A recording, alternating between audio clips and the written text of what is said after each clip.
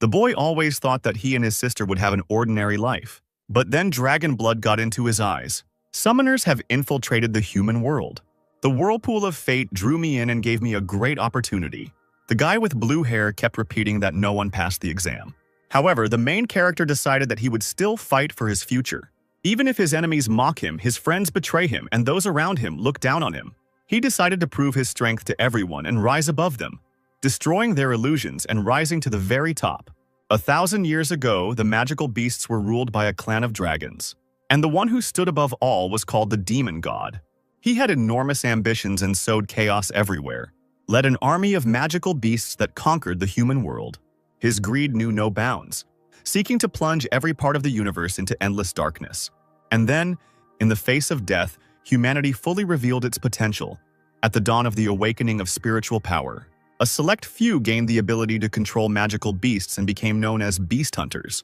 The blue-haired rider, riding a lion, destroyed one dragon after another. The dragons groaned in pain and died in agony. She reported that a magical beast had been shot down over the northern district of Qingfeng City. The animal fell into a residential area, so emergency assistance is needed. Xiao Xinyu, a third-grade student from Xiangnan High School, looked at the falling magical beast with his mouth open. The dragon, covered in blood, fell face down next to Xiao. The dragon's blood unexpectedly gets into Xiao's eyes. The buildings around were destroyed. Everything was on fire and blood was splashing from the dragon's carcass. Looking at all this, Xiao stood in shock and could not move. She looked at everything that was happening with surprise and fear. The dragon was hit by a spell from the fire lion. The blow was so strong that it should have killed the dragon. The dragon, covered in a purple glow, began to fall lifelessly downwards, after which the rider confirmed that the magical beast was dead. Xiao rubbed the blood from his eyes and heard screams in hopes of finding out if there were any survivors. Xiao opened his eyes and was very surprised by what he saw in front of him. In front of him stood a huge lion and a beautiful girl, Su Ruyan, the headmaster of the Azure Dragon Academy, who was apologizing for the inconvenience. Su said that she would compensate for the damage caused to the Xiao household and pay compensation on behalf of the Azure Dragon Academy. Xiao happily snatched the letter and looked at Su with admiration. Su and her team of trappers said goodbye to the young man. Looking at them, the guy thought with admiration that these were the hunters. Xiao looked at the letter and really wished that he had a chance to become a trapper, as everyone in his world dreams of becoming a trapper. While the frustrated Jiu was thinking about how he didn't even have the money to buy the beast without which he wouldn't be able to pass the national trapper exam, a small beast suddenly appeared at his feet. It was a blue-eyed dog with a red seal on its forehead. He started licking Zhao, who was embarrassed and not very happy about it. Taking the dog in his arms, he wondered where the dog came from and whether it could be tamed. He remembered that the textbooks mentioned a dog-like creature. It was a storm dog. Since it didn't require much spiritual power, Xiao would be able to feed it. Xiao was happy that he now had the beast and would be able to pass the national exam. But then he was immediately visited by doubts, since there were only 3 days left until it. Despite the deadline, he happily tossed the dog, calling him a good boy. In the city of Qingfeng, there was an unremarkable trapper's shop. That's where Xiao went with his dog. He still doubted his abilities and thought that he could give the dog to someone who could take care of him. Xiao understood that the dog had no future with him because the dog ate a week's supply of food in one night, and the guy did not have enough money to buy that much food. Suddenly, the doors that Xiao was standing in front of opened, and a man with a red headband came out, asking what the guy was doing in front of his shop at such an early hour. Xiao offered to buy his dog from the store owner. The owner drove the boy away because he had no intention of buying a dog with such a low pedigree and no evolutionary path. The man with the red bandage on his head scared the dog with his screams, and Xiao asked him not to scream like that. If he didn't want to take the dog, then he shouldn't take it. Suddenly, a blue glow appeared, which made Xiao very surprised. A system window appeared above the dog with its characteristics: level, affection, pedigree, hidden pedigree, talent, hidden talent, evolution path, hidden evolution path. Xiao couldn't believe it, so he rubbed his eyes. The window didn't disappear. There was still a system window above the dog with its characteristics, where it was indicated that the storm dog, thanks to a hidden path of evolution, can be a doomsday wolf. The shop owner told Xiao to get lost and that storm dogs don't have any evolution path. It turns out that the system window was only accessible to Xiao and no one else could see it. Suzha, a third grader from Xiangnan High School and the son of the richest man in Qingfeng, appeared in front of Xiao and laughed at Xiao for not taking the exam because Xiao didn't have a beast. Suzha saw a small dog in Xiu's arms and leaned over to him, saying that he had managed to collect a few coins after all. Xiao abruptly turned away from the nasty guy who was making fun of him for having a storm dog and told him to mind his own business. Suja said that Lin was right that Xiao didn't want to take the trapper exam. Su continued to mock Xiao and said that he would not have passed the exam even if he had really wanted to. Xiao asked Lin if she had said that. Su announced that he was now dating Zhang Lin. A girl in a red dress approached Suja and asked him where Su had disappeared to. He replied that he had simply noticed an old acquaintance, Lin, and decided to greet him. Embarrassed, Lin said that she had broken up with Xiao a long time ago and thought that the guy looked like a loser, and also dragged some mongrel around with him. Xiao shouted at her not to forget who helped her when she was at her lowest point and that he didn't care. Lin could continue to spend her life with the rich idiot. Suji was shocked that he called him a rich idiot. He promised that he would grind Xiao into dust during the exam. Xiao was determined. He wanted to prove to everyone that the storm dog was not useless. 3 days later, the exam began at Jilin Square. The examination center in Qingfeng City welcomes candidates and asks them to take their seats. The test began and Xiao hurried to his seat. The people around him were shocked to see Xiao Xinyu here, because everyone thought that he didn't even have a beast. People said that Xiao had been unable to buy the beast for some time, but 3 days ago he signed up for the exam and applied to the Azure Dragon Academy, the best of the 4 academies. Everyone was shocked that such a loser would even dare to do something like that, and such statements made Xiao nervous. Xiao walked up to the table where the large golden ball stood and greeted the teacher. Chen Qingyan, a teacher at the admissions office of the Azure Dragon Academy in Qingfeng City, asked the young man who he was. Chen Qingyan tensed up, because Xiao was the only one in Qingfeng City who applied to the Azure Dragon Academy. Suja told Xiao that he knew no bounds, and that in the past 5 years, only 8 students from Qingfeng City had applied to the Azure Dragon Academy. None of the 8 people who applied over the past 5 years passed the exam. Suja is willing to kneel down and call Xiao Xinyu his father if he thinks he is so special and can enter the Azure Dragon Academy. Xiao warned him to prepare himself because he would soon have 2 fathers. Suji was angered by this cheeky joke, and Xiao informed the teacher that he was ready to begin the exam. The teacher warned that the selection process for the Azure Dragon Academy was extremely strict, so Xiao also needed to choose other schools in case he failed the exam. Otherwise, he would no longer be able to become a beast trapper. No one believed in Xiao, since the passing score was 800 units, but Xiao resolutely stated that he understood everything and was ready to begin. Chen Qingyan explained that the first test was a test of spiritual strength. Xiao placed his hand on the large golden magic ball. The ball showed a result of only 316 units. People started laughing at Xiao, and the teacher thought that he had a promising student in front of him. Suddenly, the spiritual power indicator began to grow rapidly and reached 621 units. The numbers on the ball were still rapidly growing upwards. There were already 711 units. The spiritual power indicator has already exceeded 800 units. People thought that the spiritual power measuring device was broken, as it showed an unimaginable 956 units. As a result, the ball stopped at 1,028 units of spiritual power. The teacher was shocked to see such large numbers that the device even cracked. The mood of the people around suddenly changed to horror. They did not understand what kind of monster was standing in front of them. The spiritual strength indicator is directly related to the potential of the hunter. Every 100 units of spiritual power allows you to make a contract with one magical beast. In the future, Xiao Xinyu might even become a 10-star level beast hunter. In recent decades, only a few such trappers have appeared in the land of the dragon. Chen Qingyan announced the result of candidate Xiao Xinyu. He didn't expect that Xiao would be so strong, only 2 points less than the genius Ye Ningshuang. The crowd was furious because there were 2 tests in the Azure Dragon Academy. The second was a test for the quality of the magical beast's bloodline. The teacher was about to announce the next test, but then his assistant approached him. The assistant reported that there was a minor malfunction in the spiritual power meter. The final result was 1,032 units. Chen Qingyan asked not to tell anyone about this because it was 2 units higher than Ye Ningshuang. The teacher announces the second test, a test of the quality of the magical beast's bloodline. Xiao raised his right hand to summon his magical beast. He shouted the name Black Fang, and the creature began to slowly appear piece by piece. A golden whirlwind formed around the creature. This spectacle fascinated people and terrified them at the same time. The storm hound appeared. It caused outrage because it is the worst choice for pedigree testing. At present, no one contracts with it.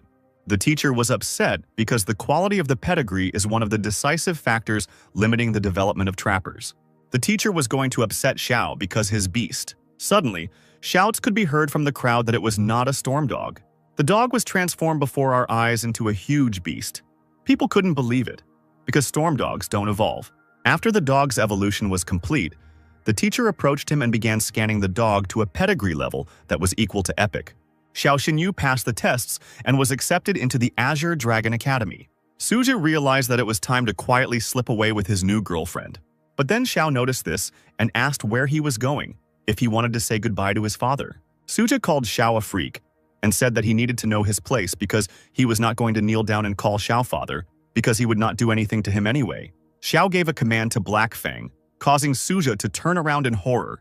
A second later, he found himself under the dog's powerful paws and Xiao asked him what he would say now.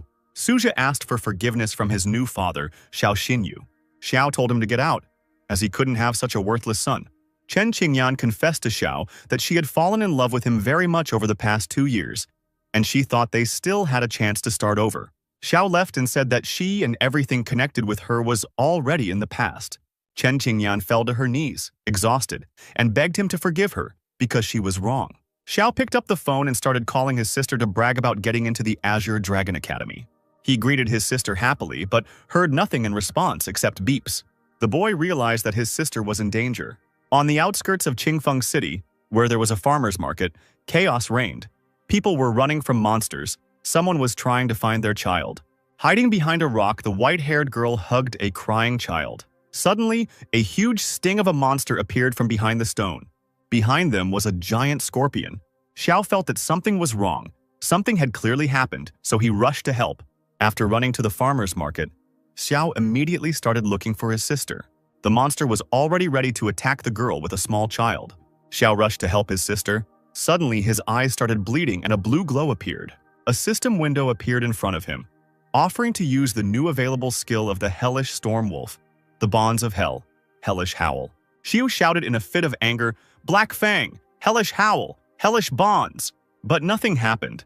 Xiao was confused and didn't understand why. The monster struck its stinger first at Sister Xiao.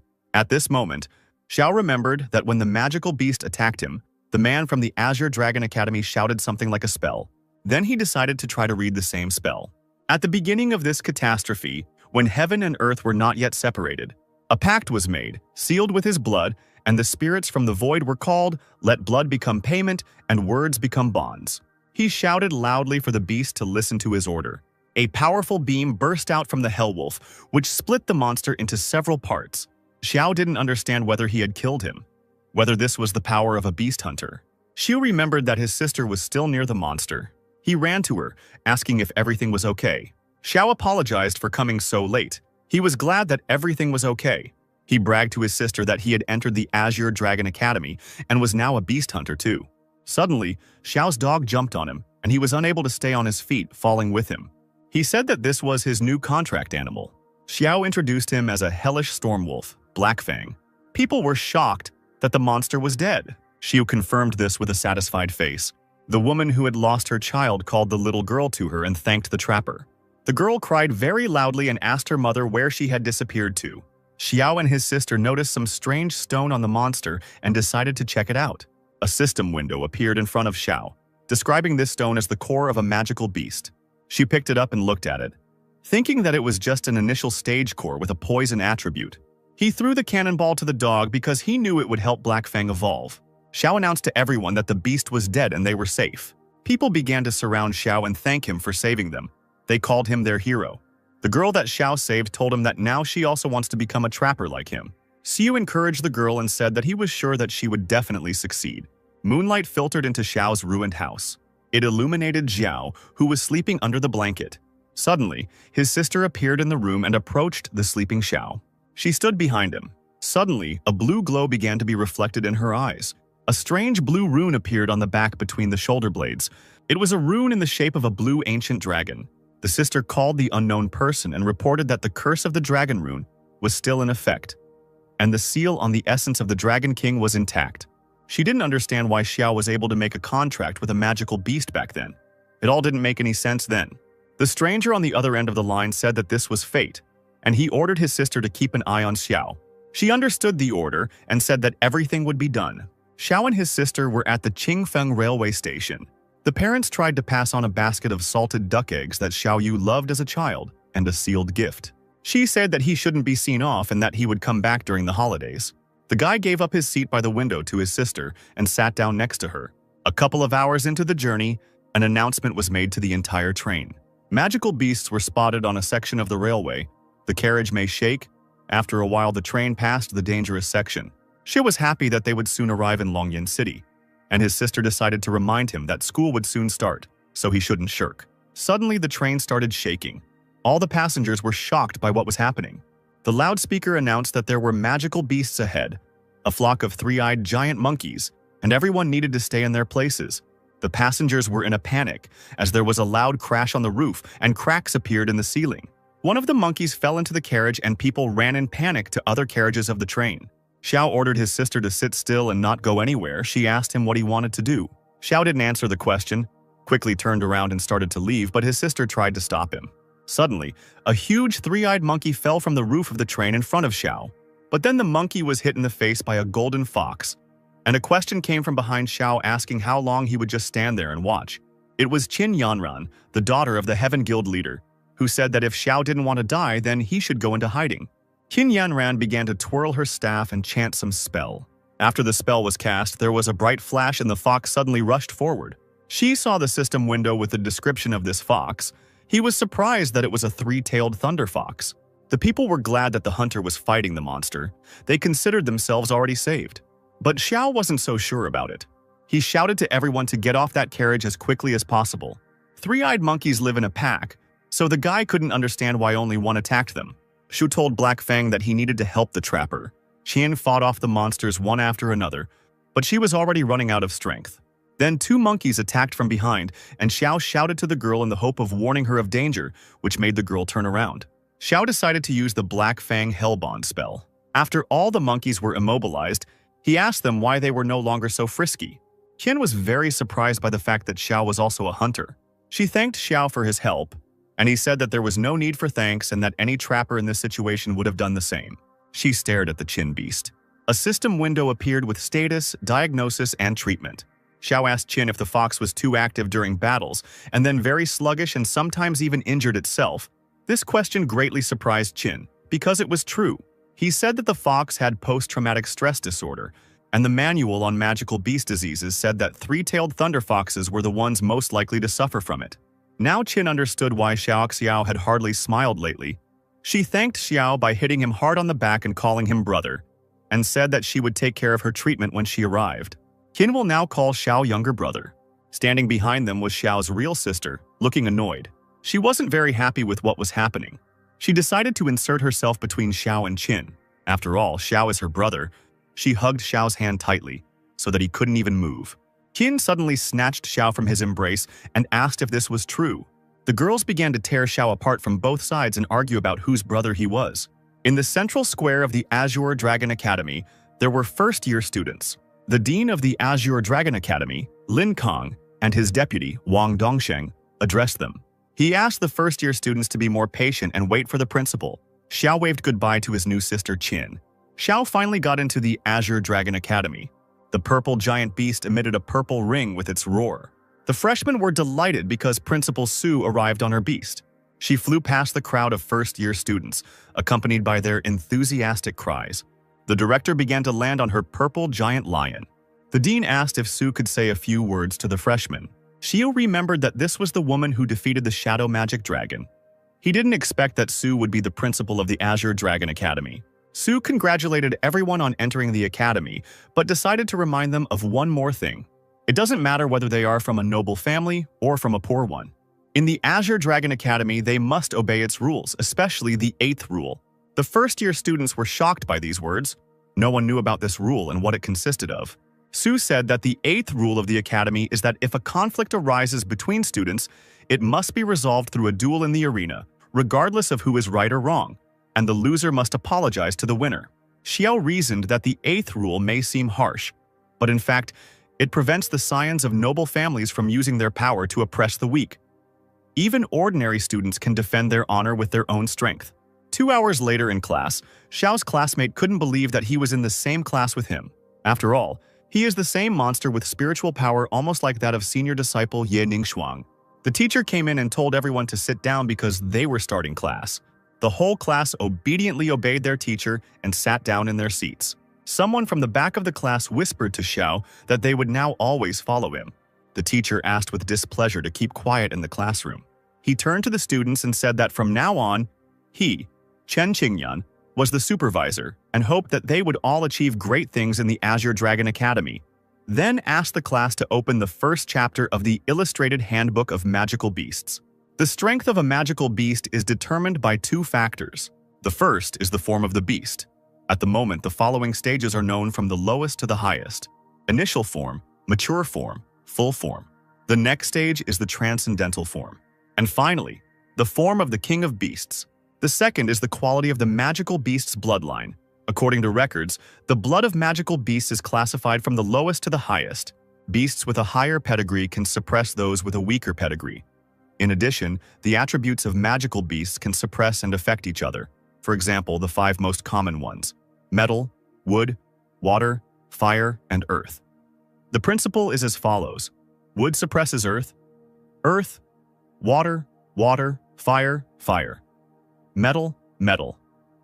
Wood. Based on these 5 basic attributes, others can appear, such as sand and lightning. But this is the topic of the next lesson. Xiao was fast asleep on his desk. He missed the teacher's entire lecture on magical beasts. The teacher noticed this and threw chalk at him, shouting at him to get up immediately. Xiao had a lot of courage since he decided to sleep in his class and during the introductory lesson at that. Since he was so smart, the teacher asked him to name the weakness of the demonic lizard. If Xiao didn't tell him, he might as well pack his things and get out right now. Xiao confidently said that the demonic lizard's weakness was the poison sac under its belly. The teacher asked the next question. Which area does the ice giant crocodile usually live in? Xiao immediately answered that it was in the southern part of the Dragon Country, in the Shuangjiang Lake area and the Kunlun Glacial Waterfalls, and the whole class was delighted. The next question was not long in coming. If a guy meets a sky-tearing demonic tiger in the wild, what will he do? She said he would clutch his ID badge in his teeth and hide somewhere in the shadows. Xiao's answer caused confusion among his classmates and the teacher himself. He explained that the sky-tearing demon tiger was a magical creature at the Beast King stage, a mutated species that only a beast hunter of at least 6 stars could fight against. And if rookie beast hunters encountered it in the wild, they would die. Therefore, Xiao concluded that taking the ID tag in his teeth would be a better idea, since it would be easier to identify his body, and he would lie in the shade in order to slow down the decomposition of the body. The teacher shouted with delight that this answer was beyond all praise, and also asked how he was able to answer the questions from the following editions. Xiao, holding all the publications in his hand, replied that he had already studied them. His classmates were at a loss as to how they were supposed to keep up with Xiao and where he came from. The teacher told the class to study on their own, so that they could get closer to Xiao in knowledge, and also ordered Xiao to follow him. Xiao apologized to the teacher for sleeping during his lessons. The teacher asked if he had really learned the entire course in half a lesson. Xiao said that it was thanks to Teacher Chen's teaching talent. The teacher asked to stop this flattery and move on to more advanced materials. He gave Xiao a pass to the Azure Dragon Academy library. With this pass, he can freely visit the library and borrow any books for free. The teacher told Xiao to leave as he could not teach him anything more. The guy immediately went to study new materials in the academy library. At this moment, Wang Yun, the son of Vice Dean Wang Dongsheng, enters the library and says that this is his library today. He ordered all the boys to run out of the library, but lustfully indicating that the girls could stay and study with him. The girls pitifully begged him to let them go and let them out of the library. Xiao couldn't stand it and threw the book straight at the bully's head, telling him to shut up. Wang Yan was shocked by this action, and his minions said that Xiao clearly did not know his place. Xiao stood up for the girls and asked the guy, "Does he really have no conscience at all?" Since he mocks the girls, Wang Yan irritably asked who Xiao thinks he is. The girl advised Xiao to leave, since he was the son of Vice Dean Wang Dongsheng and should not be messed with. Then Xiao understood why the bully was so impudent because Daddy was the Vice Dean. Wang Yan was glad that he realized everything and ordered Xiao to kneel down and apologize. But in response, Xiao only swung, and with all his strength he hit the hooligan between the legs. He immediately fell to the floor and began to writhe in pain, and his friends asked if everything was okay with him. Wang Yan decided to remind who he is. Does Xiao think he can handle the consequences, since he will make sure that he does not leave the library alive? Wang Yan promised to show who is the boss in the Azure Dragon Academy. Suddenly, Su entered the library and said that she didn't know that Wang Yan was the boss here. Wang Yan wondered how Director Su had arrived at the library so quickly. Su stated that she knew everything, and since a conflict had arisen between them, it should be resolved as stated in the 8th article of the Academy's charter. The students began to fill the arena, because now Xiao Xinyu and Wang Yan would begin their duel. No one believed in Xiao, because Wang Yan had the legendary six-fingered ice leopard. Teacher Xiao also came to watch this fight. He believed that he would not let him down. The referee announced that the fight would begin soon and the fighters should get ready. Wang Yan said he would show what happens to those who dare to go against him. She said with a smile that he could just apologize, which made Wang Yan even more angry. The referee announced the start of the fight. Wang Yan immediately decided to use the Ice Flame spell. A blue mist formed around Wang Yan. From this icy fog, his magical beast with huge claws and fangs appeared. A system window with the characteristics of the six-fingered ice leopard appeared above them. Xiao began to study this window. Xiao was alarmed because this magical beast had two attributes at once. It was Xiao's turn to show off the power of his magical beast. From the flames emerged the mighty wolf Black Fang. The audience was surprised by Xiao Xinyu's beast. The beast looked impressive. It definitely won in beauty over the six-legged leopard. Somewhere on the teacher's podium, Su was sitting and she was also surprised, as she had never seen such a beast before. She suggested that the beast might be a storm dog that had evolved.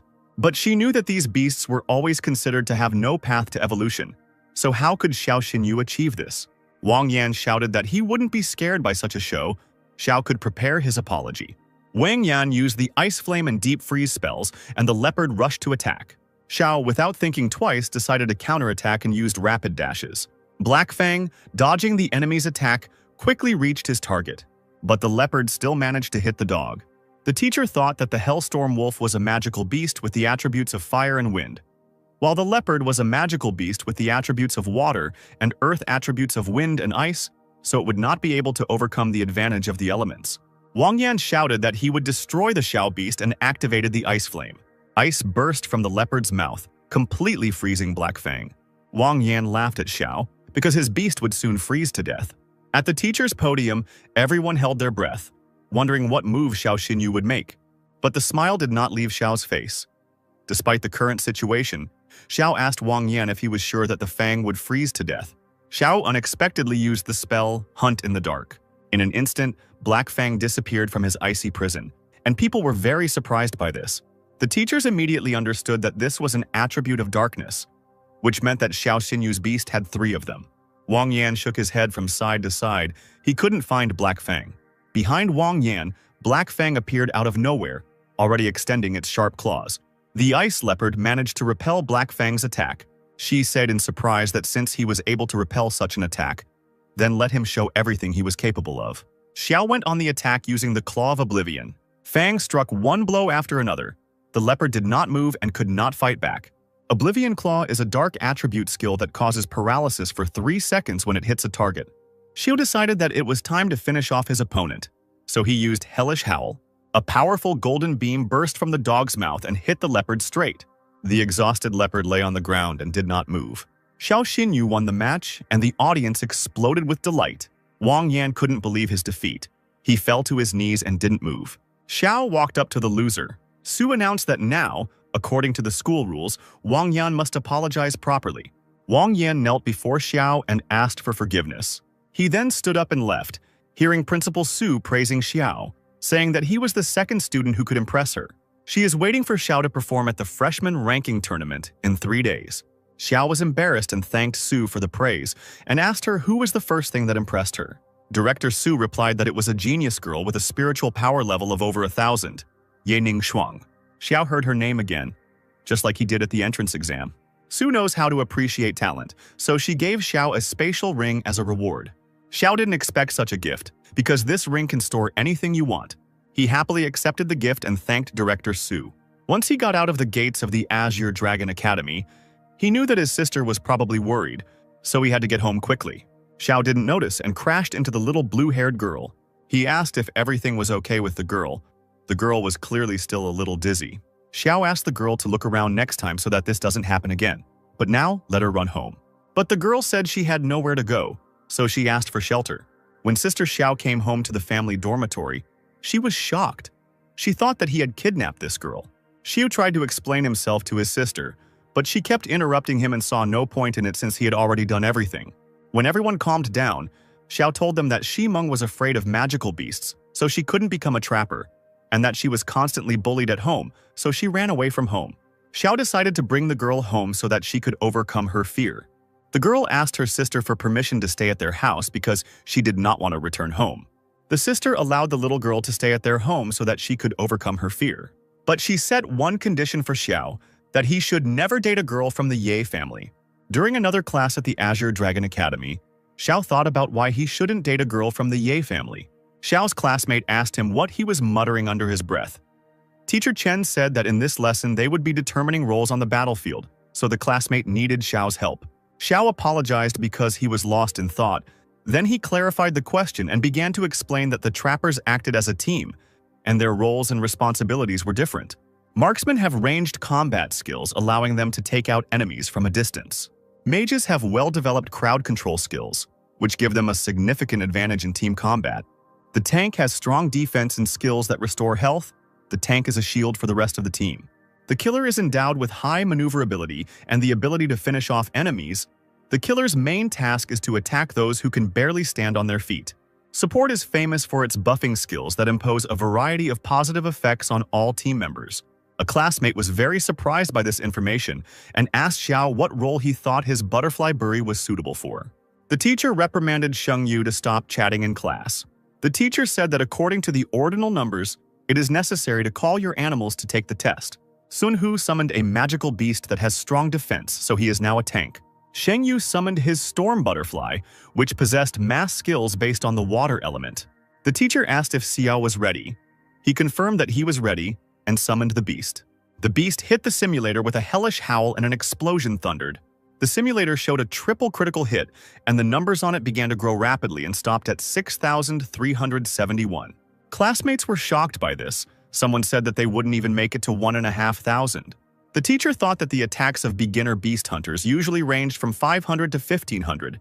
He didn't expect the Hellstorm Wolf to deal more than 2,000 with a triple critical hit. Xiao asked the teacher if he had passed the attack test, and if the assassin class was suitable for him.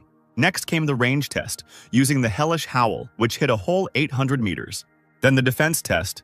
The Fang withstood the attack of Teacher Chen's ice-armored turtle. Xiao's control test was carried out using the shackles of hell. A buff test revealed that any beast within 10 meters of a Hellstorm Wolf gains a 30% increase in rage, 10% in attack, and 10% in movement speed. Classmates asked the teacher what role suits Xiao, because he is good at absolutely everything. The teacher admitted that in addition to these 5 roles, there is another special role called a generalist. The students asked the teacher about this role. What does this mean? The teacher explained that this is the name given to a beast hunter whose summoned creature is equally suitable for all roles. It is clear that Xiao has become the only all-rounder in his group. Xiao's classmates pounced on him with questions about how he could become so cool. But Xiao was modest and didn't think of himself as that cool. The teacher said that there is no need to rejoice too soon. Universalists are rare, but they still exist. At the moment, not only Xiao Xinyu is known, but also Yaning Shuang and Han Tianjun from the second group, Murong Qingyang, and Li Xuancheng from the third group. The teacher reminded the students that they needed to continue to work hard and develop. Xiao was glad that the training was over, as he needed to buy some supplements to prepare for the beginner ranking competition. But then, several young men appeared in front of Xiao and asked him where he was going in such a hurry. Xiao asked with a dissatisfied face what else they needed. They smiled and flexed their fists as they asked, "Has Xiao really not heard of the Black Tiger Guild?" Then Wang Yan's voice was heard, saying that there was no need to talk to Xiao, he just needed to break his leg, and then he wouldn't be so impudent. The guys threatened and repeated that Xiao shouldn't have crossed the path of young Master Wang Yan, and that it was all his own fault. Xiao noticed the stars on the hooligans' jackets. They indicated levels. The hooligans were level 3 and level 4. Xiao asked, "Weren't they ashamed to attack someone who was only level 1? Wang Yan suggested that Xiao cry, and his subordinate asked him not to worry and he would deal with him. The fourth-year student summoned his magical beast, which turned out to be a thunder tiger. The tiger rushed forward to deal damage to Xiao. But then Black Fang appeared in time and attacked the tiger in response. The The tiger was immobilized and fell to the ground under the onslaught of Fang. The bully was shocked because his master forgot to warn him about Black Fang's power.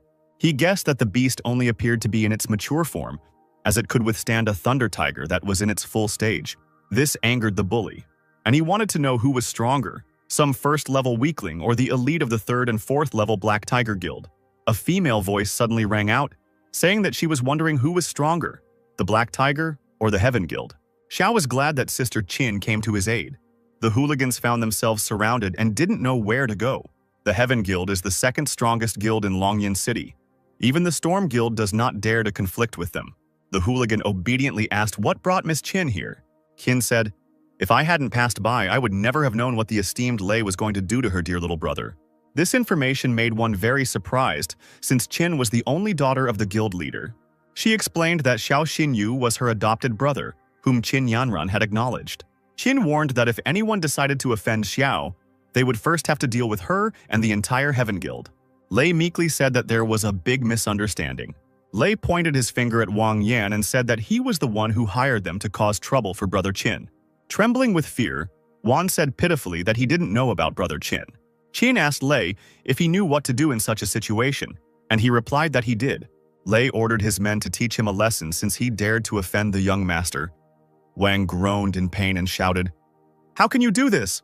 Xiao and Qin were climbing up the Heaven Guild tower. Qin asked how he ran into them, and he replied that he just wanted to buy tonics for the dog. Qin objected with displeasure because he could have simply asked her, since her guild specialized in them.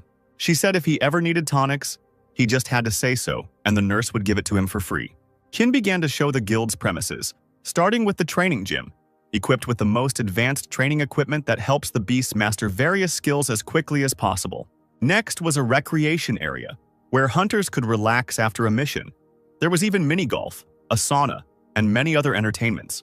Then there was a conference room, where they hold meetings on important issues and make plans for further development. The medical area had advanced equipment and a wide range of medicines. The guild's doctors are highly qualified and provide the best services for the treatment of wounded animals. Xiao asked his sister if he could join her guild and become a doctor. Then another female voice was heard. She said that he would not be able to join the guild. It was Liu Yue, the vice leader of the guild, who was surprised that Xiao wanted to join the guild even though he was still very young and had no experience. Qin turned to Liu Yue. She said that he was the one who helped her on the train. Some guy ran in and shouted that they had just delivered several seriously wounded animals. The guy was yelling about how they didn't have enough staff to help everyone. The deputy told him to ask for help from other branches and asked Qin Yanran if she could take care of this matter. The animals were lying on stretchers. The guy said that they didn't have much time since the animals were bleeding heavily. Xiao proposed his candidacy to the deputy. A horned dog with severe bleeding was being transported to the 3rd operating room, and they also brought spare bags of blood. The animal has already lost too much blood. The bleeding needs to be stopped as soon as possible. The medicine should help. Conventional methods did not help and the bleeding still did not stop. Xiao began to scan the beast with his gaze, and a system window appeared with the type of wound. Since the beast encountered the queen of poisonous bees, and their poison interferes with regeneration, the beast bled to death. She said that he knows how to stop the bleeding of the war beast. He asks the owner for permission to help the beast. The owner agreed, since he had no choice in this situation. Xiao told the doctors to mix 1 stalk of heavenly grass with a purple crystal flower to make 20 grams of medicinal mixture. Then add the core of the mature magical beast with the poison attribute and boil for 5 minutes. Doctors were perplexed because all these ingredients were highly toxic. It was like putting out a fire with gasoline. She still insisted on his own and ordered that the medicine be prepared immediately according to his prescription. Otherwise, they would simply waste time and the beast would die. The beast's owner shouted, "Why are the doctors still standing? Let them do as Xiao said." 5 minutes later, the ready green elixir was brought. Xiu put on rubber gloves, carefully opened the bottle and dipped his finger in. He then carefully applied the medicine around the beast's wound. The beast screamed sharply in pain, causing horror among the people. But eventually the bleeding stopped, and the healing process began. The owner was glad that his beast was alive. Xiao asked the deputy if she was satisfied with the work done. She replied that the work was beyond praise. She admitted that her conclusions were incorrect and invited Xiao to the guild as a pharmacist. Xiao accepted this offer with pleasure. Sister scolded Xiao for being late due to signing a labor contract with the Heaven Guild. Xiao confirmed everything his sister said. The sister was offended by the fact that someone completely forgot about his own sister. after he found some rich woman. The little girl asked, "Pharmacist, is it edible?" Xiao said not really, but he would be paid well now. They were planning to visit a restaurant over the weekend. Wang Yan lay in the hospital room and cursed Xiao Xinyu. He would never forget this humiliation. Yan's father called his son a worthless weakling, to which he asked him for help. The father couldn't believe that his son lost to some country boy from a small town. Yan cried when his father said that his son had brought shame on the whole family. Yan said that Xiao was backed by the Heaven Guild, so he didn't even have a chance to take revenge. Father asked sarcastically, if Xiao Xinyu accidentally died at the hands of a magical beast during the trials on Mount Yunnan, then it wouldn't have anything to do with the Wang family? On Mount Yunnan, all the arriving students were faced with another test, which would be broadcast in real time on all screens. The vice dean announced that the bracelets that the test subjects would wear would record the number of magical beasts killed, and would also keep a log of combat actions. Killing 1 to 10 magical beasts will result in a C rating. For killing between 11 and 30 magical beasts, a B grade is awarded. For killing 31 to 50 magical beasts, a grade of A is awarded. From 51 to 80 magical beasts are given an S rating. Killing more than 80 magical beasts will result in an S+ rating. Su asked the deputy to announce the particularly gifted participants among this year's recruits. The deputy announced that, according to the results of the entrance tests, 3 particularly gifted students would be singled out this year. Murong Yangshuo, the eldest son of the Murong family, first class. Murong Xin, the youngest daughter of the Murong family, first grade. Xiao Xinyu is a third grade student. There are 4 great trapper dynasties in the country, the Ye, Li, Murong, and Shangguan clans. In the broadcast studio of the Azure Dragon Academy, everyone was greeted by the host of this test, Yang Shu. Su asked the deputy how many magical beasts did he think Xiao Xinyu could kill. He replied that it was 50, and that he had taken that with extra. The teacher categorically disagreed with the deputy, because if you take into account his talent, he would be able to kill at least 80. Su said that they were wrong.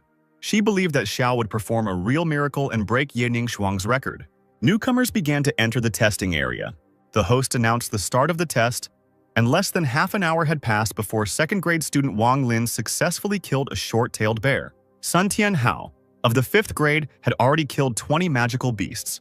Surprisingly, just an hour after the test began, Murong Yangshuo of the first class had already killed 43 magical beasts. His griffin is the only beast to achieve full form in this test. The griffin's ability, Spatial Dash, not only instantly reduces the distance to the target, but also enhances any attack by adding a penetration effect. Although the silver-fanged snake has exceptional regeneration abilities, it was unlucky to encounter the white griffin, whose attack completely ignores its regeneration. Murong decided to extract the magic core from the beast and move on. At the moment, the Murong family was in the leading position with scores of 50 and 49, and Xiao was in 3rd place. The camera moved to the battlefield where a young girl from the Murong family was fighting.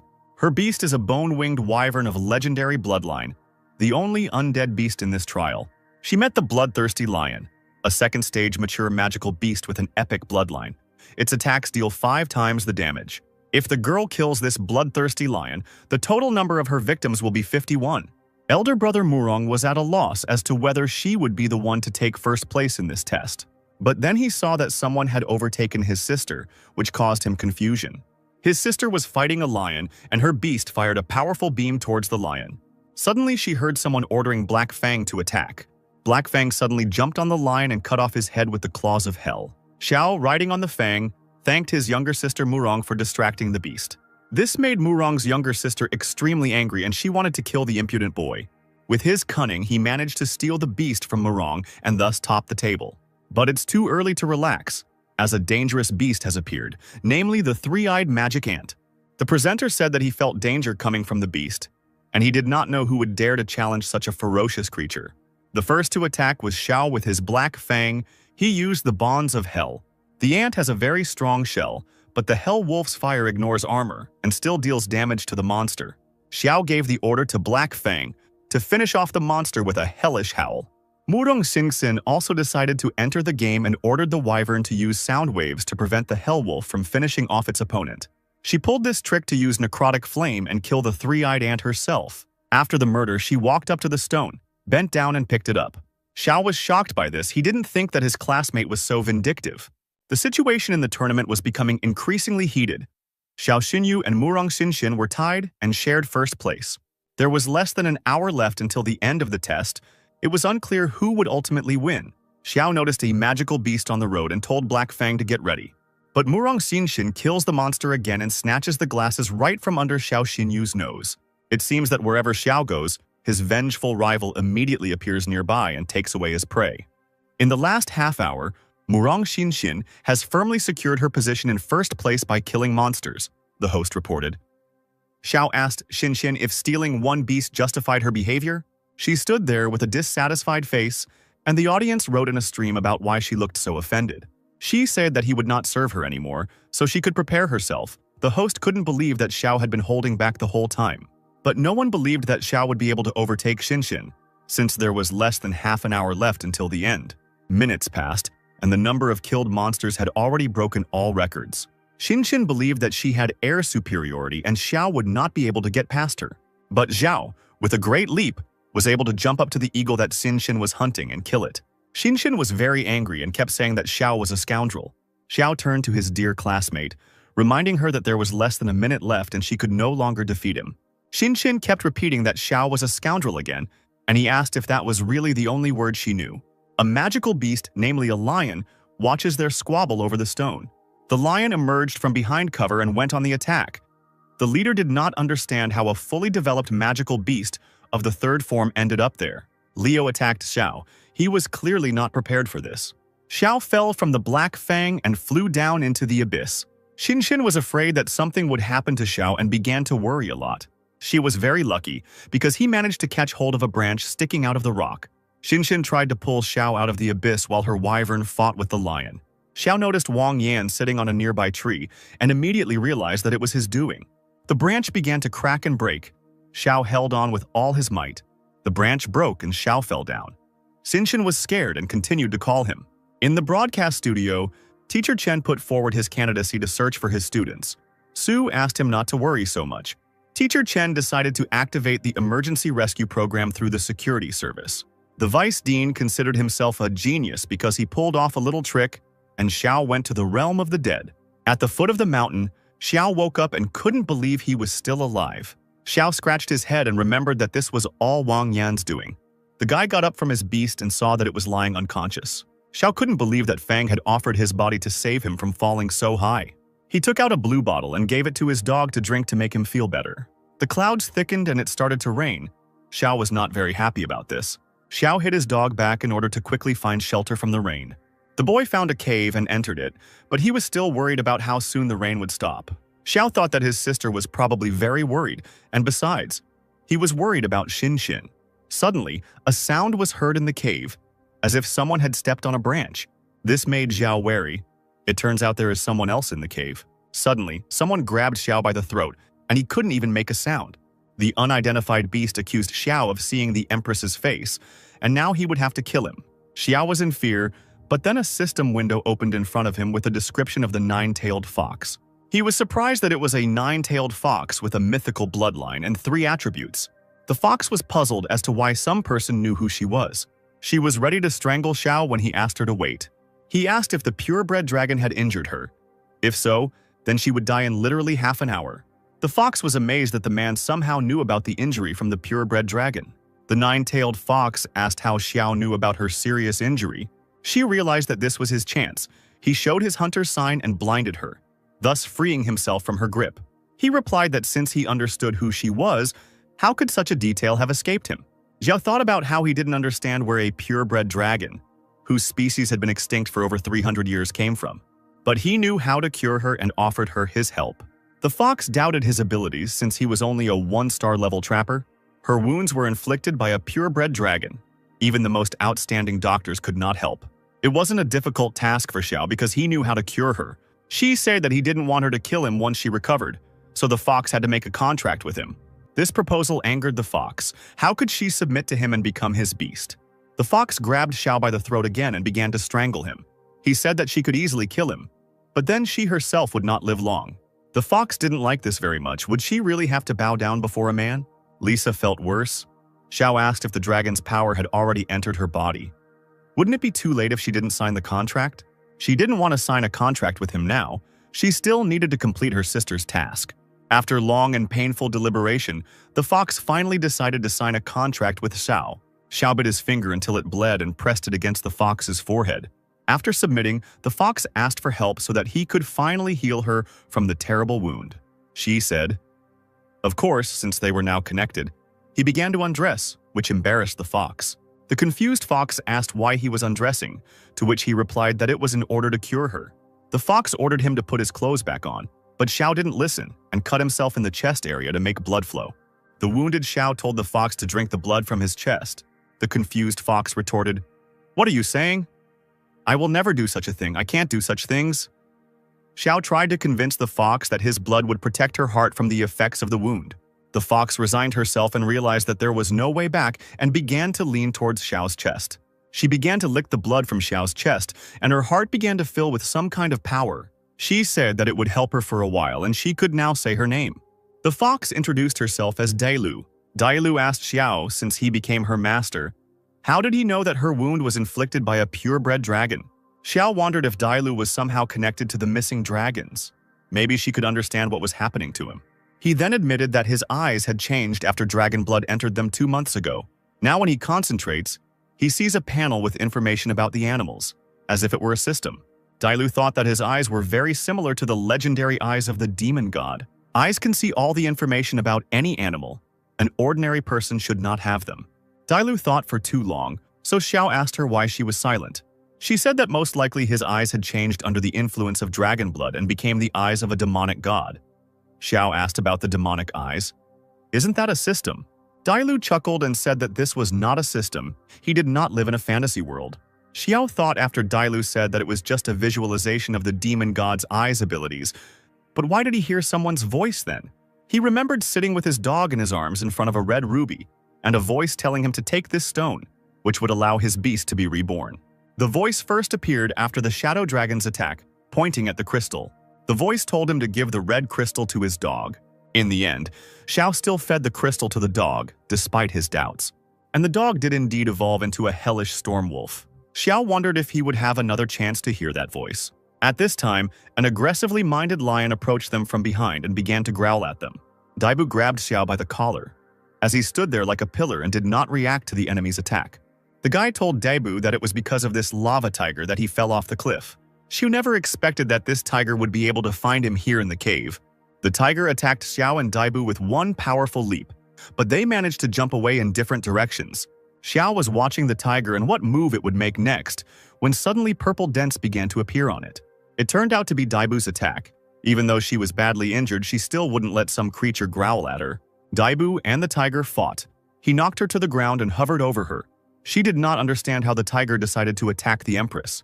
The fox was able to turn the pathetic tiger into stone with the help of her eyes.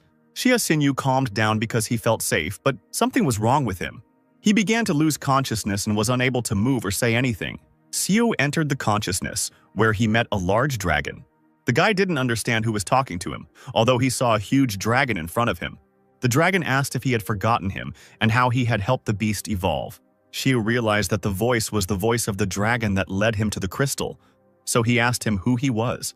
The dragon said that the blood that got into his eyes awakened his abilities, but he himself does not know who he is. But he knows how to help Xiao achieve greatness.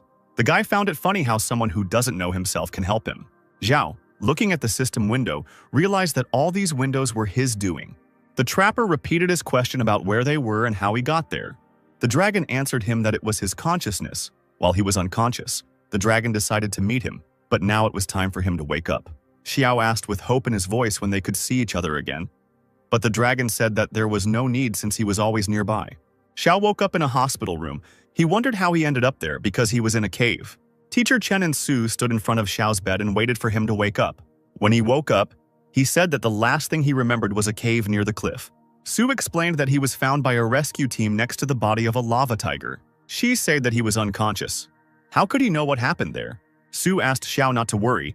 The academy would conduct a thorough investigation and sort out this situation.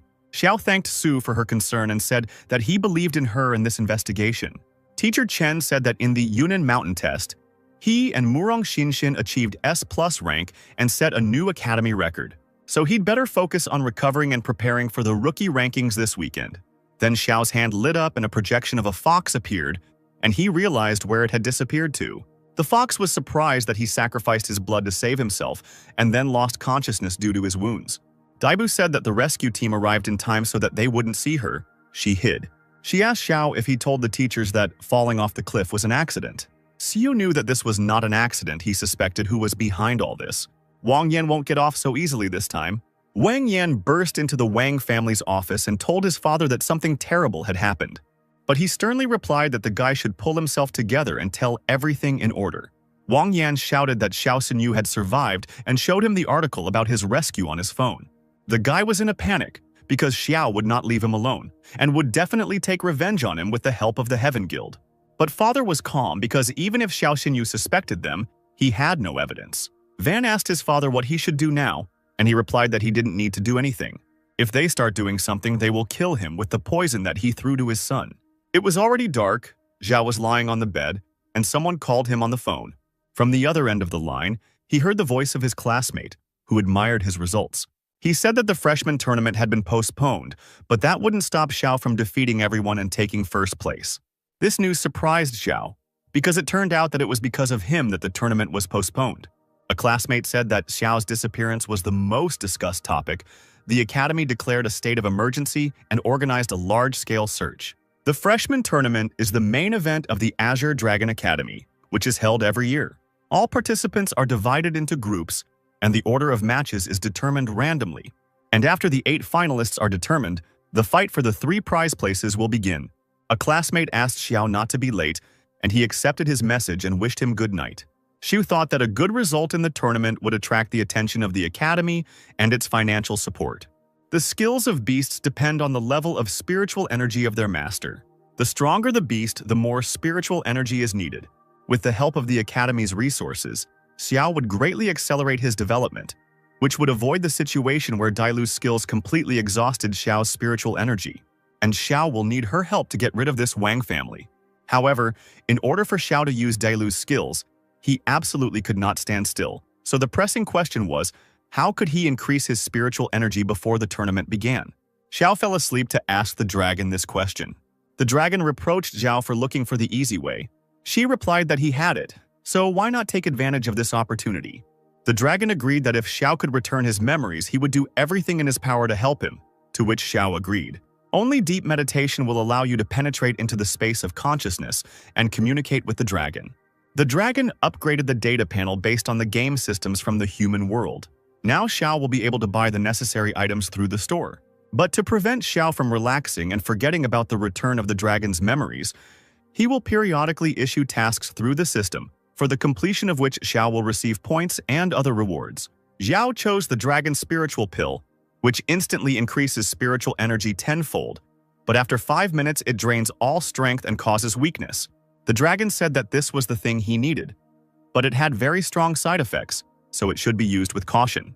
To activate the system, it is enough to mentally say, "Divine Panel, submit to my will." And now the dragon needs to recover, and he asked not to disturb him. Xiao wished the dragon a good rest and said goodbye to him. She warned his sister that he had gone to class, but his sister asked him not to run like that because he had just recovered. The guy walked and thought that the freshman tournament was already today. I wonder if Shen missed it. Then a wanted notice fell into his hands and he began to study it carefully. On the piece of paper was a 9-tailed fox. 3 billion was offered for it, and it was accused of theft. Xiao accused Dao Li of deceiving him. The guy asked why she didn't tell him that the imperial family was looking for her. Xiao was angry because she was wanted by the empress's personal order. Daibu should have said so herself. Daibu calmly answered him that then nothing would have changed. If he regretted the agreement with her, then he could hand her over and take the reward. Xiao was now her master, and he wanted her to trust him and not hide anything from him. Daibu agreed and showed the crystal that caused Shangguan Lan to set such a reward. Xiao didn't understand what it was, so he asked the fox directly about the crystal. The fox said that this is the highest treasure of dragons, the dragon's tear. Pureblood dragons have 3 great treasures: the scale sword, the dragon king's whiskers, and the dragon's tear. The dragon king's scale. Sword and whisker are artifacts with devastating attack power, and the dragon tear has no combat use, but is made up of the tears of 10,000 pure-blooded giant dragons. If you harness the full power of tears, you can turn back time and return to the past. Xiao had long wanted to ask, Weren't dragons completely exterminated 300 years ago? The guy was interested in what was behind the war against the dragons that took place 300 years ago. Suddenly, someone on the street called out to Xiao Xinyu. It was Morongi, the elder brother said. What a coincidence that he is here too. The guy with white hair was surprised that he had gotten out of a real hell. Next time they might even kill him. The guy said that after Xiao fell off the cliff, his sister was very worried and couldn't eat because of it.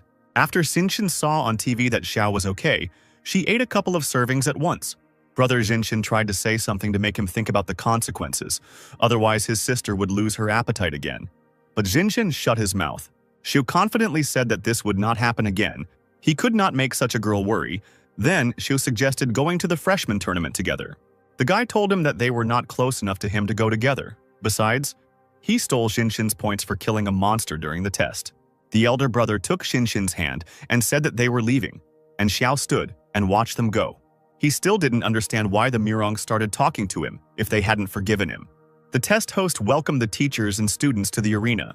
Since the freshman tournament is about to begin, they are required to draw lots to determine the order of the fights. All the first-year students stood in line and drew lots from the box one by one. Wang Yan looked at Xiao Xinyu and couldn't help but believe that he had actually returned safe and sound. Now Wang Yan decided to use the death box to ensure that Xiao would never rise again. It was Wang Yan's turn to draw lots, and the people around him were not very happy about him. The freshman said that he was taking advantage of his father's status, but Zhao beat him up, causing Yan to lose all dignity, and now he is a disgrace to the academy. Wang Yan was ashamed by these cries, and he understood how much humiliation Xiao had brought upon him. But now he is ready to trample Xiao and bring him 100 times more humiliation. Since Wang Yan drew Xiao Xinyu in the draw, fate itself brought the sworn enemies together. Now Wang Yan could not let his father down, since he had helped him by attaching the lot to the wall of the box in advance. Yan told Xiao that he would personally destroy the pet in the arena, to which Xiao simply chuckled and said that he wasn't sure about that. In the arena stood two sworn enemies, Xiao Xinyu and Wang Yan, both ready to fight to the death.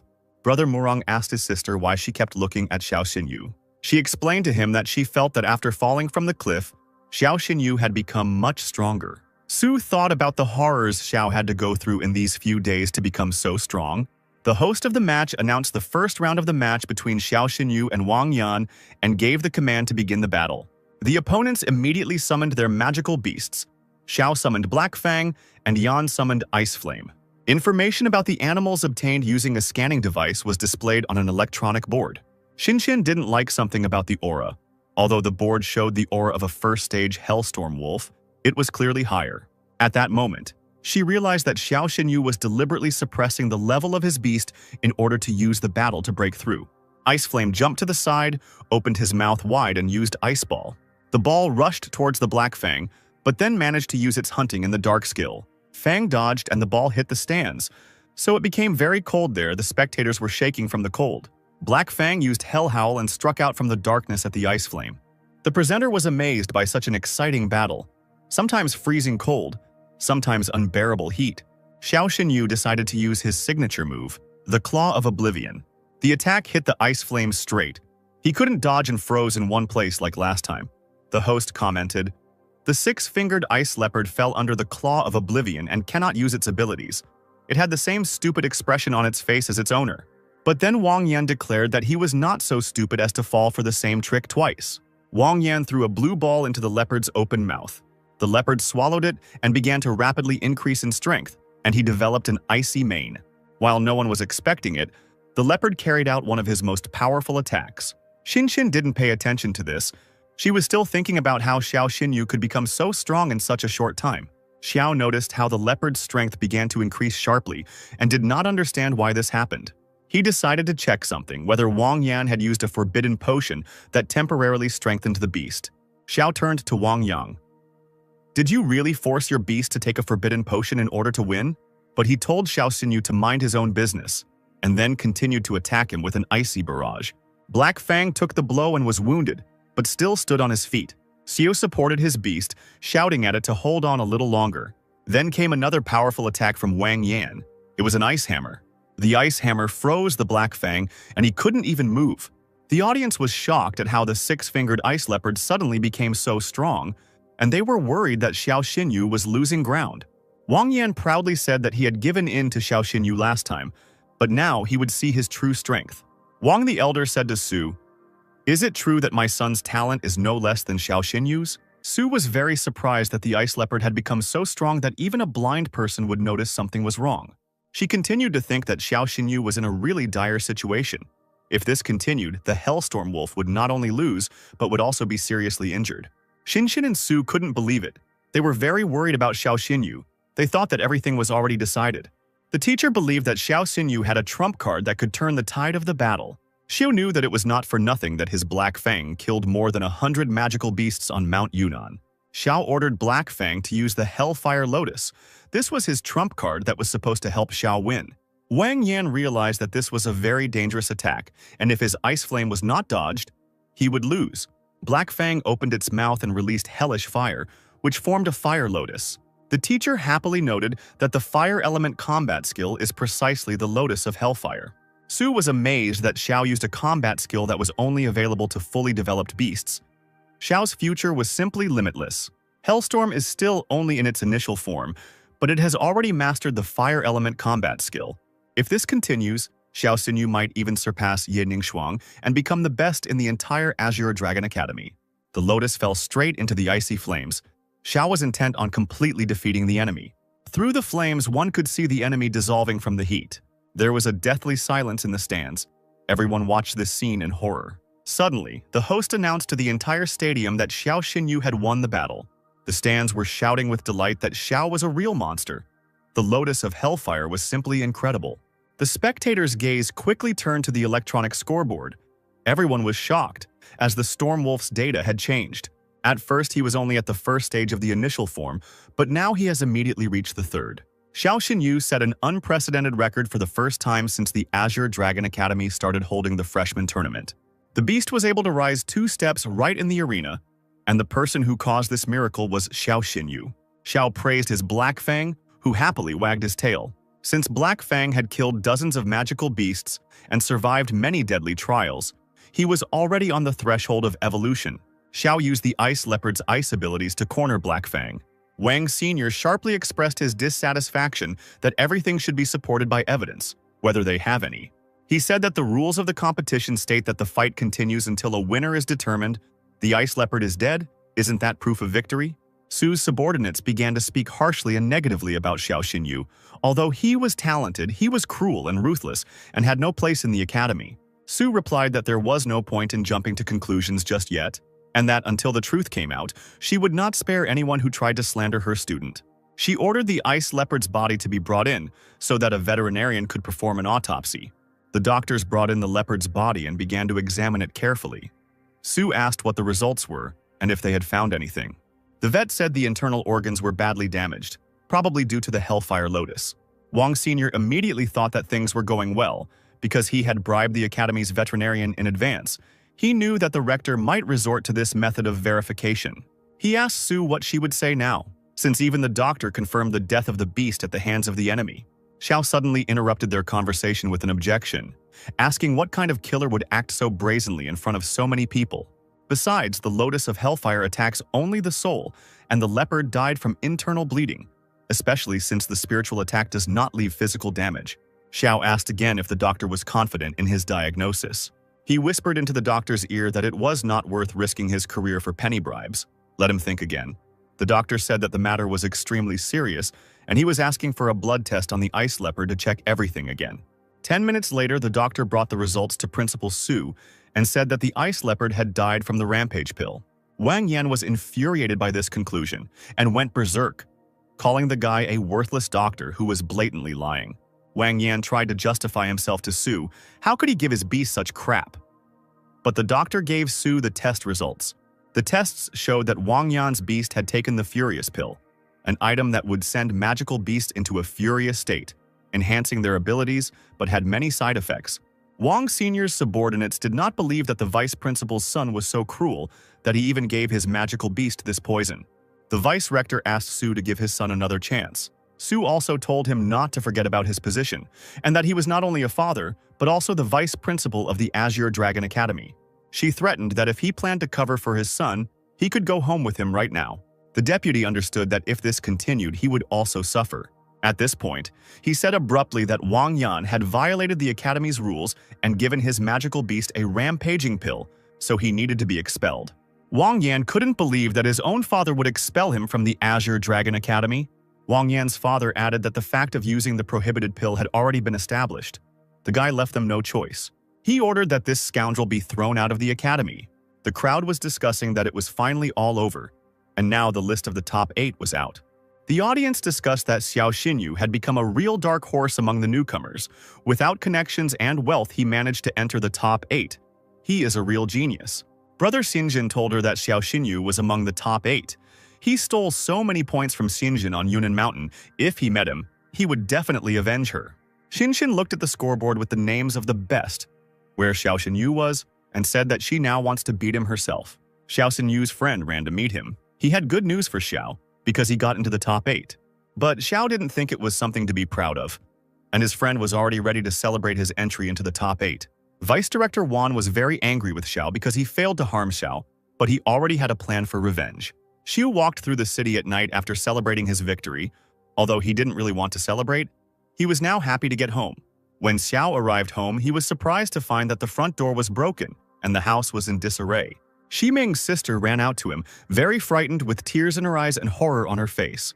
She started hugging Xiao and told him that her sister was kidnapped. It was done by a man in a black mask and he left a letter for Xiao.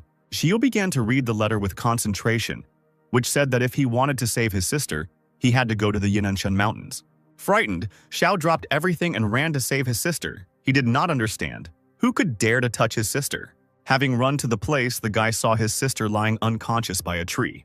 A man in a black cloak came out to Xiao and told him not to shout because his sister was still alive. The guy shouted for him to let his sister go quickly, but the man in the cloak was in no hurry. He was surprised that Xiao didn't even ask who he was. Xiao frowned and told him that he had a conflict with Wang Yang recently, but he would not dare to steal a person, so the man in the cloak was Wang Dongsheng. The man laughed and began to remove his hood, amazed by the boy's insight. Dongsheng fantasized that if Xiao Xinyu were his son, he would make him the most powerful beast hunter in the entire Dragon Empire. But then Dongsheng became serious because life had turned out differently, and Xiao had even wounded his son, so he had to die. Dongsheng summoned a stone guardian and a huge, powerful bear jumped out of the ground. It wasn't just any bear, but a ruthless stone demon bear in the form of a beast king. Powerful. The bear is constantly in a state of absolute defense, which makes him invulnerable to physical attacks, and he can also neutralize any control skills. Dongsheng laughed at Xiao. After all, he was a 1-star level beast hunter who was currently facing a king-level beast, so Xiao's path had to be interrupted here. At this point, Xiao smiled and told Dongsheng that he would disappoint the deputy director. Adjusting his glasses, Dongsheng was surprised that Xiao really wanted his dog to become a snack for his stone bear. Since Xiao had another beast in reserve, he raised his hand and ordered Dailu to kill this bear. This frightened Dongsheng because he sensed a powerful aura. Then Dailu appeared, yawning and stretching, and in a lazy voice told the owner to think carefully about moral compensation. She allowed her to sleep as much as she wanted, but first she needed to kill that stone bear. Sweat began to drip down Dongsheng's forehead from excitement. Dailu terrified him so much that he decided to act unexpectedly. Right now, the stone bear flew towards Dailu, swinging its massive hammer. But in one moment, the bear froze and turned into stone, due to which he could not even move. The frightened Dongsheng realized that this was the same 9-tailed fox, a king-level beast that was wanted throughout the country. Dongsheng was angered by the fact that Xiao had made a contract with the most wanted criminal in the empire. But Xiao smiled and interrupted him, saying that since he summoned the 9-tailed fox in front of him, it meant he didn't plan on leaving him alive.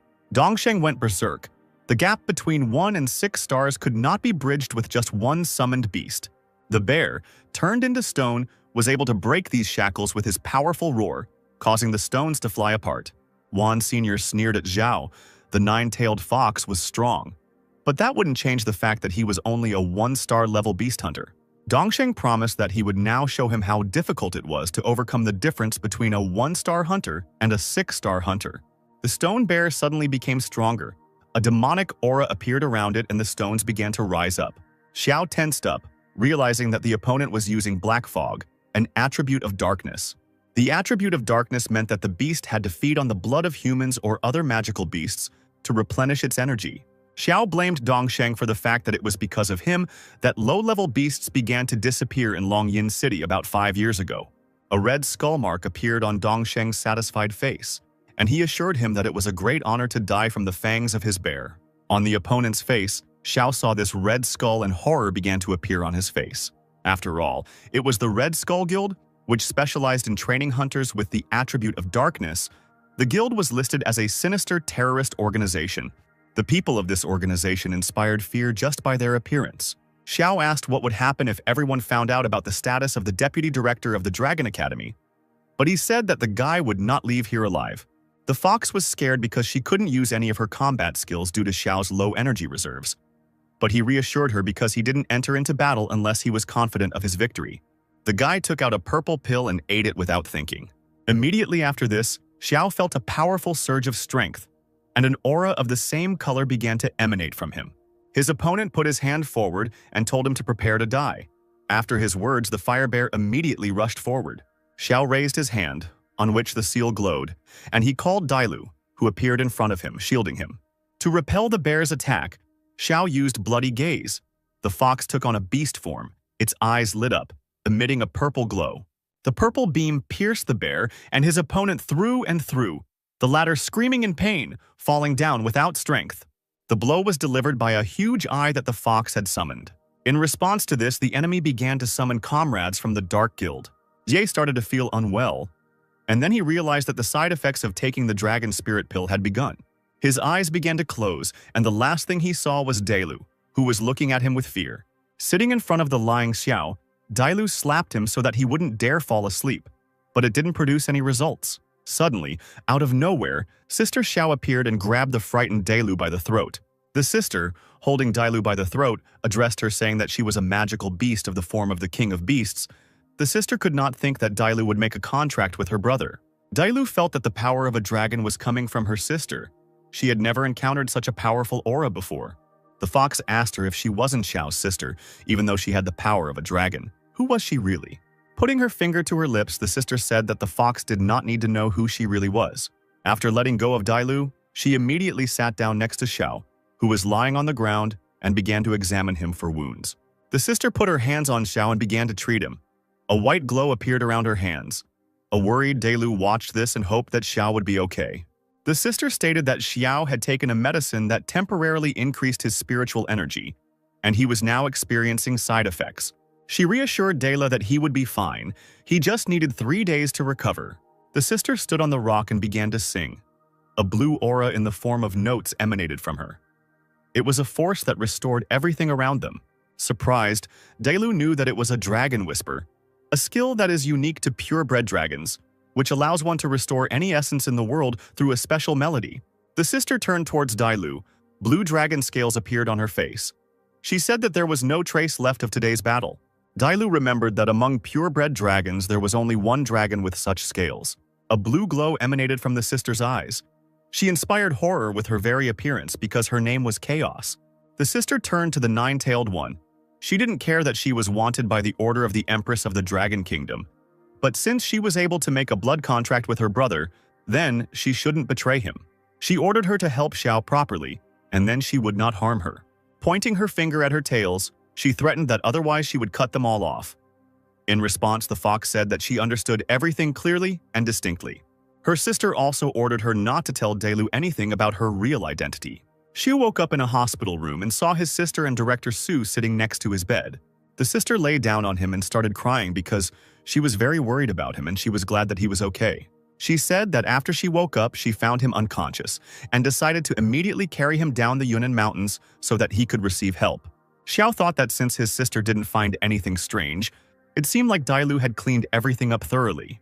Director Su informed Xiao, who was lying on the hospital bed, that he had been lying there for 3 days already and had missed the semifinals and finals of the freshman ranking tournament.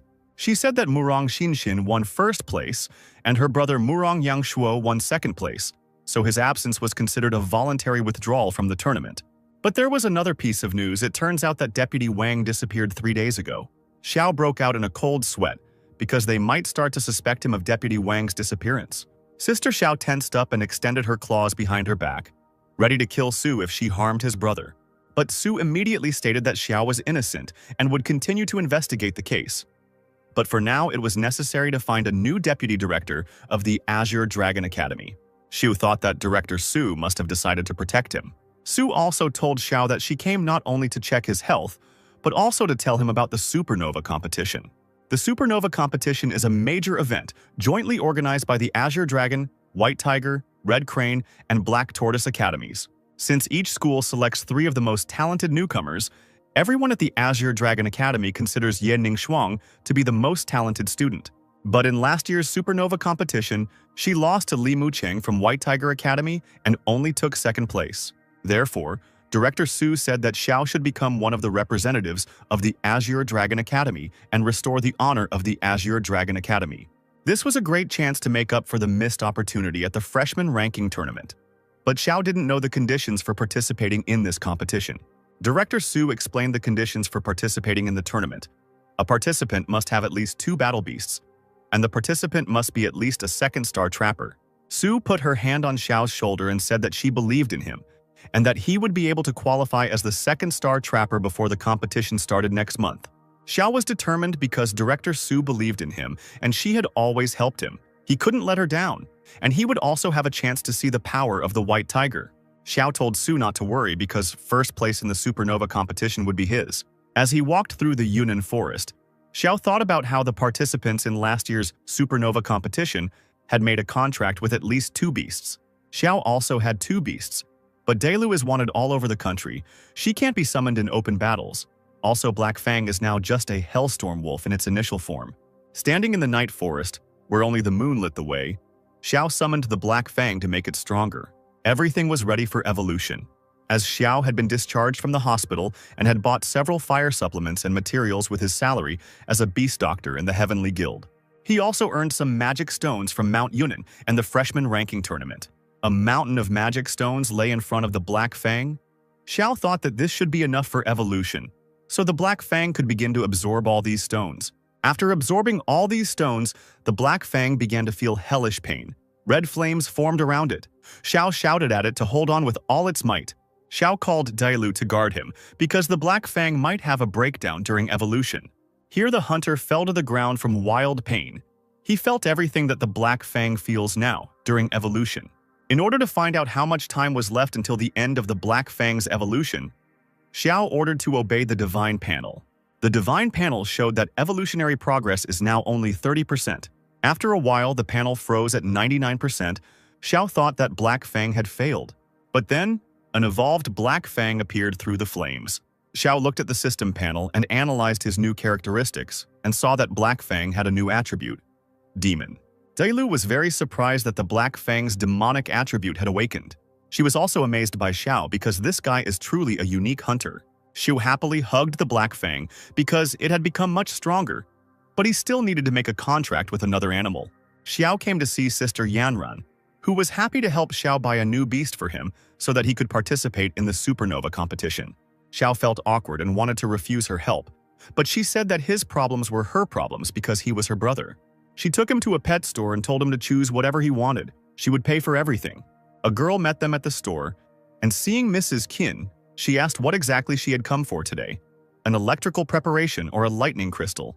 Sister Yanran said that there would be a Supernova competition in a month, so Xiao needed to find a suitable beast to contract with. The girl happily decided to help and began offering Xiao new animals. The first was the demonic red spider.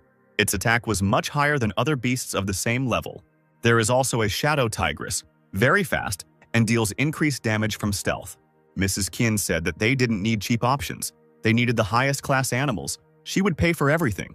The girl decided that she would not hide the treasure from them then, and would present it to the attention of the best animals in the store. Various magical beasts were kept in special chambers. There was a huge snake, various beetles, and wolves. Xiao, using his panel, began to evaluate the animals. First, there was an underground pangolin with very good characteristics. Next up was the three-eyed fire snake, which impressed with its poison and fire damage. Also, the icebone bird was not bad in its characteristics. It has a legendary bloodline and 2 attributes of ice and death. But none of this suited Xiao, because none of the proposed beasts had a hidden pedigree. The girl asked, "There are so many high-class animals here, and he is not satisfied. What kind of animal does he need then? What requirements should the animal have? Then a man entered the room with a cage in his hands and said that he had brought new goods, some of the best animals he had ever seen. Xia was surprised by this because there were 2 fairies in the cage, and these animals are considered useless. Why would they be needed in the store? Sister explained that if they were sold as fighting animals, no one would buy them, but as pets, they would sell out in no time. Xiao looked at one of the fairies and saw that she had a hidden angel bloodline, although her other characteristics were not very good. He continued to look at her thoughtfully, and Sister Yanran was confused and asked what was wrong with him. Xiao made a decision and told Yanran's sister that he was ready to buy her. Everyone was shocked by this decision because he needed a fighting beast, and no one buys this beast as a fighting beast. The guy looked at the fairy again and confidently said that he wanted to buy her, all because of her hidden pedigree. After purchasing it, Xiao went to Nanshan Mountain, opened the cage, and told the fairy not to worry, he would not harm her. The guy gave her some kind of golden pill and told her to eat it, and all her wounds would heal immediately. Then, when all her wounds were healed, Xiao raised his finger to her and asked if she would agree to make a contract and become his beast. The embarrassed fairy remembered how kind Xiao was to her, that he did not wish her harm. She agreed, and then a drop of blood fell from Xiao's finger onto her, thus meaning that the contract was successfully concluded. Xiao asked the fairy that since she agreed to accept the blood contract, it meant that she now recognized him as her master. The fairy obediently flew to Xiao's hand, which meant that after the contract was concluded, the bond between the beast and the beast catcher became much stronger. Then Xiao took out the shattered bloodline awakening crystal. With it, the fairy would be able to evolve. The fairy took the crystal in her hands and began to eat it, and it was clear from her face that she was very pleased. But then she dropped the crystal. She began to feel severe pain. A strange glow appeared around her. Xiao asked her to be patient a little longer. Suddenly, Dailu appeared from the purple flame in front of Xiao. She felt a strange energy, so she decided to protect her master. At this time, the fairy wrapped herself in a cocoon, surrounded by a golden glow. The cocoon exploded, and from it emerged a beautiful angel with 4 wings and swords in each hand. A satisfied Xiao looked at the system window and was amazed at the new abilities of the Holy Angel of Light. But what surprised him most was what kind of evolution path the fairy had. Xiao asked the angel when he became the 9th star's beast hunter, would she be able to evolve into a seraph with 12 wings? She remembered that he hadn't given her a name yet. Before awakening, she was a water spirit. He gave her the name Freya. As in Greek mythology, this name is associated with the spirit of water. Freya descended to the ground and knelt before Dailu and her new master. From now on, Xiao, Dailu, and Freya will fight side by side. Freya bowed to Xiao, showing her respect. Xiao took another step towards participating in the supernova competition, Dailu noted. The determined Xiao said that there was only one step left to participate in the supernova competition, which was to become the 2nd star's beast catcher. In his office, the teacher was shocked by the news that Xiao was going to become a 2nd star beast catcher. Xiao confirmed this.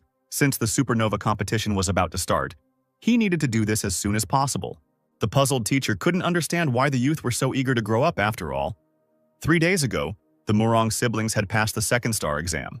Since the Black Fang had recently evolved to the 1st stage of mature form, the teacher handed the boy a bracelet to determine the level of spiritual power. If his level of spiritual power met the standard, then he would be able to take the exam. Xiao happily put on the bracelet immediately to find out if Xiao really had outstanding strength as many people said. The counter on the clock was rapidly increasing, and everyone held their breath when the counter stopped at 2,583. The students and teachers around him were amazed at the result that was shown on the device.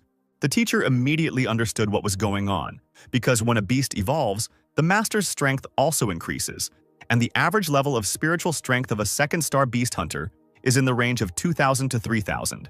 He praised Xiao because none of his former students had spiritual strength that high, so he would allow him to take the exam. Xiao traveled to the Blood Mist Canyon exam by helicopter, and after opening the door, he immediately began to inspect the area. There was an earphone in Xiao's right ear, and the voices of Director Su and his teacher were heard, asking him to prepare himself and be careful, because this canyon was full of magical beasts.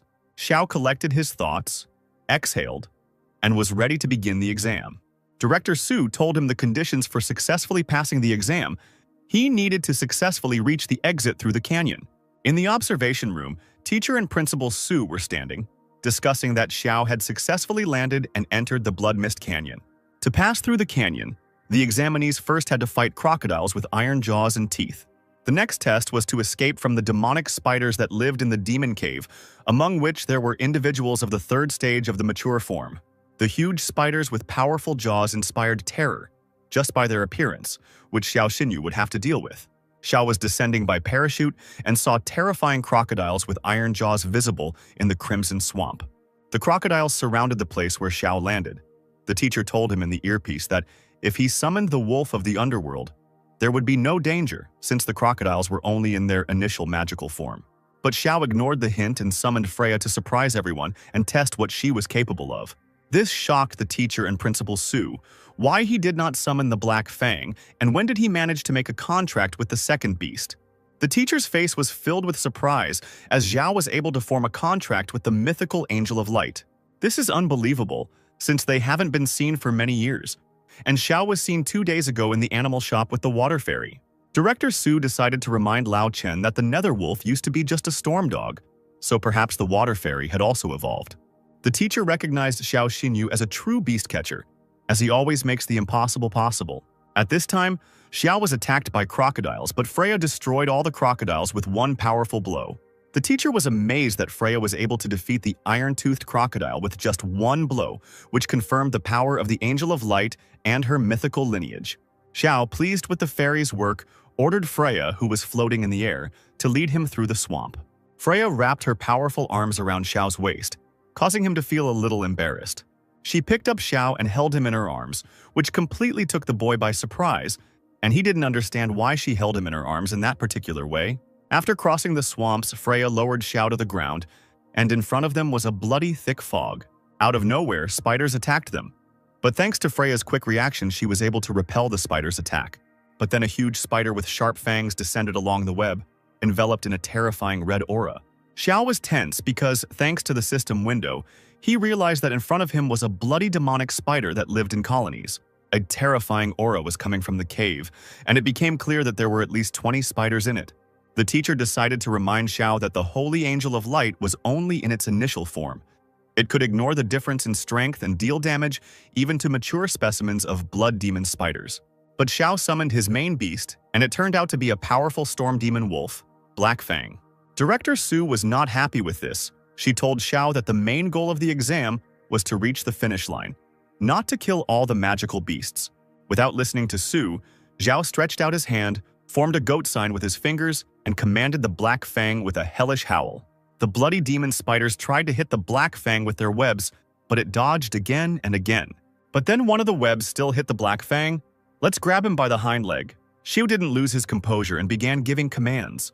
First to Freya to activate the sacred shield of light on the Black Fang, then to the Fang to spin around and use the Lotus of Hellfire. The animals obediently began to carry out their master's orders. Thanks to this, none of the attacks were able to reach the Black Fang, all because of the purple shield. Then this purple shield turned into a real tornado, which blew away the spider one by one. Black Fang destroyed all the blood demon spiders. There were only 25 of them. Suddenly, the ground beneath Xiao shook. Rocks began to rise up, and a Black Fang began to howl, all because of the terrifying aura. The cause of these disasters was a fully evolved magical beast that had emerged to the surface. The teacher advised Xiao to retreat quickly. Since yesterday's rainfall had attracted a crypto spider, the boy would not be able to defeat it. But Xiao did not want to retreat, since then he would fail the exam. Xiao folded his hands into fists and said that even if God or Buddha himself stood between him and successfully passing the exam, he would destroy them. Black Fang opened his powerful mouth and released a piercing purple flame. And Freya, with her swords, released a golden beam. But the spider looked unharmed. He managed to make a shield from his thin red web. Xiao was annoyed because he couldn't harm the spider, and the teacher was also distracting him by constantly telling him not to risk his life. Dailu also didn't like the idea of fighting the spider. She agreed with the teacher and Principal Su that it was not worth going ahead, and it was better to retreat. Nothing could stop Xiao as he really wanted to pass the exam and become a second-star beast hunter. Kill that beast and test his limits. The terrifying appearance of the spider did not frighten Xiao. He ordered Black Fang to sneak up behind the spider and use the Claw of Oblivion. Suddenly, the spider opened its mouth and released a large black web towards Xiao. Suddenly, an aggressively minded wolf emerged from the shadows behind the spider. The spider reacted to this and quickly hit the wolf with its sharp metal paw. But Freya came to the rescue to protect Xiao. She activated the divine shield in time. The shield only softened the blow, but Xiao was still sent flying into the rock behind him, and his beast looked exhausted. Xiao recovered from the blow and gave a thumbs down, showing that he was not affected by the spider's mockery. The spider was confused and decided to launch a new attack and released another web towards Xiao. Having climbed onto the Black Fang, the guy began to dodge the web, as it was very poisonous. Looking at the spider's terrifying eyes, the boy understood that he couldn't just run away from the spider. He needed another plan to defeat it.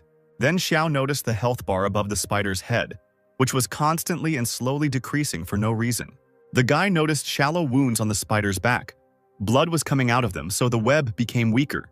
Due to the injuries he had received, Black Fang would likely not be able to withstand another blow. So Xiao decided to ask Freya for cover. The spider's life bar decreased again, and it became clear how to deal with the nasty spider.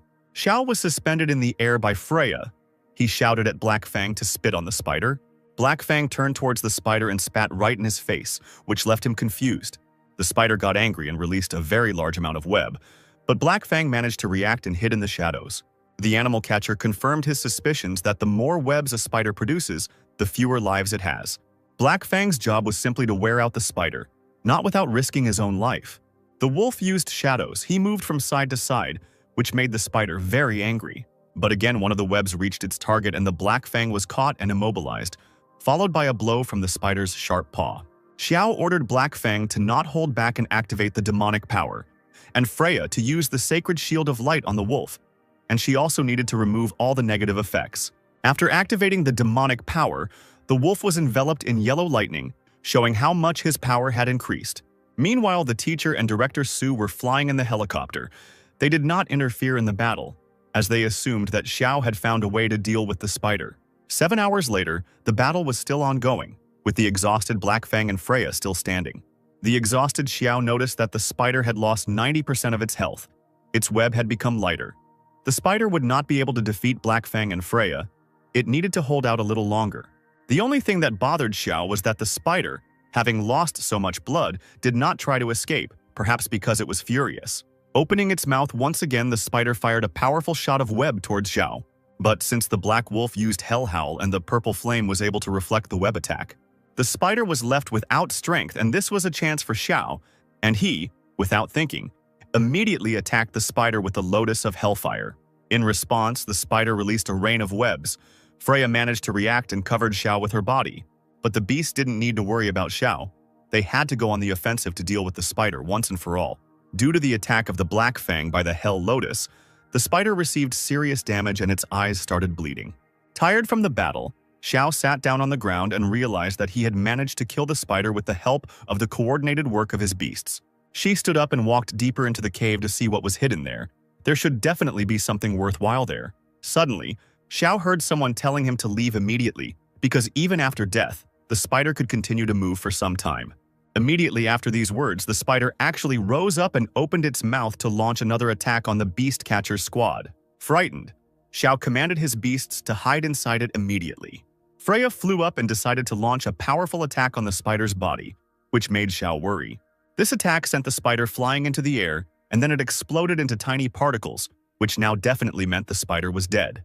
Xiao looked at Freya with bewilderment, because she was able to master the combat skill on her own.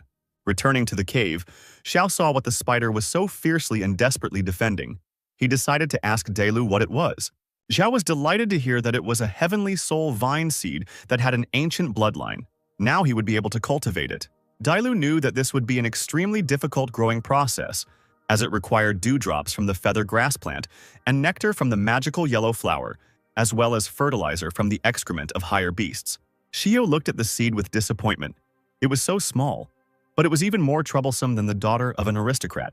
Since Dailu is the form of the king of beasts and is being sought by the empress of this country, she can simply ask for help from other beasts of the same high level. After leaving the cave, Zhao waved to the helicopter and said that he was okay. 2 weeks later, in the city of Xiling, as expected from a national competition, the atmosphere and scale were amazing. As he climbed up to the stands, elder brother Murong was surprised that the great Xiao himself had come so early. Xiao wished good morning to brother Murong and complimented Liu Jin that she had become even more beautiful. Yanshu was so angry that he crushed the can in his hand, and Xiao calmly explained to him that Murong Xinshin's name was too long, so he came up with a nickname for his sister. The guy was puzzled as to how he even had the courage to insult his sister with such a stupid nickname. The sister asked him to calm down and sit down, and he obediently agreed with his sister. Xinshin told Xiao about her successes, because her first beast had evolved and reached the second stage of its mature form, and the second one had awakened the ability to control lightning. Murong Sr. was horrified that his little sister would talk to another guy herself, and even accept this stupid nickname so calmly. The guy was desperate because girls grow up too quickly, and his sister was always so vindictive that she remembers how he gave her a nickname, and after that, she did not talk to him for several days. The world has gone mad. The cat now hangs out with the mouse, and it seems that soon there will be cancer on the mountain because Murong's sister has found her betrothed, Yanshu declared. In order to distract himself from the strange brother Murong, Xiao asked Xinshin who they were fighting today, but he didn't get an answer since the results of the draw hadn't been announced yet. Then a female figure appeared and claimed that the guys were wrong and the results were already known. Director Su approached the boys, holding the results of the draw in her hands, and told them that their first opponent would be the White Tiger Academy, and they must defeat them at all costs. The girl in the luxurious purple dress with a gorgeous figure heard this and asked Su why she was so nervous. Wasn't she afraid of losing to them? An angry Su decided to ask what Director Zhu was doing here, why she wasn't in her place in the preparation area. If you're interested, all the information was on the phone. With their chests pressed against each other, the two headmistresses began to argue over the talent of this year's Azure Dragon Academy's trump card, King Yu since elementary school. The teacher interrupted the headmistress's argument as he announced that the Empress had arrived. Director Zhu continued to threaten Director Su and said that she would force him to return to his pathetic academy in disgrace. There was a roar of excitement in the stands as the Empress descended from the heavens. People believed that she was the most beautiful and powerful woman in the country. Shangguanlan was the Empress of the Dragon State, dressed in a beautiful white kimono and riding a qilin. Xiao watched her with admiration, because she was the strongest beast catcher in the Dragon State, and her presence alone caused awe. The Empress had the mark of 11 stars on her, which meant that she was above all the 10th star hunters. The difference with Xiao was a real abyss. Xiao looked at the 7-colored sacred qilin and saw terrifying characteristics that even he couldn't analyze. There was horror on Xiao's face as he expected. The gap between them was too big. Even the dragon's eye could not appreciate the strength of this beast. Xiao asked Delu, since the Empress ordered the capture of the fox with 9 tails, how could it survive? She should be grateful that Xiao made a contract with her. The qilin was not the only powerful beast the Empress had under her control. She had even more powerful beasts under her command. A golden dragon wriggled around the Empress, its aura striking and breathtaking. The astonished Xiao asked Delu if Shangguan really had a purebred dragon under his command, to which he received a negative answer. According to the chronicles, only purebred dragons, phoenixes, and qilins have divine origins, and phoenixes and qilins come after dragons in strength. If the purebred dragons were extinct, then how did the Empress manage to make a contract with one of them and obtain one of the 3 dragon treasures, the dragon tear? Xiao wondered about these questions. The Empress announced that the battle was about to begin, as the draw had Xiao going first. On the left side of the arena stood the White Tiger Academy's participant, Lin Tianxi, the guild leader's son, dressed in an orange suit, and on the right stood the Azure Dragon Academy's representative, Xiao Xinyu. Without a second's delay, Xiao summoned Black Fang, a purple wolf that announced its appearance with a roar, while the opponent summoned a red snake with a long tongue sticking out and an aggressive hiss. Xinshin and Yang Shuo were surprised by this clash of beasts, fearing that the fight would not be easy, considering that Red Snake and Black Fang were each other's opponents. The Red Snake used a hurricane blade, illuminating the arena with a bright yellow light, directing a fiery whirlwind towards Black Fang. Black Fang, without hesitation, released a purple light from his toothy mouth, the so-called hellish howl. Black Fang, assuming the confident pose of a predator, growled terrifyingly, seeing someone's blood scatter across the arena. The bald guy with cross-shaped earrings in his ears smiled contentedly, voicing that the advantage was clearly not on Xiao's side, and it would be better for him to surrender. The confident Xiao, not giving in to his opponent's provocations, resolutely extended his hand forward, showing the number 2, explaining that he only needed 2 attacks. Xiao, who suddenly became serious, confidently commanded Black Fang to use Hell Howl into the sky.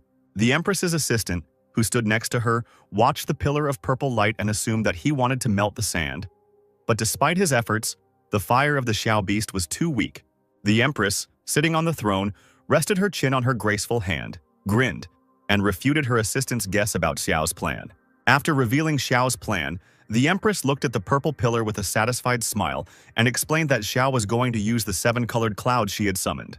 The frightened opponent, looking at the large wolf spewing purple flames from its mouth, wondered what Xiao had planned. Feeling the raindrops falling on his skin, the frightened enemy gave the red snake the order to stop Xiao.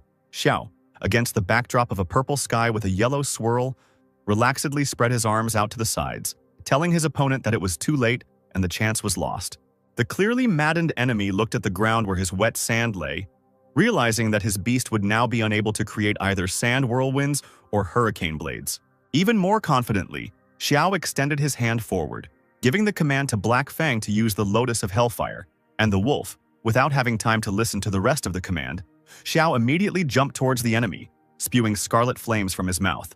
The fire lotus flower hit the target straight on, causing the snake to hiss in pain and, opening its mouth, the snake fell to the ground without strength. The red snake lying on the ground with blood flowing from its mouth only heard the commentator's words about winning with 2 attacks. The battered opponent fell to his knees, hearing only how great Xiao's idea of artificial rain was. Dressed in golden and white clothes, the Empress looked at the arena with satisfaction, not hesitating to praise Xiao's intelligence. The assistant, who came up from behind with a file on Xiao in her hands, announced that there was nothing strange in his past. And upon hearing this, the Empress said that the invitation to the training camp of the Emperor's souls should be given to Xiao. Xiao, who was returning from the arena, was already waiting for Xinjin and Yang Shuo, who congratulated him on his victory and praised him. Inspired by Xiao's victory, Director Su, dressed in blue as always, jumped up from her seat in the stands, waved her hand happily, and promised to reward him later. Dailu's inner voice told Xiao that he smelled the scent of phoenix grass, which made Xiao very wary because he knew very well that this grass did not grow on the western border. Confused by Xiao's intention to leave, Xinxin asked if he was sure he didn't want to watch the next fight. After receiving a negative answer, Xinxin reminded him that the next fight was hers, and while Yang Shuo tried to scold Xiao for flirting with his sister, he wished her luck and said that he would root for her. Xinxin wanted to say something, but Xiao interrupted her and, awkwardly scratching his head, apologized, saying that he had things to do and could not stay. Nodding her head from side to side, Xinxin suggested that in that case they should go somewhere after the tournament. As the commentator announced the upcoming fight between Jinxin and the son of the ruler of the White Tiger Academy, Xiao ran away, having first agreed to go somewhere. The 2 guards in the crowd of people tirelessly thanked him for his protection, presented him with fresh eggs, and praised Mr. Zhou, who approached them. Confused, Xiao stopped near a passing blue rhinoceros. He didn't understand if this whole crowd really came to greet the army. In front of the blue rhinoceros with a shield on his back, a clearly elderly hunter in golden armor walked with a confident and proud step. The shocked Xiao immediately turned to Dailu in his mind, telling him about the appearance of an 8-star level beast hunter with a top-form rhinoceros and affection above 100. Dailu was not surprised by this information and said that the rhinoceros is part of a clan of fighting monsters that live for the sake of fighting and have long been at odds with her 9-tailed clan, and the only ruler of the western city can be none other than Zhou Xiong. Dailu realized that the phoenix grass could very well be in Zhou's bag and suggested that Xiao steal it, but he was not confident in this proposal.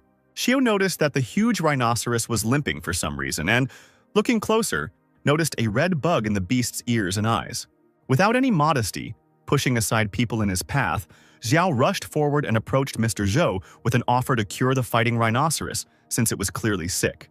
Mr. Zhou, turning to face Xiao, did not understand at all what he was talking about and asked what Xiao meant, thinking that Xiao was the same age as his son, and he probably did not understand anything about healing. Handing over his business card to Mr. Zhou, Xiao introduced himself as a visiting physician from the Heaven Guild and began asking questions. How often did the beast appear lethargic? Did it develop red spots, inflammation, and ulcers on its skin in rainy weather? Surprised by the correct questions, Mr. Zhou accepted Xiao's business card, replying that he had come for precisely this reason, but did not consider him a truly worthy doctor and asked him to name the cause of the illness in order to compare whether his answer would match that of other doctors. Without losing his composure, Xiao pulled out a red bug from the rhinoceros's skin, handing it to Mr. Zhou and explaining that the cause of the disease was precisely this bug, the sand mantica. Pleased with the answer, but still serious, Mr. Zhou paid tribute to Xiao and acknowledged his knowledge, saying that he had met many doctors who were unable to cure his war rhinoceros, so how was he going to cure it? Still standing opposite each other, Xiao suggested finding a less crowded place as he would need some herbs. And Mr. Zhou, truly worried about his beast, suggested going to his house and getting everything he needed, and if the beast was cured, he would be willing to fulfill Xiao's every wish. Satisfied, Xiao looked at Mr. Zhou's back, thinking that he would not only receive the phoenix grass but also make a useful acquaintance. Standing in front of a large number of small boxes, Xiao recited out loud that for the purple soul extract, he needed 15 grams of silver lotus petals, 20 grams of sacred grass, 25 grams of poria, and he also needed to add a secret ingredient, and then he could brew a medicinal decoction. Standing directly in front of Mr. Zhou and holding a test tube of purple liquid, Xiao explained that this was the purple soul extract, half of which was to be drunk, and the remaining half was to be applied externally. And if the master did not trust him, he could try the elixir on another beast. Mr. Zhou said he trusted people and knelt down in front of the rhinoceros's face, opened its mouth and poured in the purple liquid. The elixir worked immediately, driving the sandy manticas out from under the smooth blue skin of the peacefully sleeping fighting rhinoceros. Holding the now empty test tube in his hands, Mr. Zhou was surprised at how peacefully his rhinoceros could sleep and acknowledged Xiao as a great healer. Inspired, Xiao spread his arms out to the sides and offered Mr. Zhou a recipe for a medicine to cure his soldiers' war beasts, and he thanked him and asked what Xiao wanted in return. Xiao voiced that he needed phoenix grass and a magical radiance flower, to which Mr. Zhou replied that phoenix grass was very easy to obtain, but the magical radiance flower would require a bit of work. Mr. Zhou, overjoyed at the healing of his beast, invited Xiao to stay and have a cup of tea. But Xiao refused, admitting that he had sneaked out here while Mr. Zhou's son and Xiao's girlfriend were fighting. Hearing about his son's fight, Lord Zhou thought that this would be a great opportunity to visit the Empress and suggested that they go together. Xiao, leaning on the stands with both hands, shouted in surprise that an hour had passed and the fight was still going on. The blue-haired boy smirked, reminding Xinxin that she was in a losing position and reproaching her for being absent-minded from the very beginning of the fight. Xinxin, completely unaware of her opponent's mockery, was only thinking about the reason why Xiao had not returned yet and that she had no right to lose. Otherwise, she would be incredibly ashamed of her weakness. Xinxin immediately turned towards the stands at Xiao's familiar cry, who was surprised that she was still holding on. Xiao quickly assessed the condition of his opponents and concluded that they were almost on the verge of exhaustion, which was both a plus and a minus for each other. Xiao noticed the Xingxin beast, which looked like a bird with icy wings and blue tints, and realized that this was her trump card. Opposing the Xingxin beast was the demonic wolf of darkness, a snow-white wolf with blue eyes and a golden horn on its head, capable of creating 12 shadow clones. Xinxin gave the command to her beast, and it immediately used its icy wings to release sharp ice chips at the enemy, hitting several clones, receiving an angry growl and a counterattack in response. Xiao watched the fight with a serious face, hearing a stranger's words from the side that the shadow cloning technique was vile, since the clones were simply impossible to distinguish. As Xinxin stood there, at a loss as to what to do next, Xiao suddenly coughed, as if giving her a secret sign. Xiao, putting his palm on his chest, began to cough even louder, while the crowd did not understand what was happening. And Xinxin guessed that all this was not just like that, but a hint. Realizing Xiao's plan and hint, Xinxin immediately turned back to her opponent's beast, which was tiredly exhaling fumes from the cold, hiding somewhere behind its clones. Realizing exactly where the original was, Xinxin confidently commanded her bird-shaped beast to attack the enemy, and this precise and swift strike hit the target, spraying the blood of the white wolf. Shocked by the bird's sudden strike, the blue-haired boy attributed his opponent's normal luck to his commanding wolf to move the clones, but even that didn't help the wolf avoid the ice attacks. In the dust, shaking sweat from her forehead, Xinxin listened to the commentator's announcement of her and her academy's victory by a score of 2-0.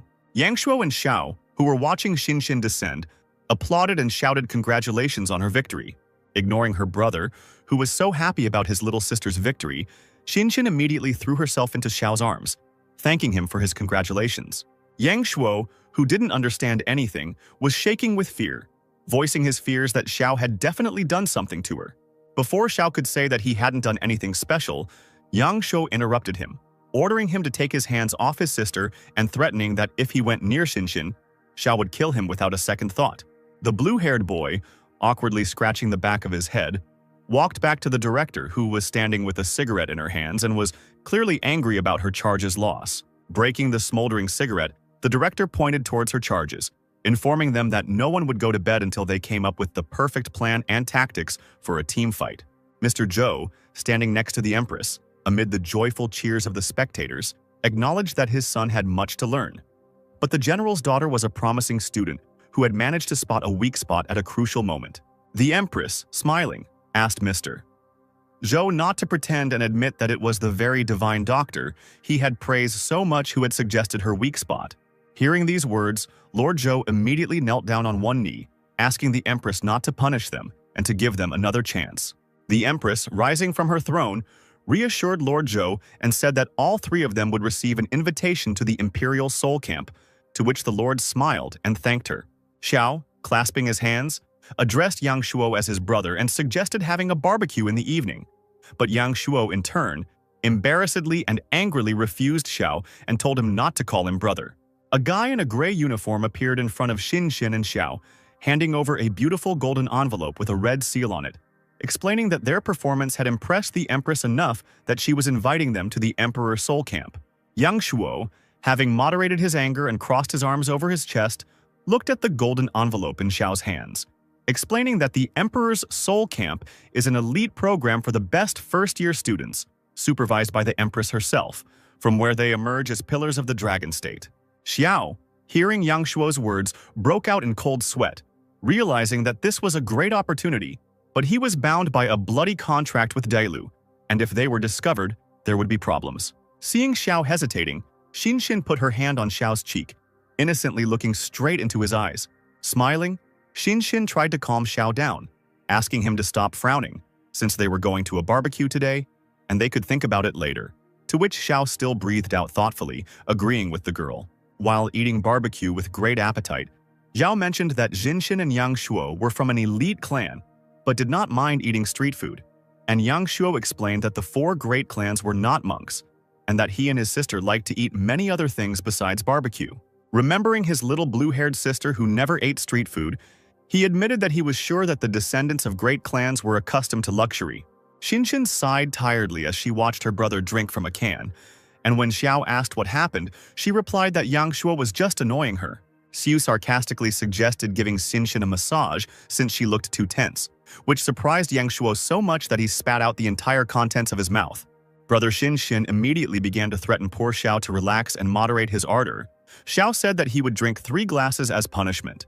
This infuriated Yanshu even more, as he squeezed the can in his hand and said that there were no glasses, since alcohol was not water.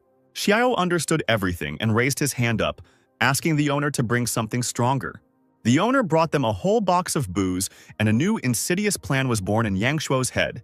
He needed to outdrink Xiao. After drinking a lot, Yang Shuo felt sick, and it became clear that he was drunk. He had already made promises from Xiao that when he married Xinshin, he would not offend her.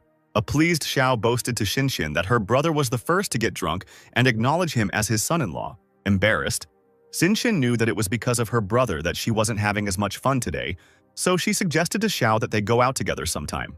Xiao was pleasantly surprised by this proposal, so he suggested going for a walk the day after tomorrow, since they had a team tournament tomorrow. Lying on his bed, Xiao thought about what he still needed for the seed. He had the phoenix grass, and the magical fusion flower would be brought soon. All he had to do was get the droppings of the magical beast of the Beast King form. Having thought everything over, Xiao covered himself with a blanket, turned to the window and fell asleep, because the morning is wiser than the evening. Morning came and Dailu decided to wake up her master, which caught Xiao off guard. Enraged, Xiao jumped up from the bed and pressed Dailu against the wall, placing his hand on her chest. He didn't understand why she got out of the seal herself. Hearing that Dailu had gone out to get information and no one had seen her, Xiao exhaled and calmed down because his heart was about to jump out of his chest. Because Xiu kept his hand on Dailu's chest, she decided to clarify whose chest the heart almost jumped out of was hers or his. After apologizing, Xiao sat down on a chair and reproached Dailu for leaving the beast catcher's mark without permission. But since she found out something, then let her tell. Dailu told Xiao that the admiral of the Dragon State's fleet, Murong Jin, had captured a jellyfish, a spiritual snake of disasters that knew many things, and was going to be executed in 3 days on the full moon. The fox had known the jellyfish for a long time, and she was her friend, and also a magical beast in the form of the king of beasts. Xiao was amazed that it was no coincidence that Murong Jin was an admiral since he could defeat the beast king form, but it dawned on him that Dailu was going to save the jellyfish. The jellyfish had information that the Empress of the Dragon State, Shangguan had participated in the battle to exterminate the dragons, so it was necessary to save the jellyfish, Dailu explained. But Xiao flatly refused this idea. After all, the jellyfish was imprisoned in an underground prison at the fleet headquarters, with 1,000 high-level beast hunters patrolling the area. And in the headquarters itself are the hunters of the beasts of the 10th star, who control the beasts with the blood of the sea god. Xiao flatly refused to go to certain death, and since Dailu is bound by a bloody contract with him, she will listen to him and will not go either. Suddenly, a red system window popped up with the task of freeing the jellyfish, and Xiao began to reason and look for positive aspects in this operation to save the jellyfish. Since Xiao considered the fox not only his beast but also his family, he would help her, and together they would free the jellyfish. Dailu was so happy that she hugged her master's hand and thanked him. Her affection increased and now equaled 90 points. Xie received a message on his phone with the news that the execution of the jellyfish would take place in 3 days, and he asked Dailu why they had chosen that particular date. The fox explained that spiritual snakes have special blood. If you cut off its head on a full moon, you can get a whole magic crystal, but if you kill it on another day, the crystal will be incomplete. Xiao put his hand to his face because he didn't understand how a second-star beast catcher would manage to escape from a prison teeming with powerful fighters. The next day, Xiao stood in front of the blood lake next to Yang Shuo, who told him that it was the fallen dragon lake, which was formed during the battle between dragons. She said that this is a very tough test. If you lose, you will be left without skin. Under the thickness of the water there were dragon bones, from which a very powerful dragon aura emanated. The guy thought about the fact that there were dragon bones at the bottom of the lake. If he let the beast absorb them, it would be equivalent to evolution, but the question remained how to get them from the bottom of the lake. Murong reminded Xiao that there would be viewers watching the broadcast, so he should stop standing there in a daze. The transport helicopters flew off in different directions, which meant that all the participants were in their places, so the host welcomed his viewers to the team battle of the supernova competition. The Xiao sisters watched him on TV. They believed that their little brother would definitely win this competition. To show everyone what he was capable of, Xiao summoned his most powerful beast, the Black Fang. Xiao's opponents decided not to lag behind and summoned their magical beasts to show the results of their numerous trainings. Xiao was confused that the guy in the black t-shirt stood motionless and didn't even summon his magical beast. Yang Shuo decided to strike first before his opponents had time to summon all of their magical beasts. But then something invisible hit his griffin, causing blood to flow from its wing, which frightened Yang Shuo. The invisible creature turned out to be a powerful shadow ninja monkey who could control shadows. Yang Shuo noted the ability to instantly teleport multiple times in a row within a limited area. The red snake released a hurricane blade, and a powerful beam burst out from its mouth, and the demonic wolf of darkness used a shadow clone. Yang Shuo was cursing because he couldn't see anything because of the hurricane blade. He asked his sister to deal with the wolf herself. The guy in the black t-shirt gave Zhou the order to have his demonic dark wolf focus on the netherworld wolf. Black Fang had to continue to push through the sandstorm as Xiao had ordered. But the guy in the black shirt who controlled the shadow ninja monkey said that this would not happen and used the kunai of darkness.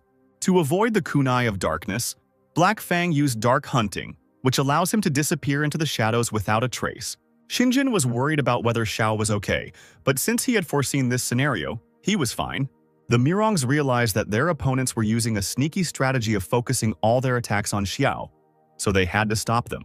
The White Griffin's heavenly lightning struck the Dark Devil Wolf to destroy its clones. At this time, the Shadow Monkey Ninja continued to attack with his Darkness Kunai. A wyvern came to the aid of the Wolf of the Underworld and protected the wolf with its breath. The guy in the black t-shirt said that they were wasting their energy and couldn't protect Xiao forever, so Xiao Xinyu's star would be the first to go out today. Hearing the intentions of his opponents, Xiao decided to take action and activated the demon power of the Black Fang. All of the Wolf of the Underworld's wounds were completely healed, and he was restored to a perfect state. The guy in the black t-shirt tensed up, because the three of them attacked only the Wolf of the Underworld. If it had been another beast, it would have collapsed long ago, exhausted. All the animals began to fear the Wolf of the Underworld. He also had a mental effect on them. Black Fang raised his head up and prepared the Hellfire Lotus. Powerful fire was coming out of his mouth. Yang Shuo was shocked that the skill of one beast simultaneously contained 4 attributes: fire, wind, darkness, and demon power. Seeing the impending threat, the short-haired boy decided to use the hurricane blade to put out the fire. But the Black Fang's attack was so powerful that the red snake was unable to repel it. The guy with the short hair was horrified, as the earth element was supposed to suppress the fire. Xiao chuckled at him and explained that elemental superiority was irrelevant in the face of absolute power. The wounded shadow ninja monkey and demon wolf were barely able to stay on their feet. Xin saw Xiao's true strength and realized that he really hadn't fought at full strength yesterday. Xiao mocked his opponents, saying that with such weaklings he could handle the 3 of them alone. The enemy was hurt by this, but his comrade immediately began to calm him down, saying that he should not give in to emotions but should just continue to follow the plan. After these words, the guy in red became inspired, as he thought that even with such strength, the Hell Wolf would not be able to withstand the simultaneous attack of 3. After saying these words, the wolf concentrated his own flames to form armor for defense. The enemy was shocked, since the use of this technique requires not only a high level of consciousness of the beast, but also a huge reserve of spiritual strength in the hunter. Xiao decided to further puzzle the enemy by asking them if they had noticed anything. The enemy realized that the Murong family's beasts had disappeared and were high in the sky. The wyvern was able to catch the monkey off guard, grabbing it and flying away with it. The trapper realized that the shadow ninja monkey would not have the strength to break free and would simply be thrown out of the arena. Therefore, a stone giant was summoned and given the order to save his comrade. Glad that the enemy had fallen for the provocation, Zhao summoned Freya. The enemy was even more shocked, because he recognized the beast. It was a sacred angel of light that was only seen in books. But how could he resist the stone giant if he was in the initial stage? In response, Xiao stated that it was simple. His beast was much stronger than one could imagine. Unfortunately, due to Xiao Xinyu's interference, participant Yang Heng was unable to save his beast. Xiao was not distracted by the defeated monkey and ordered his wolf not to interfere, as he wanted Freya to prove herself. The enemy was perplexed by the impudence. Could a beast in its initial form really defeat their beasts, which had already reached an advanced form? The red snake was given the order to teach this arrogant fool a lesson. The stone giant had to cover his partner. But before anyone could blink, Freya struck the snake with all her might, sending it flying free. The reporters nearby were in shock because the filming had to be slowed down 1,000 times to make out anything. Yang Shuo asked Xiao what kind of technique was used, in response to which the guy said that Freya had mastered this technique herself and it was called lightning dash. The enemy was confused, as even the stone giant with its enormous defense was no match for the angel's attacks, so they had no idea what to do next. Xiao didn't give them a chance to think, continuing to mock them, asking how they liked the lightning dash. They were sure that such a powerful skill couldn't be used often, so they had to attack now to make it in time. After making the decision, one of the guys summoned a thunder rhino. The second guy was also full of determination and, activating the seal on his hand, summoned an indomitable gray fox. The Murong family didn't want to stand aside and began to activate summoning seals after the enemy. Xiao did not expect help from his allies and ordered Freya to deal with the smallest one and remove the gray fox from the arena. In response to the angel's attack, a stone giant stood in front of her to protect the fox. The Murong also sent their beasts in response to delay the enemy. The enemy was on the verge of exhaustion, but since they had almost no spiritual energy left, then Xiao Xinyu's should also be running low. The bald guy supported this statement, saying that he had only enough energy for one more session. So they decided to use their signature technique. It was their last chance to win. Xiao and the Murong family realized that the enemy was running out of steam, so they would launch a final attack that they had to repel in order to win. The stone golem began to grow greatly in size. The dark demon wolf used its shadow clone ability on the stone giant. They intended to all attack the Black Fang at once, but the attack was not successful, as the griffin managed to pick up the Black Fang at the very last moment. Xiao, with a satisfied grin, ordered his beast to finish off the enemy. Xin ordered the wyvern to ignite the flames of souls, and brother Yang Shuo was about to unleash the full power of lightning. All the skills were used to combine the power of the 3 beasts, directing everything to attack the Black Fang. The combined attack with enormous force rushed downward so quickly that it broke the sound barrier. The animals below didn't even have time to react. They were all defeated at once. The participants in the battle experienced different emotions from what happened, but one thing was clear: they lost this battle. and the Azure Dragon Academy achieved a crushing victory without a single loss. Xiao was delighted with what they had accomplished and began to congratulate Liu Jin, hugging her around the waist. Yang Shuo was furious that Xiao allowed himself to grope his sister on live TV. The opponent also congratulated Xiao's team on their well-deserved victory, calling him a real monster. Xiao was embarrassed and thanked the compliment. Changing his smile to a serious expression, Xiao thanked Director Zhu, because the whole country was talking about their academy only because of the director and the White Tiger Academy. But at this time, the directors only shook hands vigorously, laughing in each other's faces. Principal Zhu mockingly warned Principal Su to keep a closer eye on her star student in case he transferred to their academy next year. To which Su expressed doubt that Zhu was capable of luring away her student. Su called her favorite student to her.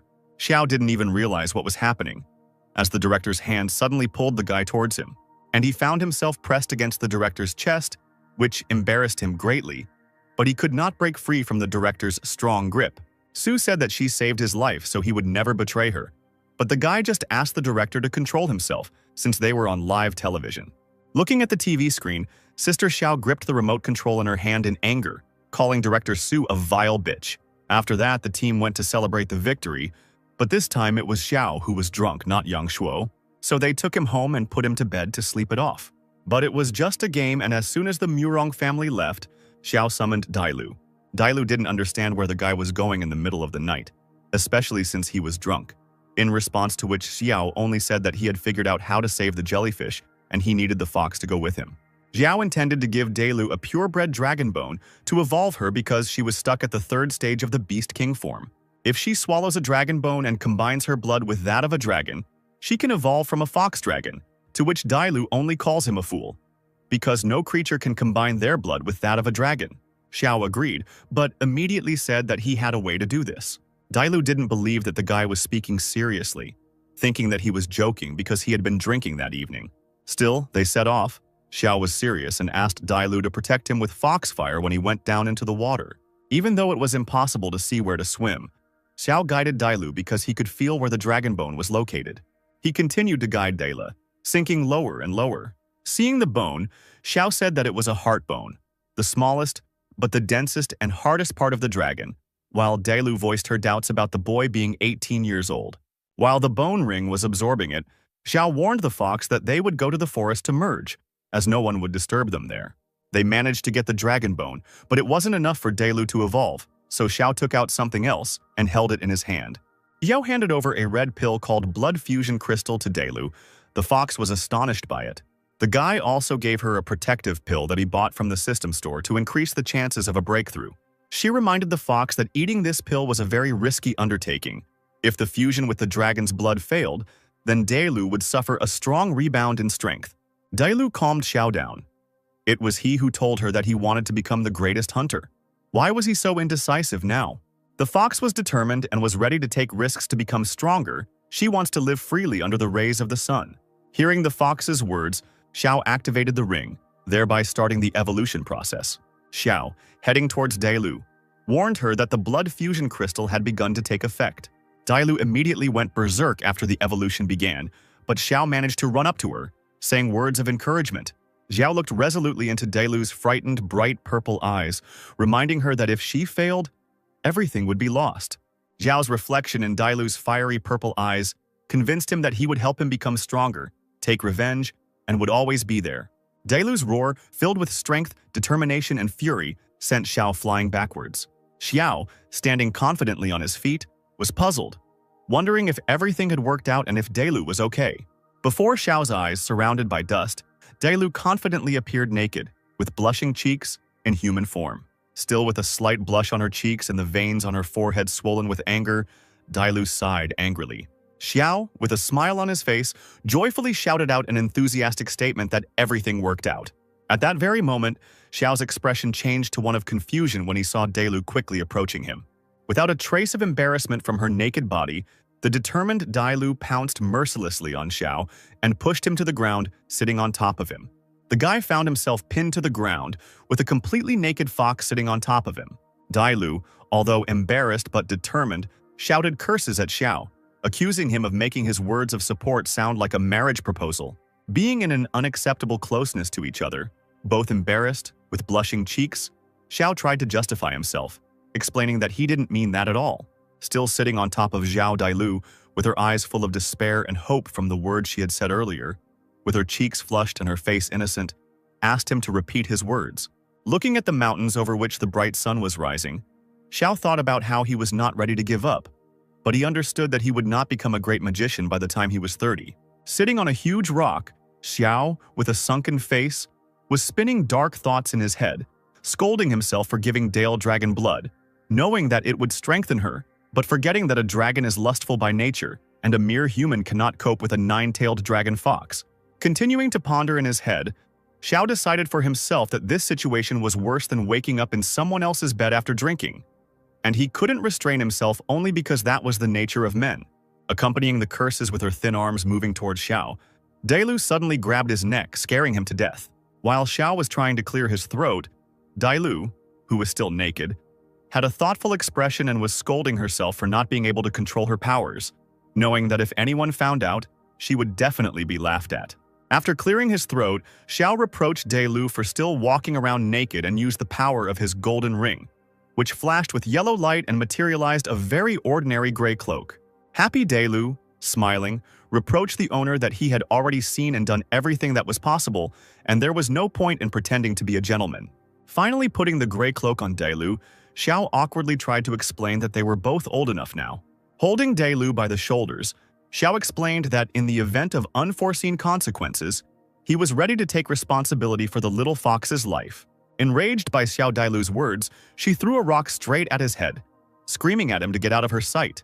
Awkwardly, but with a smile on his face, he scratched the bruised area, taking his phone out of his pants pocket. Turning sharply to face Dailu, Xiao joyfully shoved the phone in her face, congratulating her on her breakthrough and successful evolution. Finally noticing her reflection on the phone screen, Dailu was surprised to see golden dragon horns on her head. A happy Dailu, with a beaming smile on her face, was surprised that, apart from her horns, all her injuries were healed. A divine panel appeared in front of Xiao, describing Dailu's improvements. The ability Dragon Power that helps deal physical and mental damage to the enemy. Dragon Soul that automatically blocks a fatal attack during critical wounds, increasing affection to 88, as well as the skills Divine Dragon Strike and Dragon Breath. Xiu extended his hand with a thumbs up, indicating that luck was on their side. But instead of luck, Dailu heard about pregnancy. Spreading her arms at her sides in displeasure, she warned Xiao that she would send him to the next world if he mentioned pregnancy even once more. Sitting in the apartment and reading the news, Xiao talked about his fears that they would only be able to save Medusa in 2 days on the ice island, and this was their only chance. Otherwise, they would have to give up this idea in order to have time to take part in the competition to avoid suspicion. Dailu thoughtfully put her hand to her face, wondering how Xiao, a second-star trapper, was going to compete with the 9th-star trappers. Encouraged, Xiao shared the idea of using the dragon elixir with Dailu, with a smile on his face. And since Dailu now had dragon blood flowing through him, he asked her for some blood. Dailu, without a second thought, took out the knife and decisively ran it across his finger, preparing to give as much blood as he needed. A neat finger with a red nail quickly and without hesitation filled a transparent bottle with its scarlet blood. Fearing for Dailu, Xiao grabbed her bleeding finger, licking all the blood and scolding Dailu's reckless disregard for his body. Surprised, Dailu called out to Xiao, who was still holding her finger in his mouth, in an embarrassed and slightly sad voice. Suddenly, the phone in Xiao's hand rang, interrupting Dailu's words before he could finish his sentence. Still embarrassed, Dailu, holding the bottle in her hands, and the surprised Xiao looked at the screen of the ringing phone. A message from Lu Jin appeared on the phone screen, telling them to meet at 7 in the evening and have barbecue with her brother. The white-haired guy, noticing Xiao walking through the night city, called out to him, beckoning him over. When Xiao asked about the guy's early arrival, Yang Shuo's brother's face distorted with displeasure, and he named his sister as the reason. Xin Xin, wearing a white short dress that showed off her large breasts, folded her hands modestly in front and said that they had been waiting for a long time. Not at all embarrassed by Xin Xin's beauty, Xiao walked closer and asked the girl to help him get some special ingredients since he couldn't afford to buy them. Standing opposite each other, Xin Xin, smiling gently, holding her left hand shyly, agreed to help Xiao. While Xiao, holding Xin Xin by the shoulders, thanked the girl for her help and confessed his adoration. Her brother, with slight aggression, reminded her that he was there and would not let anyone harm his sister. An inspired Jinxin, with a glint in her eyes, warned her brother that she would go with Xiao to get some herbs. Not wanting to disturb Xiao and Xinxin, brother Yang Shuo referred to business, but not before pointing his finger to the side at Xiao and asking him to step aside and talk. Putting his hand on Xiao's shoulder in a supposedly friendly manner, Yang Shuo poked him in the chest, warning him that he could tolerate Xiao touching his sister, but he shouldn't think about dragging her to the hotel. Yang Shuo waved goodbye to them, and Xinxin did not forget to remind her brother to return home as early as possible. The herbs were lying on the table, and a satisfied Xinxin, with a bright smile on her face, accepted Xiao's sincere gratitude and promises to prepare strengthening elixirs for her beasts. Still inspired, Xinxin clasped her hands in front of her and asked Xiao if he had noticed anything else. A satisfied Xiao looked at the smiling Xinxin, sure that she was expecting praise for how beautifully she was dressed today, and replied that he didn't notice anything. Surprised, Xinxin looked at Xiao's back as he turned around and walked away, asking again if he was joking. Frustrated, Xinxin sighed, not believing that he really hadn't noticed anything. Xiao and Xinxin were walking around the city at night and came across a very scary-looking dark alley. The frightened Xinxin suddenly screamed in fear, which made Xiao nervous. Xinxin, who was sitting on the ground, assured Xiao that she was okay and was just scared of the kitten. Xiao, like a true gentleman, leaned over to Xinxin and began to help her. Since she had sprained her ankle, she needed to be more careful. The guy turned his back and offered to carry Xinxin on his back, since the street was quite slippery. But she refused because she was able to walk on her own. But the persistent Xiao asked her not to be naughty and took her on his back, which greatly embarrassed Xinxin. Because it was pouring rain outside, Xiao started running with Xinxin on his back so that they wouldn't get soaked to the skin. Finally reaching home, Xiao sat Xinxin down on the bed and began to dry her wet hair with a towel. Noticing Xinxin, Xiao threw her a towel to dry herself off so she wouldn't get sick and offered to massage her ankle. Xiao lowered himself to Xinxin's feet and began to slowly and pleasantly massage her leg. Because of his demonic eye, Xiao knew that Xinxin had twisted her ankle for the first time because of a magical beast. Xinxin began to tell the story of how she ended up at the sea with her father when she was 5 years old. During a severe storm, the Navy ships were attacked by magical beasts, and because of this, Xinxin fell overboard. But her father was able to save her from a black and gold armored shark with the cost of one of his hands. She thought about how tomorrow he would go to the naval headquarters prison to meet her father. Having risen to his feet, the guy began to walk away and asked Xinxin not to strain her leg, and then she would definitely recover before the final. Xinxin managed to grab Xiao's hand as he was leaving and asked him to carry her to the bathroom, since it was difficult for her to walk. Xiao couldn't refuse the beautiful girl and still helped her get to the shower. Afterwards, Xinxin happily took a hot shower after jogging in the cold rain. After getting out of the shower, Xinxin was embarrassed, thinking that the guy was waiting for her. But she saw her brother sitting on her bed, who asked her how her leg was. Brother came because Xiao, who had some business, asked him to. The worried brother understood that Xiao liked his sister, but he asked her to learn to control her feelings, as they could push her to rash actions. The girl sadly agreed, looking at the phone screen, hoping to see a message from Xiao, and understand what kind of business could be going on at such a late hour. At this time, in another place, Xiao raised his hand up and the seal of Dailu lit up on it, which he asked to come out to help with the elixirs. Dailu decided to tease Xiao by asking him why he didn't stay at the girl's house, but he avoided answering by saying that he needed Dailu to control fire to create at least 2 dragon elixirs. The girl was upset that the guy didn't react to her joke and immediately got down to business. After that, they began to brew elixirs with concentration. It was already deep night and the rain did not stop. Having sent him away, Xiao, with bags under his eyes, happily reported that everything had worked out and they had 2 pills.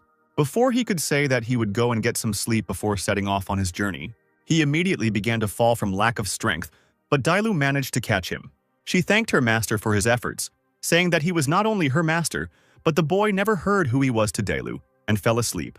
After Xiao's sleep, he stood dressed in front of the mirror and realized that it was time to set off on a journey full of mortal dangers. Dailu was still hesitant, since Xiao had no reason to risk his life for the sake of a summoned beast. Snapping his fingers at Dailu's forehead, causing her to stumble back, Xiao reminded her that she was not just a summoned beast, but part of the family, and that he would be with her until the end. There was also the question of Xiao disappearing from the Azure Dragon Academy for a few days, but the guy had already thought everything through and asked for 3 days off to go home to his sister. The sports complex announced that Xiao had taken a vacation and gone home, so he would not be attending training in the coming days. Upon hearing this news, A frustrated Jinjin prepared to return to the hotel, lying to her brother that she was not feeling well. The disgruntled teacher watched as everyone ran away and no one wanted to go to class. Meanwhile, Xiao and Delu stood on the azure beach, since if they sailed directly from there to the island of ice and fire, they would get there the fastest. The fox reminded him with displeasure that she was not a shark, and that if she spent too much time in the water she would feel ill. The guy asked in response what she was suggesting in that case. After asking the master to watch carefully, she began to concentrate her power. The water began to rage violently, raising waves. The fish that were in the sea began to fly out of the water. The waves rose so sharply. Xiao asked Dailu to stop because with such manipulations she would attract all the sea monsters here. But this was what Dailu wanted. Whale appeared from the water, which had the form of the king of the first stage beasts. Xiao and Dailu climbed onto the whale and asked it to take them to the island of ice and fire. She sat down and Dailu noticed how her master began to get nervous. The guy confirmed this. Dailu reminded him that it was not too late to refuse, but he did not regret his choice and asked to wake him up when they reached the island. Looking at the sleeping Xiao, Dailu knew with a satisfied face that she would protect him for the rest of her life. Meanwhile, at the main naval base, Admiral Murong was reading a newspaper that said something about his children and that they were on the right path. Lao Bai came into the admiral's room and said that if the admiral was so worried about his children, then he should take a vacation and visit them. Lao Bai revealed his purpose for visiting. It was because of the execution of the jellyfish, and the empress was worried about it. It turns out that on land, not long ago in Sakurano, cultists tried to break through the border, but the empire's troops were able to push them back. In the south, things are also restless. There are only fugitives and bandits. But the ground forces General Bai Yu assured that no one would dare to interfere with the treasury and the jellyfish, since there were 2 generals there. After these words were spoken, Admiral Murong realized that it would be best to begin the execution quickly and ordered the prisoner to be brought in. In the cell was a beautiful girl, chained, and on her forehead there was a shining red stone. A blue-haired Medusa, bound in chains, knelt before the scaffold, awaiting her death. General Bai assured the jellyfish that if she had survived to this day, after all her countless atrocities, then she had received mercy from the empress. Medusa found his words funny since they considered her a monster, because Shangguanlan had the most dirty secrets in the world. When they reached the place of execution, Xiao and Dailu were surprised by the fact that the jellyfish was guarded by 2 generals, and they would not be able to fight them. Raising his only hand, General Murong gave the order to prepare the Dragon Fang execution weapon. Medusa spoke to Shangguanlan, telling him that his secrets would not remain at the bottom of the sea even after her death. Shrouded in her purple aura, the jellyfish continued to say that Lan's sins that she committed 200 years ago would come to light. With the help of this aura, the jellyfish managed to subdue 2 guards, and one of them pointed a sword at his neck, intending to cut it. Seeing this, Bai Yu decided not to hesitate, inserted his hand and used spiritual mist. Roots flew out of the ground and enveloped the guards, not allowing them to make any unnecessary movements. General Bai noted that the jellyfish was truly incredible. Even in such a position, it could still use illusions. Medusa reminded the general that out of the 5 great clans, only his was destroyed, and now he serves Shangguanlan, betraying his ancestors. The men in cloaks approached the guards, who showed them the location of the electrical panel and gave them orders to act when they turned off the power. But then other guards noticed them and ordered them to raise their hands up, or else they would open fire on them. They realized that they had been ambushed and decided to detonate the dynamite right then and there. There was a deafening explosion that could be heard throughout the entire prison. After this, the alarm was raised, lanterns were lit, and a message about an attack on the prison was broadcast over a loudspeaker. The people in black cloaks took advantage of the moment to attack the jellyfish's guards and called on their beasts. General Murong gave the order to continue the execution, since if the jellyfish died, they would no longer have a reason to attack. Amidst all the noise and confusion, Xiao ordered Dailu to take action, to which she said that she would not let her master down. Dailu broke through the guards to the jellyfish with her powerful jerks, and no one could stop her. Having reached the jellyfish, Dailu told her not to ask anything. First, it was necessary to get out of the chains. General Murong was surprised to see the fox with 9 tails here, as it was wanted all over the Dragon State. Now he was ready to kill them both. General Bai interrupted him, asking him to wait and pay attention to the neighboring rock. On the rock stood a guy in a cloak and a terrifying mask in the form of a skull with fangs. Bai Yu raised his head to the masked stranger and asked him if this guy was from the Yan clan. The guy continued to glare at everyone around him, declaring that they didn't need to know this because he only came for this snake, and whoever stood in his way would die. Medusa immediately thought how a guy could address her like that with such spiritual power. And Delu, showing a small smile, also noted in her thoughts that Xiao had gotten into character very well. Everyone who was watching the guy on the rock began to discuss among themselves who he was, thinking that he was one of his own and could even help him. But General Murong, still smoking a cigar, told the man in black that no matter whether he was from Yanmeng or not, the only thing that awaited him for invading the naval headquarters was death. And supporting the general, Bai Yu shouted with all his might that whoever captured the guy alive would receive a generous reward. At these words, Xiao grinned slightly, but no one could see his smile under the mask. Medusa, looking at the guy, immediately noticed that his spiritual power had just increased tenfold and continued to look at the guy with an amazing look. Finally, Xiao told Dailu that he would last for a maximum of 10 minutes, and then his life would be in her hands. And the fox only replied that she understood what the guy was talking about. Murong pointed his index finger at the rock, signaling everyone to advance. All the guards and the animals of the people in cloaks rushed towards the three figures standing on the high cliff. Almost quickly, the animals were already next to Xiao and the others, and Dailu was the first to come out to them. After commanding the fox to act, Dailu asked the boy to take care of the jellyfish before launching an attack. Later, taking a step forward, Dailu crossed her arms in front of her. And having placed them again, the fox quickly activated her powers, causing stones to fly in different directions behind her, her eyes to glow with a bright light, and magic to sparkle around her body. And at that very second, there was a powerful flash that reached right up to the sky, blinding everyone around. The soldiers could not hold back their screams from such a strong light, and everyone wanted only to turn away from the source of the light. The animals also began to whine, unable to withstand the fox's strength. The people in cloaks, seeing their summoned animals suffer, were also affected by the power, and one of them noted that this just indicated that the guy was indeed from the Flame Alliance. Murong, looking at what was happening from the side, immediately thought that the fox apparently had evolved. Lao Bei, looking at the dragon's scales, horns, claws, and pupils, immediately recognized these things as the power of the dragon that had disappeared 200 years ago. But Murong also added that this guy was extremely dangerous and could not be allowed to leave this island of ice and fire. Bai Yu crossed his arms slyly and replied that he understood this perfectly well, continuing to smile sarcastically. At this time, the rock began to crack and the earth began to tremble. Si showed all his confidence as he walked slowly along the crumbling cliff. And suddenly, when the three fugitives were walking on the stones, their feet unexpectedly found themselves on a large predatory flower with teeth. Trying to keep Dailu on her feet, she didn't even understand at first what was happening, while the flower itself continued to rise. And as if under hypnosis, all three began to fall into the wide-open mouth of the plant. Dailu let out a cry from the unexpected fall, and right during the flight, she tried to see where they were flying. And suddenly, the flower's mouth slammed shut, leaving only a solid red light around the guy, the fox, and the jellyfish. The guards couldn't help but be surprised when they saw the cursed demonic flower, as this plant beast with an ancient lineage was truly incredible. And one of the fighters added that this was to be expected from a god among plant animals. Xiao was one of the first to come to his senses.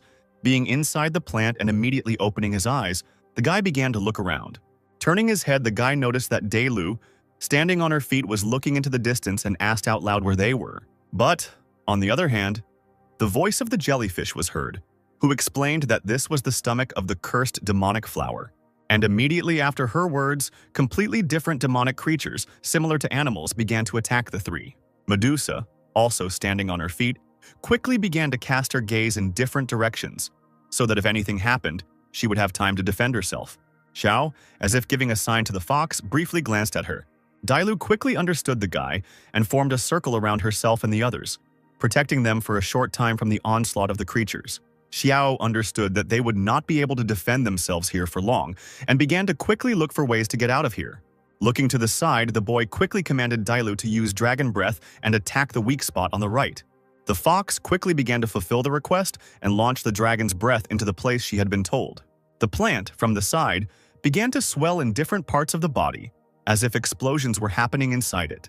Murong quickly noticed that 6 minutes had already passed, and Lao Bai, knowing that after being swallowed by the cursed demonic flower, you would experience the sensation of your flesh beginning to decompose and your bones being ground into powder, and so the man was confident that these three would not be able to escape. But suddenly, the plant was torn into different parts from the inside, leaving only a small stem intact. The next minute, A large figure of a red fox with horns on the top of its head burst out from the already collapsed plant. Lao Bai held his breath and couldn't believe that this was even possible, because he knew very well that no one had ever managed to escape from the cursed flower. Murong also added that the power of the dragon flame was truly impressive, and even the cursed flower with ancient blood could not withstand this attack.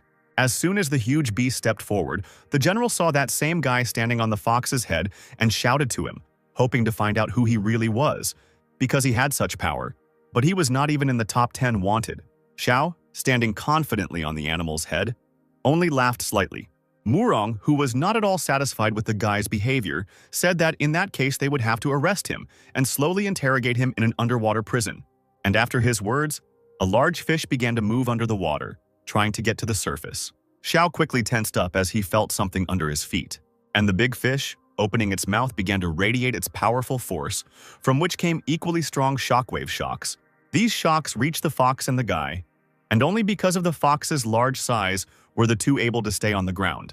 The guy, looking forward, felt what a powerful destructive force had just passed through him. The fish, more like a shark, continued to shoot out of its mouth like charges, which, with a shockwave, captured the area of land where Xiao stood. But the fox was not going to give up so easily, and in order to defend herself, she opened her mouth and also began to radiate her bright red power. The big fish, in front of the boy and Delu, continued to exude its energy, trying to absorb its enemies, but the fox did not hold back its attack, also showing its strength. Xiao understood that he couldn't drag out the fight, because the medicine would only work for a little more than 3 minutes, and he immediately voiced his thoughts to the fox. Delu, understanding the guy, suggested that in that case they leave quickly. But Bai Yu stood in front of them, not wanting to let the uninvited guests go so quickly. The man extended his hand and released a myriad of vines, and Dela began to be engulfed in vines from all sides, first wrapping around her paws and then her body itself, preventing her from moving. The general continued to hold his hand outstretched, but already clenched it into a fist and added that although they had burned his flower with dragon flame, plant animals by nature do not feel pain. Xiu looked down at the man and realized that they were being attacked from 2 sides, surrounded from the front and from behind. It seemed that everything was lost. The vine wrapped around all parts of the animal's body and then began to strangle the fox, causing it to lose its balance. The large fish standing in front of them, having finished giving impulses, suddenly formed a large trident above itself, making it clear that it was intended for the guy. This trident almost immediately flew towards the fox, who could not even move. Seeing the angry fox, Xiao knelt down on one knee and continued to be on her head. He told her to stop resisting and suppress the dragon's power by turning off the energy shield. Dailu didn't even understand why she should do this at the moment when a large trident was flying at them, but the guy convinced her to just do it. And suddenly, the two seemed to fall through the ground, and the vine began to get entangled in the ground. Lao Bai couldn't understand why the fox stopped fighting and even gave up defending itself, watching as clouds of dust began to rise from the place where they were standing. Murong thought that it didn't matter now because, in any case, no enemy could withstand the blow of the sea god Leviathan's trident. But what was their surprise that after the trident hit them exactly, the guy and the fox remained alive. After waiting a couple of seconds for the smoke to settle, a huge dragon suddenly flew out of it, making loud sounds. General Murong couldn't help but be surprised, realizing that he was definitely seeing a dragon soul. Lao Bai also stood in great shock. He finally made sure that the guy was able to release the dragon's soul, and then he became more and more worried about who this stranger was.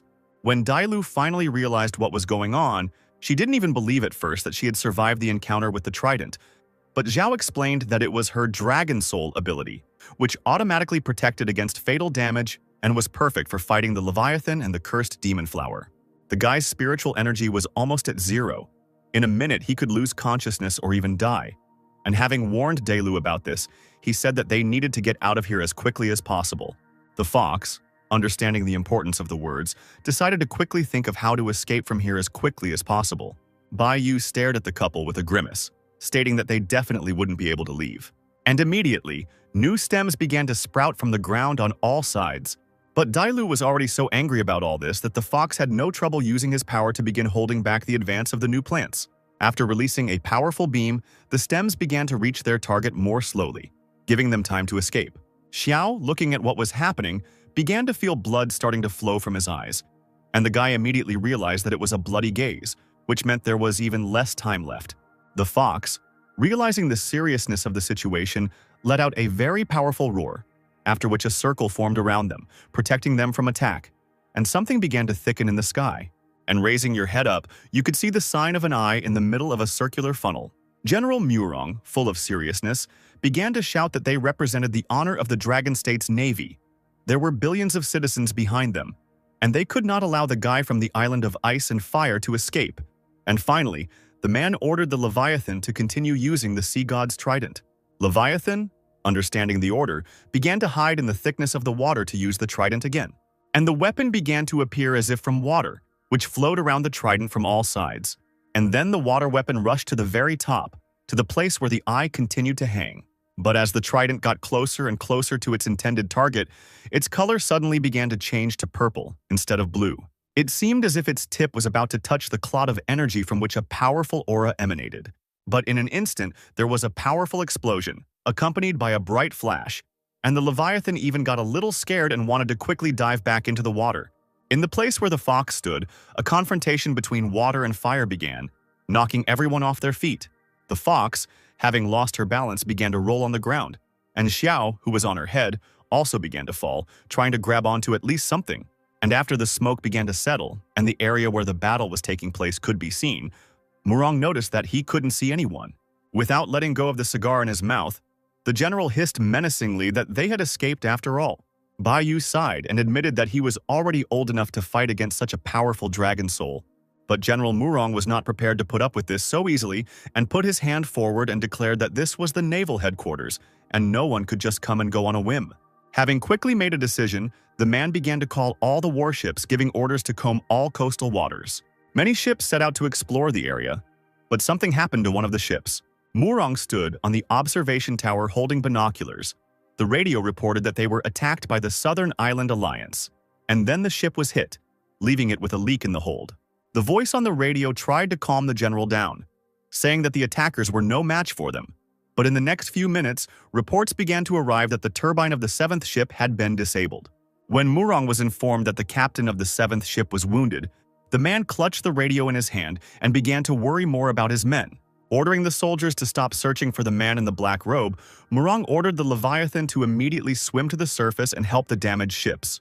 At this time, Delu, who had returned to her human form in the middle of the sea, tried to find Xiao by looking around. While the fox was calling for its owner on the surface of the water, the boy was slowly sinking to the bottom, realizing how strong the side effects of the dragon elixir were. His body slowly sank deeper and deeper, until at some point a large snake-like creature swam past him.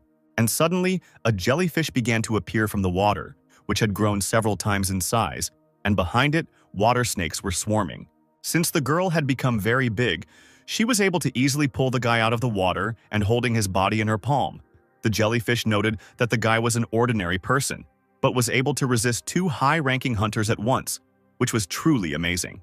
Looking a little more at the facial features of the tiny boy in her arms, the jellyfish quietly apologizes and opens her mouth, preparing to swallow Xiao. After a while, as if in a dream, Xiao tries to gather all his thoughts together and slowly opens his eyes. The first thing he sees in front of him is the worried face of Dailu, who can barely hold back her tears. The fox, holding the guy's face, finally began to rejoice that he had finally woken up. As soon as Xiao was able to wake up, he began to look around, not understanding where they were, but Dailu immediately calmed him down, answering that they were inside the jellyfish and he should not worry, because no animal moves through water as quickly as she does. But Xiao was no longer very concerned about the situation, and looking at the fox, the guy touched her cheek, wet with tears, and quietly said that the main thing was that everything worked out and he kept his word. Immediately after his phrase, the guy began to close his eyes and the fox began to anxiously shout at Xiao not to sleep. At this time, the jellyfish moved quickly through the water, hiding from the pursuing ships. She understood that the guy was seriously injured and unconscious, and his condition was very serious. And seeing an uninhabited island in front of him, the jellyfish decided that it was worth stopping there for now. The island was small, surrounded by a stone wall on the sides, and the rest of it was dominated by mountains with a small amount of vegetation at the foot. Murong looked into the distance and realized that even 2 generals could not cope with such a task, considering it a great shame. And while Lao Bai was calming Murong down, suggesting that he think better about how they could avoid the Empress's wrath, a bright point suddenly appeared in the sky, growing larger with each passing second. With a sharp movement, a bright beam burst out from the point, from which emerged a divine creature resembling a wolf with horns, whiskers, and the claws of a bird. Both generals raised their heads and immediately tensed up when they saw who exactly had come to them. And when they were absolutely sure that it was the Empress, both froze in fear, not knowing what to expect. And the Empress, standing on the head of her divine creation, which was frozen in the sky, asked the men where the jellyfish was. Murong decided to explain himself first, saying that unfortunately the prisoner had escaped, and Lao Bai added that, in addition, they had been attacked by other forces, otherwise that person would never have left. This answer quickly angered the Empress, and she began to shout that she did not want to listen to their excuses and simply wanted to know who took the jellyfish. Lao Bai, fearing the Empress's wrath, immediately replied that it was a man in a black cloak and a mask with a demon's face, and with him was the nine-tailed fox Dailu, his battle beast. But the girl was not satisfied with even this answer, and she began to ask in the same shout how two generals could not protect the naval headquarters.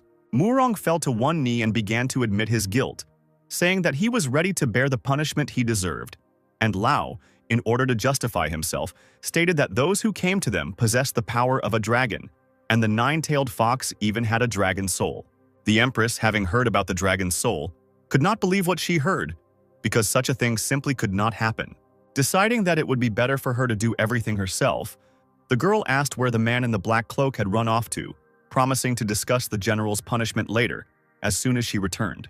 Hearing that the fugitives had gone to the southeast, the Empress, standing on her beast, directed her gaze in that direction. She immediately flew off to look for that person, while Lao Bai thought that even if the Empress interfered in this matter, it seemed like big changes were coming to the dragon state. By the time everything around had become quiet, the moon lit up the night sky and it began to rain on the island.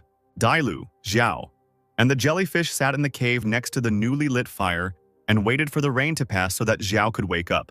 Medusa, having decided to break the silence, turned to Dial, noting that she had not thought that so much would happen to her during this time, and the fox added that without her master she would have died long ago in a dark cave. But Medusa seemed surprised by this answer, considering that the fox seemed to be in too close a relationship with this guy. Their conversation was interrupted by Xiao's voice, who was almost sleepily asking for water, and the jellyfish quickly concluded that there was no fresh water on this island. Dailu had already figured out how to solve this problem, and taking a small knife, the fox made a small cut on her finger. And then, bending her finger towards the guy's lips, she began to wait until the blood began to flow and get into Xiao's mouth. Medusa, watching what was happening, was very surprised that the fox really decided to spend her own blood for the sake of some person. As soon as the first drop of blood entered Xiao's throat, unknown images began to flash before his eyes.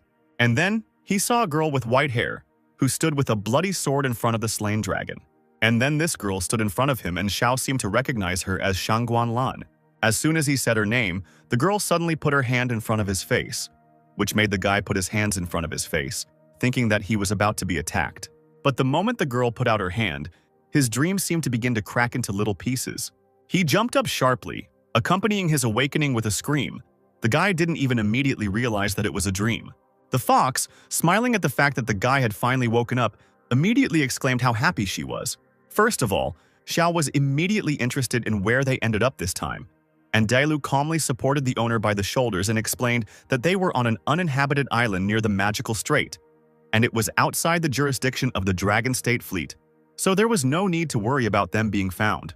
Having come to his senses a little, licking his lips, Xiao felt the taste of dragon blood and also learned from the fox that after losing consciousness he was severely dehydrated, and there was no fresh water on the island.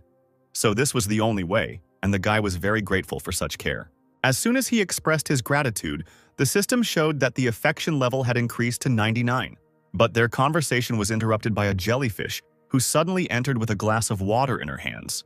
But Zhao didn't immediately notice the water because he was only looking at the crown that was on the jellyfish's head. The guy, of course, gladly accepted the water from his savior. The moment the jellyfish bent down to hand over the glass, Xiao's eyes dropped to the level of her chest, which was only slightly hidden by her dress. Xiao, as soon as he noticed that the girl's chest seemed to be about to fall out of her thin dress, immediately blushed with embarrassment and hurried to change the subject. Medusa, as if noticing the guy's embarrassment, folded her arms across her chest, declaring that there was no need for thanks, since she should be thanking the guys for saving her life. The fox, looking out from behind the guy, noticed that this was the highest form of gratitude among the snake tribe. Not noticing Dailu's words, the jellyfish continued to thank the guy, stating that the snake tribe always repays kindness, especially for saving a life, so Xiao can wish for anything. The guy, having finally quenched his thirst, looked at the snake with an almost greedy gaze, not even hiding his gaze. After thinking for a while, Zhao said without any embarrassment that in that case he wanted a jellyfish. But the snake immediately and sharply refused the guy's wish. Xiao, who did not expect a refusal to his request, did not even know what to say in the first seconds. There was silence between the two for a few seconds. The snake crossed her arms and declared that she was ready to do anything for the guy except sign a bloody contract. And the guy immediately asked why that was impossible. And then the jellyfish explained that orcs would never be slaves. But the guy decided to try his luck and offered food and shelter. But the snake still refused. Dailu, watching this, remembered how she had once been forced to enter into a bloody contract with Xiao Xinyu. But in the end, it was all for the best. The guy was so disappointed that he even started spitting blood, which caused concern among both ladies. Clutching his head, Xiao began to say how he thought that if he risked his life for the snake, he would be able to warm its cold heart. But how wrong he was, and the guy demonstratively groaned that now there was no more room for warmth in his soul.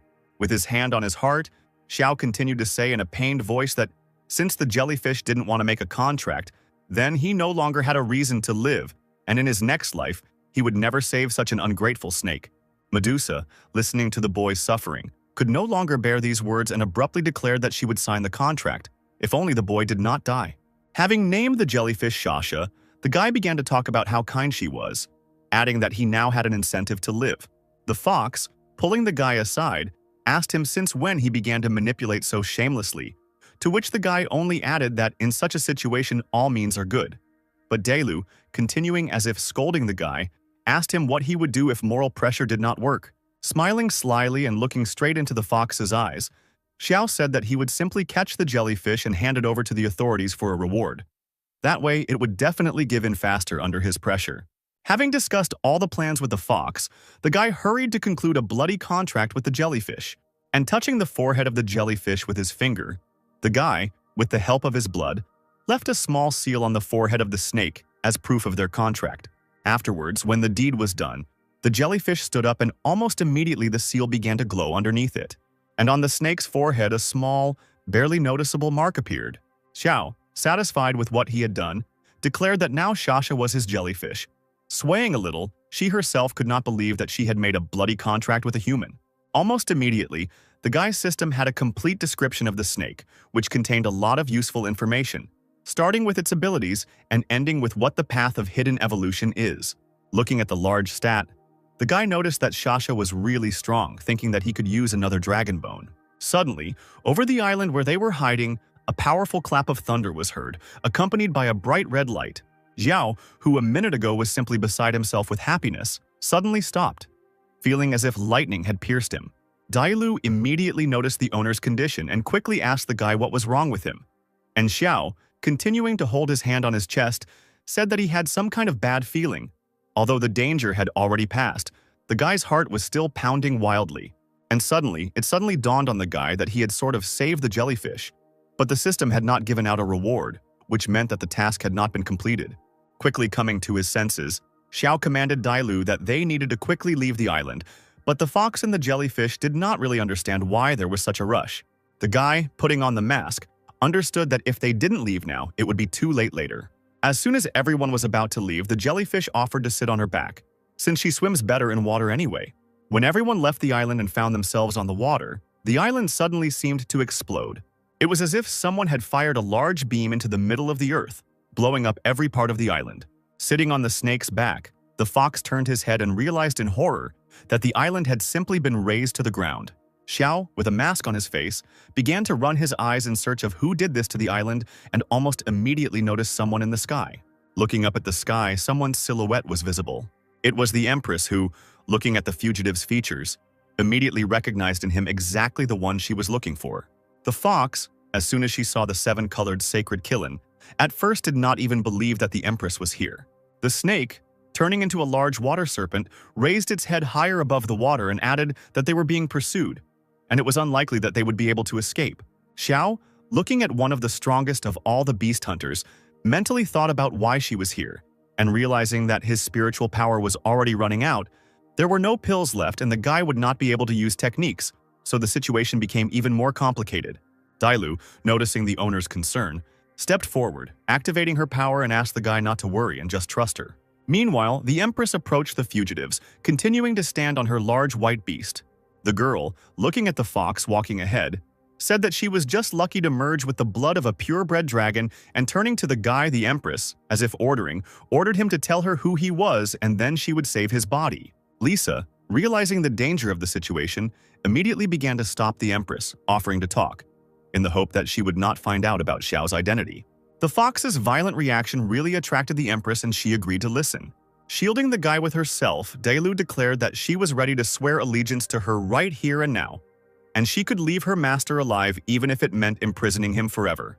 But the Empress didn't like this idea at all, and the girl was even ready to simply kill everyone present there. Having angered the snake with this, the jellyfish began to scream that in that case it was worth simply fighting the Empress, and there was nothing more to wait for here. These words became like the beginning of action for the Empress, and she, looking once more at her victims, prepared to rush into the attack. Having flown higher into the sky, the girl summoned her yellow dragon, which was many times larger than all those taken here. The fox was the first to feel the dragon's strength, and even tensed up from such power. The Empress's mood changed to a more threatening one, and it became clear that she was not going to talk. As soon as she landed on her beast's head again, large black demonic wings appeared on her back. Dailu looked at the Empress with confusion, seeing the ominous energy of the black dragon's soul emanating from the girl, although this was impossible for people. But then the jellyfish declared that this was precisely the real face of this woman, adding that now they knew for sure that she wanted them to take this secret with them to the grave. The fox was almost completely overcome with fear from such powerful energy. But Dailu still wasn't going to give up so quickly for the sake of her master. With one quick jerk, the Empress's beast flew at the three of them, approaching them closer and closer. Dailu, having encouraged herself a little, was already ready to enter the battle. In a second, she transformed into a nine-tailed fox and stood confidently in a fighting stance, awaiting the attack. And deciding not to wait for the full approach, the fox made several dashes towards the large beast. But as soon as Dailu got close to the beast flying towards her, something unexpectedly began to inflict numerous cuts on her. Xiu was only able to understand this when he saw the fox start to bleed. And at that very moment, something cuts off one of Dailu's paws. Immediately after this, part of her ear is also quickly cut off, leaving only a small piece. And then, without even having time to scream, the fox loses his head with just one felling. She quickly shouts the girl's name, afraid that this is how it will end now. Fearing for the fox, the boy sees how it, having become human again, began to fall almost unconscious at a great height. The boy couldn't leave Dayla like that and quickly ordered the jellyfish to catch the fox.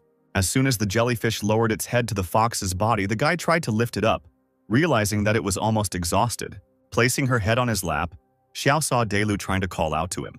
The girl tried not to show weakness, and stretching out her hand to her master's face, the fox felt sorry that they had only recently met. Xiao, hearing what she wanted to say with this, couldn't help but let tears slowly start to flow from his eyes. The guy kept trying to find out from the fox how to help her, but Dailu, instead of words, put her hand on his head and pulled him closer. And then, very tenderly and with all the love she had, she kissed the guy on the cheek, unable to hold back her tears. Smiling slightly, Dailu tried to speak with all her might, apologizing to the guy, adding that it seemed she would leave first. The fox, wanting to touch her master again, stretched out her hand forward, but suddenly it fell to the ground. Xiao frantically began to shout the fox's name, seeing how she didn't blink or breathe. The guy finally realized what exactly had happened, and he could no longer hold back his tears. All the good and bad moments associated with the fox immediately began to float through his head, and realizing how attached he was to her, the guy hugged the girl's already lifeless body.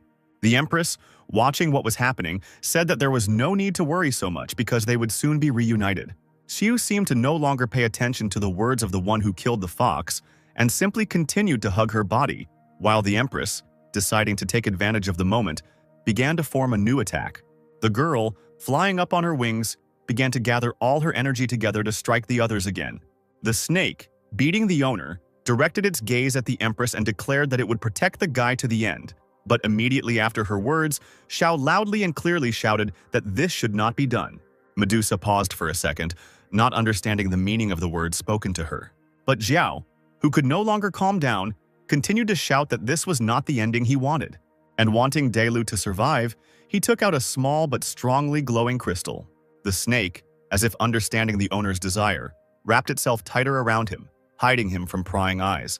Small particles of water began to thicken in the sky, and suddenly, a powerful flash appeared around the guy, surrounding everything around with a shockwave, from which the water, the sky, and everyone who stood nearby began to fill with blue light. The Empress froze in place as soon as she saw the dragon's tear, not believing what was happening.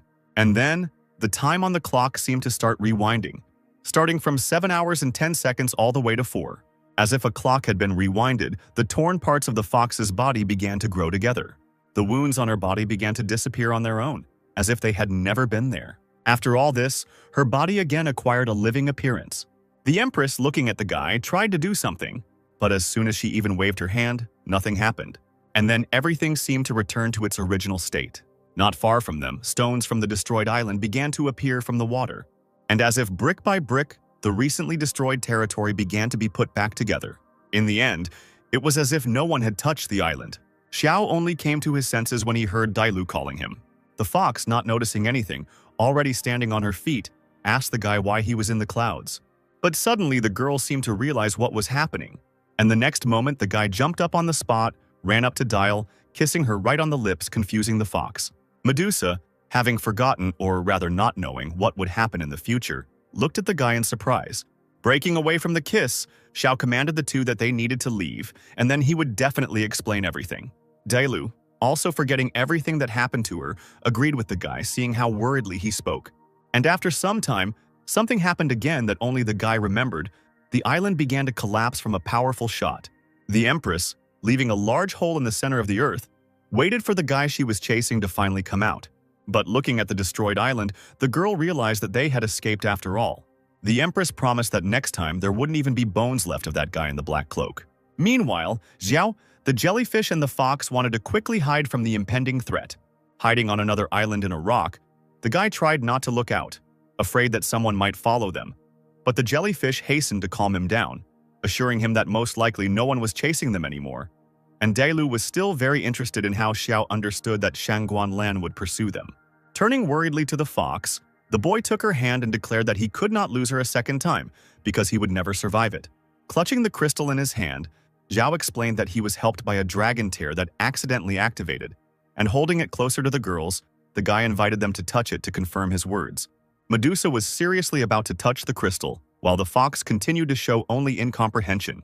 As soon as Dailu touched the stone, tears flowed from her eyes, causing confusion in the snake. When everyone had come to their senses a little, the system showed the guy a notification that he had completed the task and received 1 purebred dragon egg as a reward. Realizing that, since the reward had already been given out, it meant they were finally safe, and the guy could finally breathe a sigh of relief. Turning to Shasha, the guy remembered how Dailu told him that the snake knew the secret of that battle with the dragons that happened 200 years ago, and asked the girl to tell him more about it and who Shangguan Lan was. Medusa began to remember how she once exterminated dragons in flocks, but in the end, she herself became what she fought against, an evil dragon. 90% of the strongest warriors of the dragon state participated in that war. And at that time, there were 2 strongest fighters, Shangguan Lan and Xiao Lian. And then Shangguan was not yet the empress of the dragon state, and Xiao Lian was not the leader of the rebels of the Flame Alliance. At that time, the jellyfish was just a small snake hiding in a rock.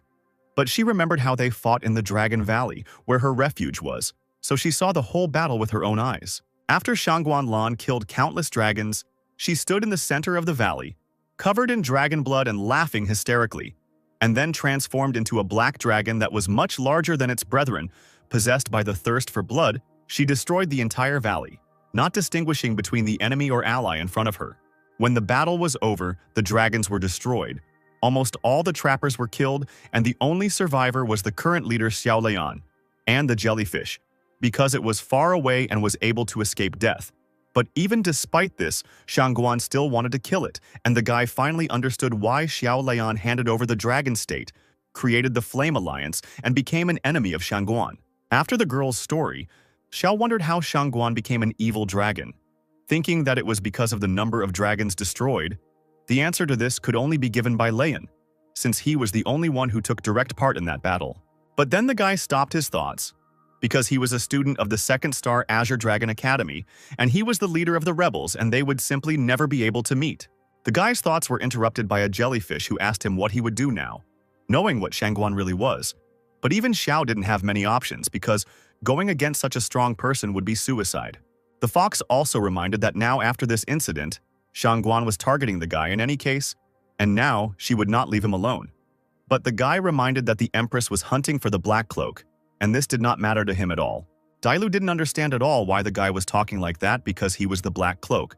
But the guy quickly changed the subject and suggested that the fox not bother her head with this, and that it would be better to go and rest, and then return to the city. Having decided that he really needed to rest, the guy looked at the dragon tear one last time. But suddenly, Xiao's head suddenly began to feel heavy, and the guy could barely stand on his feet, causing the fox to start to worry.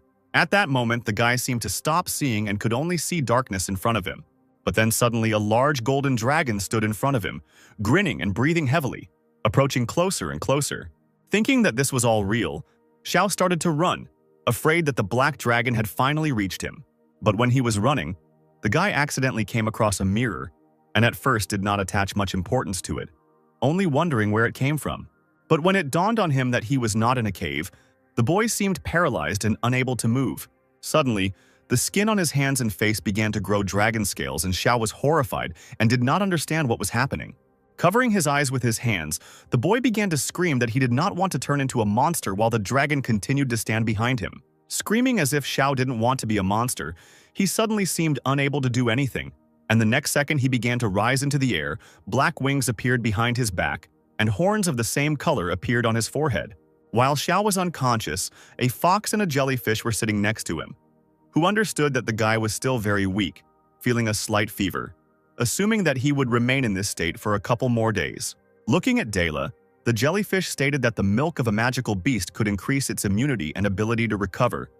But the fox, as if not understanding her look, immediately snapped back that she definitely did not have milk. Realizing that she would still have to go in search of milk, the fox headed towards the exit of the cave, promising to get something. And leaving the cave, the jellyfish was left alone to watch the exhausted guy. After a while, unexpectedly for everyone, Xiao jumped up shouting that he was not a monster. Looking around, he finally realized that it was a dream and calmed down a little. Having become a bit of a pest, the guy immediately asked the snake where they were and how long he had been sleeping. Medusa calmly answered the owner that they were in the same cave next to the magical strait, and 3 days had already passed. Upon hearing this, the guy was very upset because it turned out that he missed the supernova competition. Still recovering, the boy realized that about 5 days had passed since they left the city, and he needed to return urgently to make it to the finals. Otherwise, the academy might suspect something, and if the Empress noticed, then he would definitely be finished. Delu was very happy to see the guy conscious, while Shasha sat next to him and dissuaded the guy from returning to the city because he was still weak. The worried fox came up and said that the milk of the magical beast would help him get back on his feet faster. But Zhao, as soon as he heard whose milk it was, began to resist and grimaced, saying that he was a human and only drank milk tea at most, and that the animal's milk was too disgusting. Medusa decided to intervene immediately, hinting at how it was precisely due to this milk that he had remained unconscious for 3 days, and that the milk would strengthen his immunity and restore his vital energy. And for this, by the way, the fox had sacrificed a lot. Looking at the slightly embarrassed fox, the guy at first did not understand the jellyfish's words. But when the whole meaning suddenly dawned on him, Xiao had completely lost his desire to drink milk. The snake, standing behind him, continued to pester the guy, repeating that Delu had gotten this milk especially for him, and if the guy didn't drink it, she would be very upset. The fox herself joined the conversation, saying that she had put in so much effort that now he was obliged to drink this drink. Xiao, understanding how much Delu had sacrificed for him, could no longer simply refuse her and hurt her again. And opening the bottle cap, the guy began to quickly drink the milk, without even inhaling air between sips. When he finally tore himself away from the drink, the young man immediately realized that it was the milk of the Silver Tiger Empress. Jellyfish quietly laughed and whispered to Xiao that the tigress was currently in her lactation period, and that was why the fox hunted female animals every day. Deciding to end this awkward moment, Zhao drank some more milk and asked Shashi how long it would take to return to the coast of the Dragon State given her maximum speed, and the snake, without thinking twice, said that half a day should be enough. Realizing that there was still time, The guy suggested that the girls catch the beast and roast it together. Once the fox and the jellyfish had gone hunting, Xiao could finally see what kind of reward the system had given him. Looking at the dragon egg in his hand, the guy began to read about the item in the system. After learning that this was an ice lotus made from dragon bones, Xiao remembered that he couldn't even grow anything from a seed, but here in front of him lay a real dragon egg. But the guy's thoughts were abruptly interrupted by a sound coming from the entrance of the cave. It was a fox with a jellyfish that was being dragged by several animals. After a while, all three lit a fire, cut up the meat, and finally roasted it over the fire. Having gathered around the fire, everyone began to eat. And Xiao's attention was drawn to how the jellyfish was eating another piece of meat and, compared to the fox, had definitely eaten more. As he continued eating, the boy thought, "Are they that big even in humanoid form? By the way, if she eats so much, then the rest of her is big too?" Noticing the thoughtful guy, the snake asked him what the gentleman was thinking about, and then Xiao, without any suspicion, asked what kind of relationship he had with the jellyfish and received the answer that for the girl, he was her savior, so he could speak directly. A little shy and stuttering, Xiao carefully asked the jellyfish to give him some of its feces. At this question, the snake immediately bared its teeth and released its claws, asking the guy if he was looking for death by asking such questions. Wanting to pounce on the guy, the jellyfish was quickly stopped by the fox, who tried to calm her down. But Xiao, as if he was asking for something simple, decided to ask Dailu for it in that case. The fox, continuing to hold the jellyfish so that it would not attack its owner, declared that the guy was too spoiled if he thought that after the jellyfish refused, he could just ask her for such a thing. Unable to contain her anger, Dailu herself was now angry, calling the guy a pervert, and the jellyfish completely agreed with her words. To calm the girls down, the guy took out a small pot containing some kind of fruit with a root and showed it to the girls, saying that his request was needed for exactly this. Medusa, looking at the plant in surprise, didn't even know what to say. But Dailu said that they were not wild animals after all, and they also had dignity. The guy, of course, agreed with her words, and even realized that he was rude to them. But he tried to explain to them how he really needed it. And the main thing was that the magical beast had the form of the king of beasts. Medusa, guessing that other magical beasts would be suitable for such a task, said that in that case it was not a problem, because there was a magical strait at the bottom of which many beasts of this level slept. So after their meal and conversation, all three went to the strait in search of the necessary resources for the guy. Approaching the shore, where it was clear that someone was living there, the guy began throwing small stones to attract attention. And to make sure it worked, Xiao threw a slightly larger stone at the end. Almost immediately, someone began to scurry about in the water, wondering who dared to disturb his peace. And suddenly, a little girl with blue hair appeared from the water, screaming at those who disturbed her. Xiao, as if joking, began to be surprised, calling the creature a mutated imperial whale, which was a great rarity. But the words about rarity did not make the girl happy at all.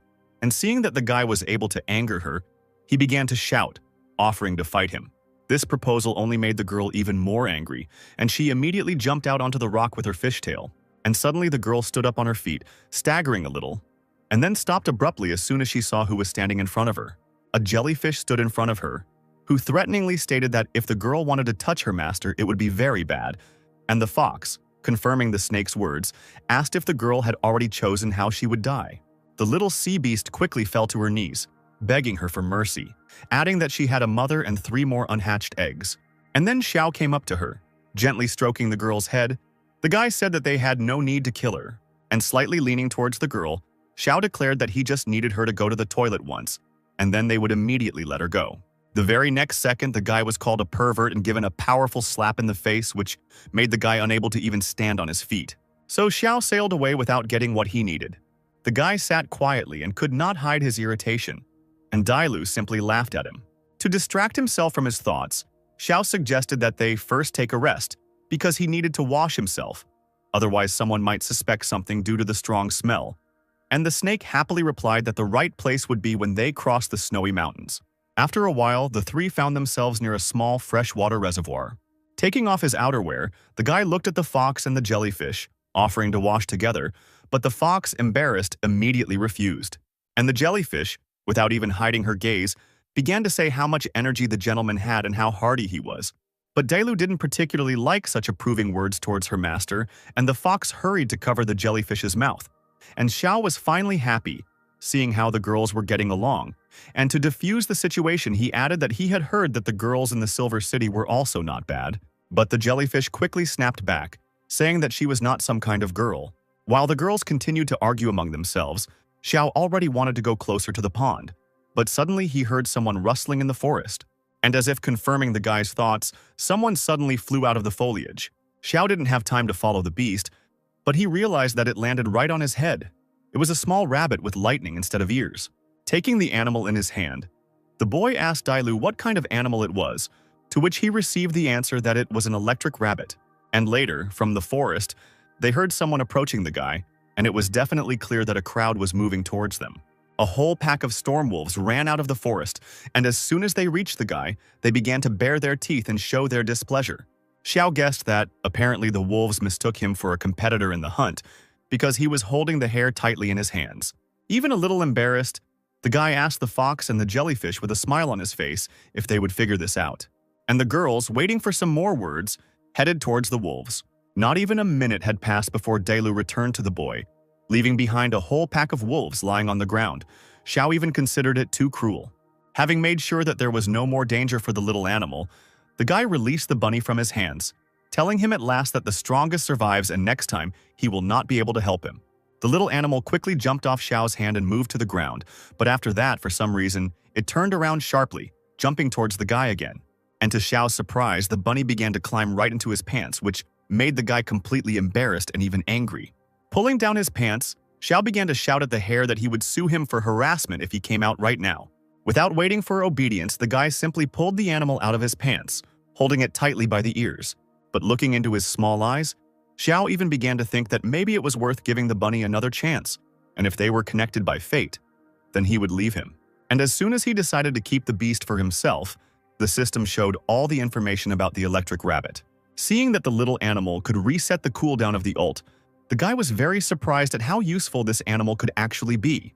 Inspired by all this information, Zhao approached the girls with a rabbit in his hands and declared that this long-eared one would go with them, and the guy wanted to make a bloody pact with him. But the jellyfish and the fox immediately began to dissuade the owner from such an idea because this beast was still weak, did not develop, and was completely useless. Meanwhile, the city of Cylong lived its life peacefully, illuminating the city's residents with bright sunshine. Spectators had already gathered in the open arena, and loudspeakers were shouting at the top of their lungs that the decisive battle of the supernova competition would take place today. One of the screens showed Xiao's team, and on the second screen, the second team from the Red Crane was visible. Meanwhile, Yang Shuo, convulsively clutching the phone, did not understand why Xiao, who was supposed to show up, was still not there. Xinjin tried to calm her brother down, saying that he just needed to call again, but the guy couldn't stand it and started shouting angrily, saying that he had already called Xiao 15 times. But despite his sister's attempts to persuade him to call again, Yang Shuo gave in and was about to call again. Putting the phone back to his ear, the guy heard that the called subscriber did not have enough funds in his account, and now Yang Shuo really felt better, because now it was clear that Xiao was at least within reach, which meant close.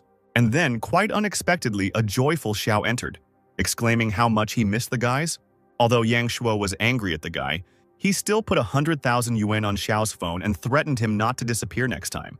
Xinjin, seeing how embarrassed Xiao was, asked the guy if he hadn't gone to Longyin to see his sister, because if they had called him so many times, then why was the guy out of reach? Xiao, realizing that he had absolutely no idea what to say, decided to quickly change the subject, and taking Xinjin's hand, the guy said that she was especially beautiful today.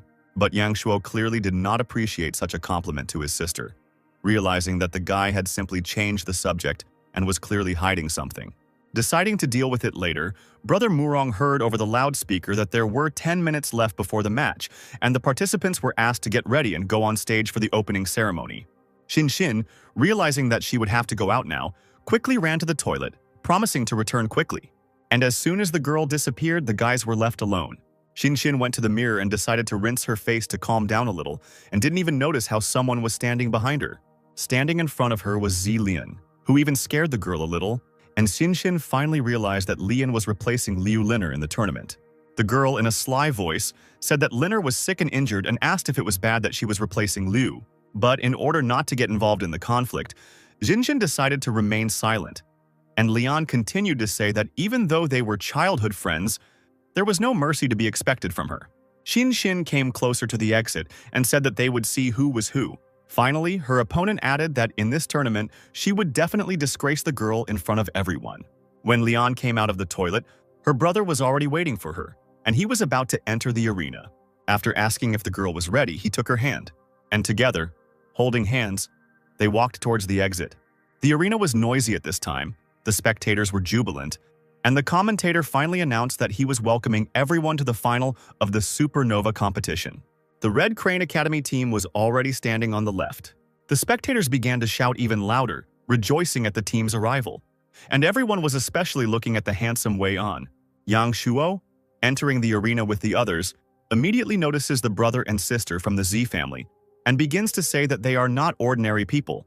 Their father is the 10th star hunter Zizhong, one of the Empress's advisors and the chief strategist of the Dragon State. And when the Azure Dragon Academy team was announced, Yang Shuo gave the command to come out. When Xiao entered the arena, he noticed the Empress he had just fought with. She was sitting in the judge's seat and smiling as if nothing had happened. Advisor Sai stood next to her, thinking out loud about who would ultimately win. And when the conversation died down a little, the advisor quietly asked whether the Empress had managed to find out anything about the man in black.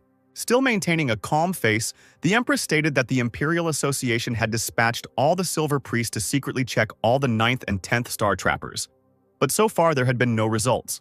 But the advisor, deciding to put in his own thought, added that this man in black might not be a high-level trapper at all, but, say, an influential official or even a minor figure from a backwater town in their country. Xiao tried not to show it at this time, but the guy clearly saw the advisor looking straight at him. And then the guy's face suddenly changed, and Xiao realized who this woman was, and it was no longer possible to hide his surprise.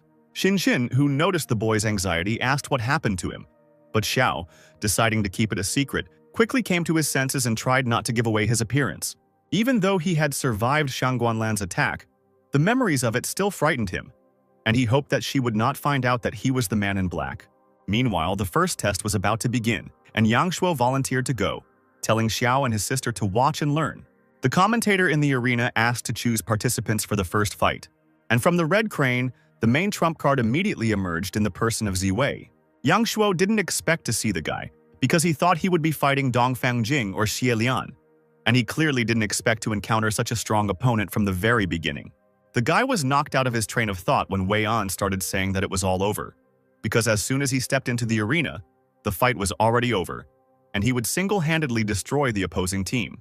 But Yang Shuo, without losing heart, declared that the guy should not dare to underestimate his team and quickly summoned a white griffin. The clouds began to thicken and, accompanied by thunder and lightning, a large white griffin appeared above the guy's head, flying around the arena. Wei An, who also decided not to wait, summoned his fiery demonic beast in the form of an animal with 3 heads, a wolf, a tiger, and a panther. Yang Shuo clearly didn't expect this and didn't immediately understand what kind of monster it was. Xiao was also afraid for his brother, not understanding what kind of monster had been summoned. Looking at the beast, the system quickly gave out all the information, and it became clear that this beast was really very strong. Although, of course, the white griffin Yang Shuo was not inferior in parameters. Xin immediately began to worry about her brother, but Xiao quickly calmed her down by saying that Yang Shuo would have time to attack the chimera's weak point, its tail. The guy understood that the advantage of the white griffin was its high explosive power and damage, and that the first 3 minutes would decide the outcome of the entire battle. If he didn't take the initiative into his own hands, the griffin's low endurance would play a cruel joke on him, and he had to figure out how to help his brother in that case. Meanwhile, Yang Shuo had already begun to attack the enemy, commanding the griffin to go on the offensive using the Thunder Spear of Heaven. But the demonic flaming beast quickly took the blow on itself at the command of its master and seemed not to even feel anything. All this time, the commentator loudly spoke about each action of the participant. And this time, the words of admiration fell on the demonic beast, who withstood the reception of the white griffin. Yang Shuo, seeing how the situation was developing, began to panic, realizing that he didn't have much choice. The way the beast took the griffin's attack was a great surprise to him. Wei An immediately began to make sarcastic remarks, saying that although the white griffin was a battle beast that relied on quick dominance, it was weak in a battle of endurance. Yang Shuo didn't want to listen to his opponent's advice at all and quickly ordered his beast to continue the attack. But this only amused Wei, who couldn't even hold back his laughter. The monster responded by quickly running towards the griffin. The griffin didn't even have time to take off before the chimera grabbed his wings with both of its heads. The griffin fell under the pressure of the enemy, covered in blood. The arena was filled with the enthusiastic cries of the spectators, who praised the son of the strategist Sei. Wei An, as if mocking the guy, said that he shouldn't get so carried away and ordered the beast to release the griffin. The demonic beast quickly obeyed the order and retreated back, leaving the now weak griffin behind. Wei An suggested that he simply surrender to his opponent, but Yang Shuo confidently stated that he definitely did not plan to surrender and would fight to the end, especially with his sister watching the fight. Xinshin wanted to call out to her brother, worrying about him more than anyone else, but Xiao quickly put his hand on her mouth so that the girl couldn't make a sound, realizing that there was nothing to say now. The girl, a little angry, immediately asked the guy why he stopped her. But Xiao, also not hiding his excitement, said that at that moment, Yang Shuo was not a participant in the competition, but her older brother. At this time, Yang Shuo was thinking about the damaged wings of the griffin, and to use the skill, more energy would be required, and in general, the guy could not lose to the Z family in front of his sister. Realizing that there was no other way out, the guy quickly summoned a steel gorilla, which, as soon as it appeared behind him, began to growl uncontrollably. The guy thought that he could stall for time until the white griffin came to its senses. Commanding the beast to use the steel staff, Yang Shuo aimed his hand directly at his opponent's beast. The gorilla almost immediately rushed to attack, not holding back his rage. This was followed by an order for the white griffin to use the power of thunder, and both animals ran to attack, accompanying all this with powerful flashes of thunder and a loud roar. The gorilla's fists clearly helped her move, and she was already very close to the demonic beast. Wei An commanded the three-headed beast to use absorption, and the demonic beast immediately began to blaze with fire, and one of its heads could not contain its tiger roar.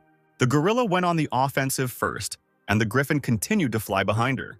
Yang Shuo, trying to see what was happening behind the clouds of dust, realized that it seemed that the enemy had withstood this technique.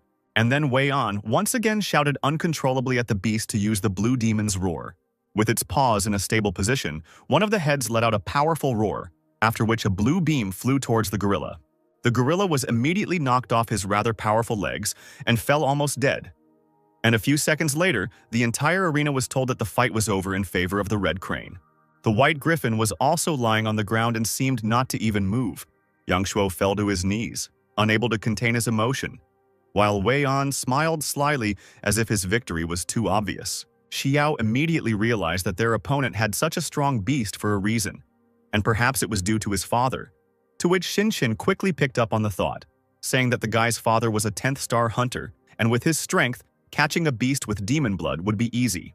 The girl even remembered how, as a child, she and Zilian had an argument over a bat with bone wings. This beast was caught when the Empress and her army were fighting outside the palace. Then the two girls argued about whose beast it was, and in the end it scratched Lian, leaving a small wound. And then, the girl told Jinshin that it was her fault, and that she had disgraced her by taking what belonged to her. The girl even remembered how her friend said that the C family never forgot a grievance, and it was then that she remembered how at that moment the whole family simultaneously had red, angry eyes. Xiao remembered that the guy had gray eyes, but Jinshin explained that it was heterochromia, a genetic feature of the Z family. Nothing special except the difference in color and the frightening appearance. And suddenly, Xiao seemed to be afraid of something. Looking at Wei An, he clearly saw how the system showed that the guy had an eye of foresight that could track the enemy's movements. It was clear that Shangguan Lan and the C family, two important figures in the dragon state, were both related to the beast, and it seemed like there were still a few secrets left from the time of the dragon extermination. Before he could even think a little more, the boy heard someone shouting that the second duel was about to begin, and Xinjin confidently walked towards the arena. Before the fight, Zilian asked her brother to teach her ex-girlfriend a good lesson, but the guy said that he was a gentleman and he would do everything he could regarding the assault. Wei An put his hands forward and, just like last time, offered the girl to surrender. But Xinjin, showing her determination, shouted that she was not afraid of the guy. The fight began, and the girl immediately summoned a bone-winged wyvern. The wyvern immediately began flying around the arena, screaming menacingly and shooting acid. The blast went straight towards Wei's beast, and the demonic beast didn't even know what to do at first. But the guy quickly commanded him to dodge faster. The animal quickly dodged, jumping back, watching as the wyvern's liquid pooled on the floor. The commentator suggested that perhaps the beast was afraid of the wyvern, since it dodged, avoiding the attack. The head of the Z family realized that Zinshin had learned about the vulnerability of the demonic beast from Xiao, which made him very surprised. The Empress, interfering with the man's own thoughts, asked the advisor who, in his opinion, would win this time, and the answer was in favor of his son. The wyvern meanwhile continued to shoot acid, and at one point, the enemy beast did not have time to dodge, receiving a charge right in the face. The demonic flaming beast seemed to be drowning in the liquid. The wolf's head howled while the tigers seemed to be angry. Xiao supported the girl and shouted to Xinjin that it was a great hit. Xinjin continued to attack, and without waiting for a break, she ordered the wyvern to use a shower of necrotic arrows. The beast quickly flew to carry out the order of its mistress, and the next second, small but powerful projectiles flew from its mouth. The arrows began to pierce the demonic beast's body, causing it to writhe in pain and scream. Wei Yan became very angry and almost started shouting at the beast to use Blood Whirlpool. And after the whirlpool, the order was given to use Reflection. The wyvern's arrows were reflected and flew towards her, slightly wounding her. Xinjin understood that the flaming beast had too many abilities, and each of its heads was responsible for them, and the tiger head had not even shown its capabilities yet.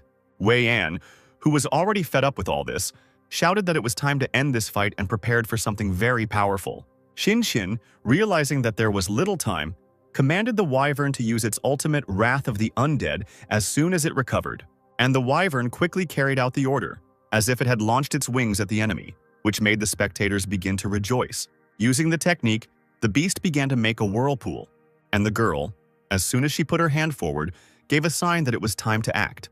But the demonic beast did not lag behind and was already preparing a new attack. Wei Yan, realizing that things were bad, began to panic, thinking that he needed to do something.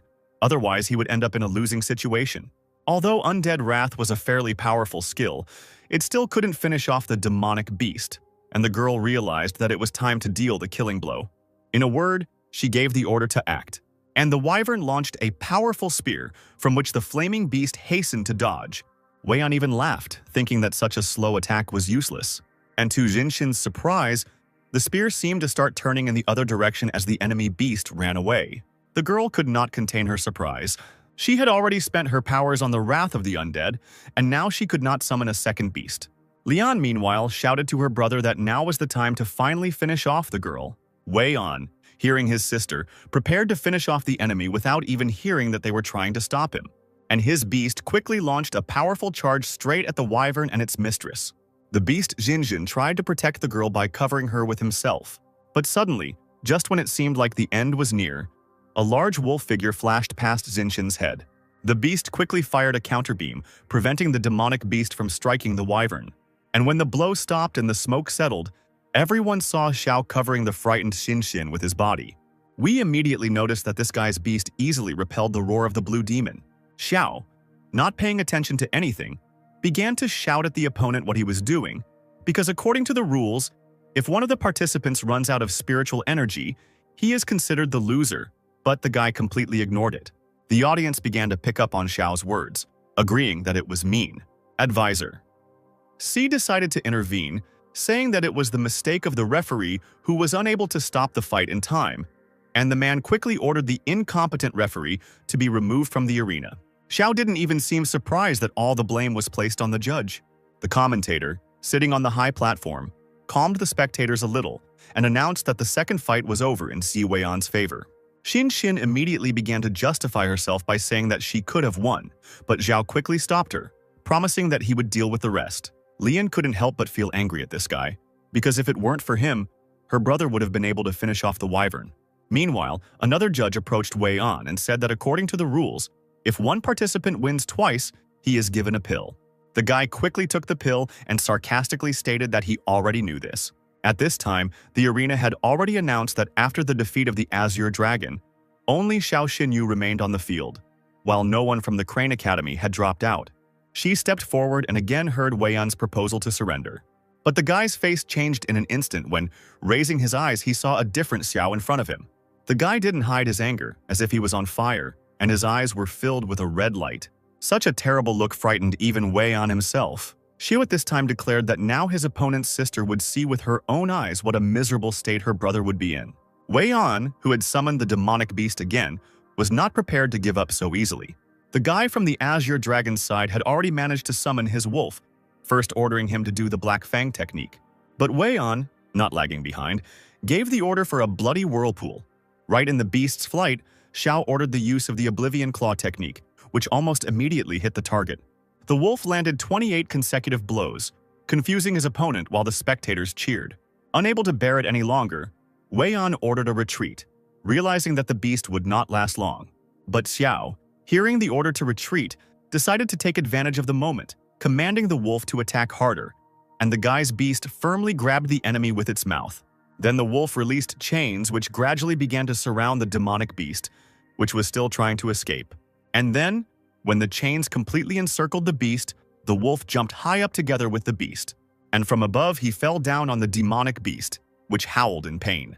Wei An's beast flew down at a rapid speed, and it also quickly crashed, leaving an imprint of its landing in the ground. The demonic beast had a large number of wounds on it, and it seemed like the animal was no longer even making any sounds. Wei An couldn't believe that Xiao the wolf was able to defeat his beast.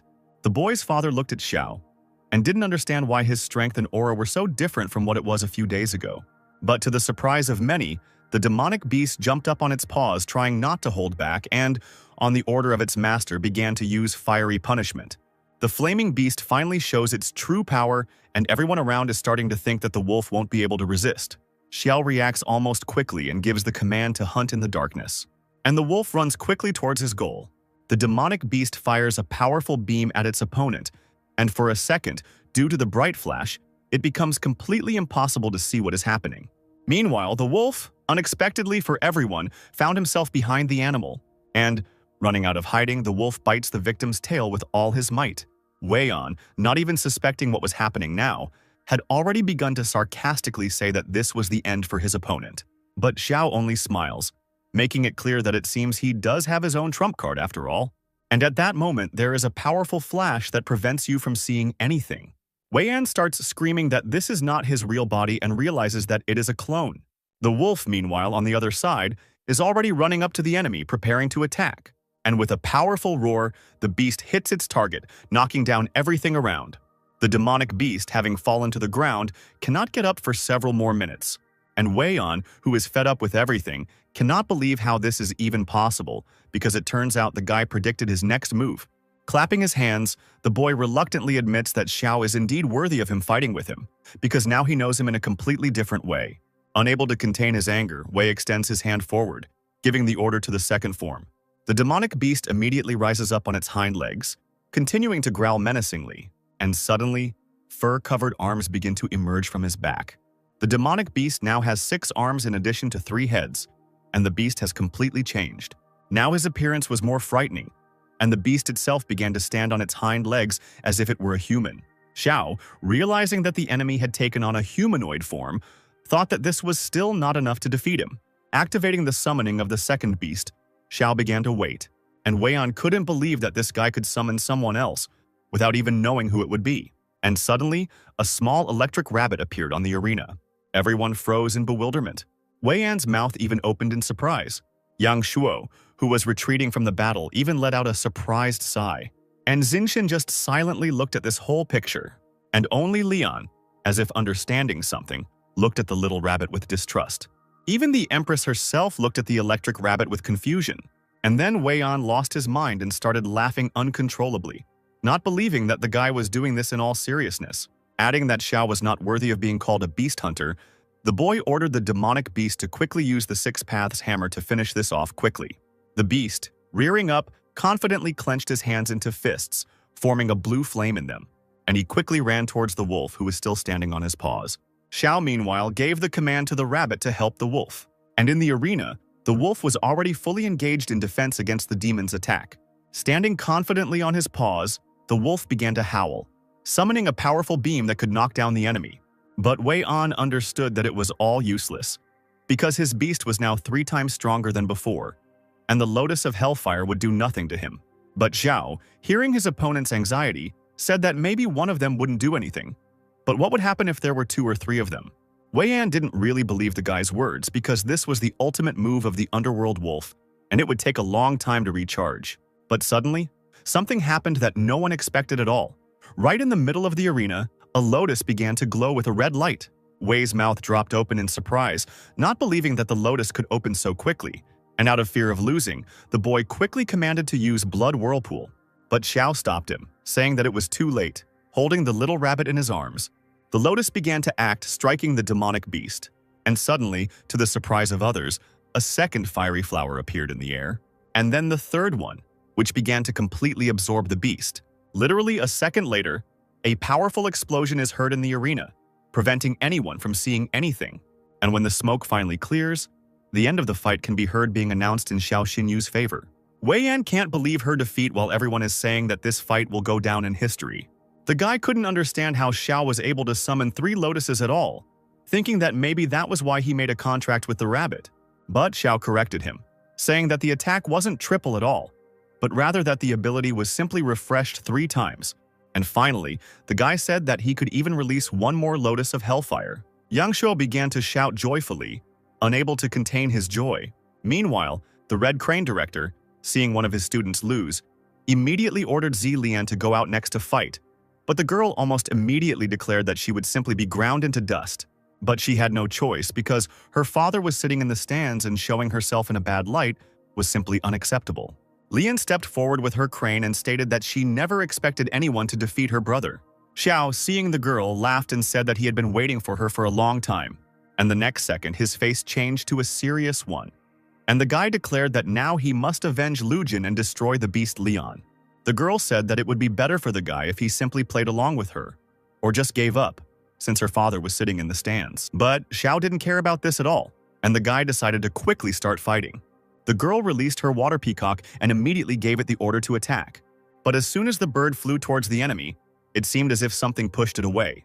Lian looked at her beast uncertainly, not understanding what was going on. And then Xiao reminded her that he had promised to destroy her animal. The peacock quickly gave in and, under the pressure of Xiao's attacks, quickly fell to the ground, almost lifeless. The fight ended in literally 1 attack in favor of the Azure Dragon.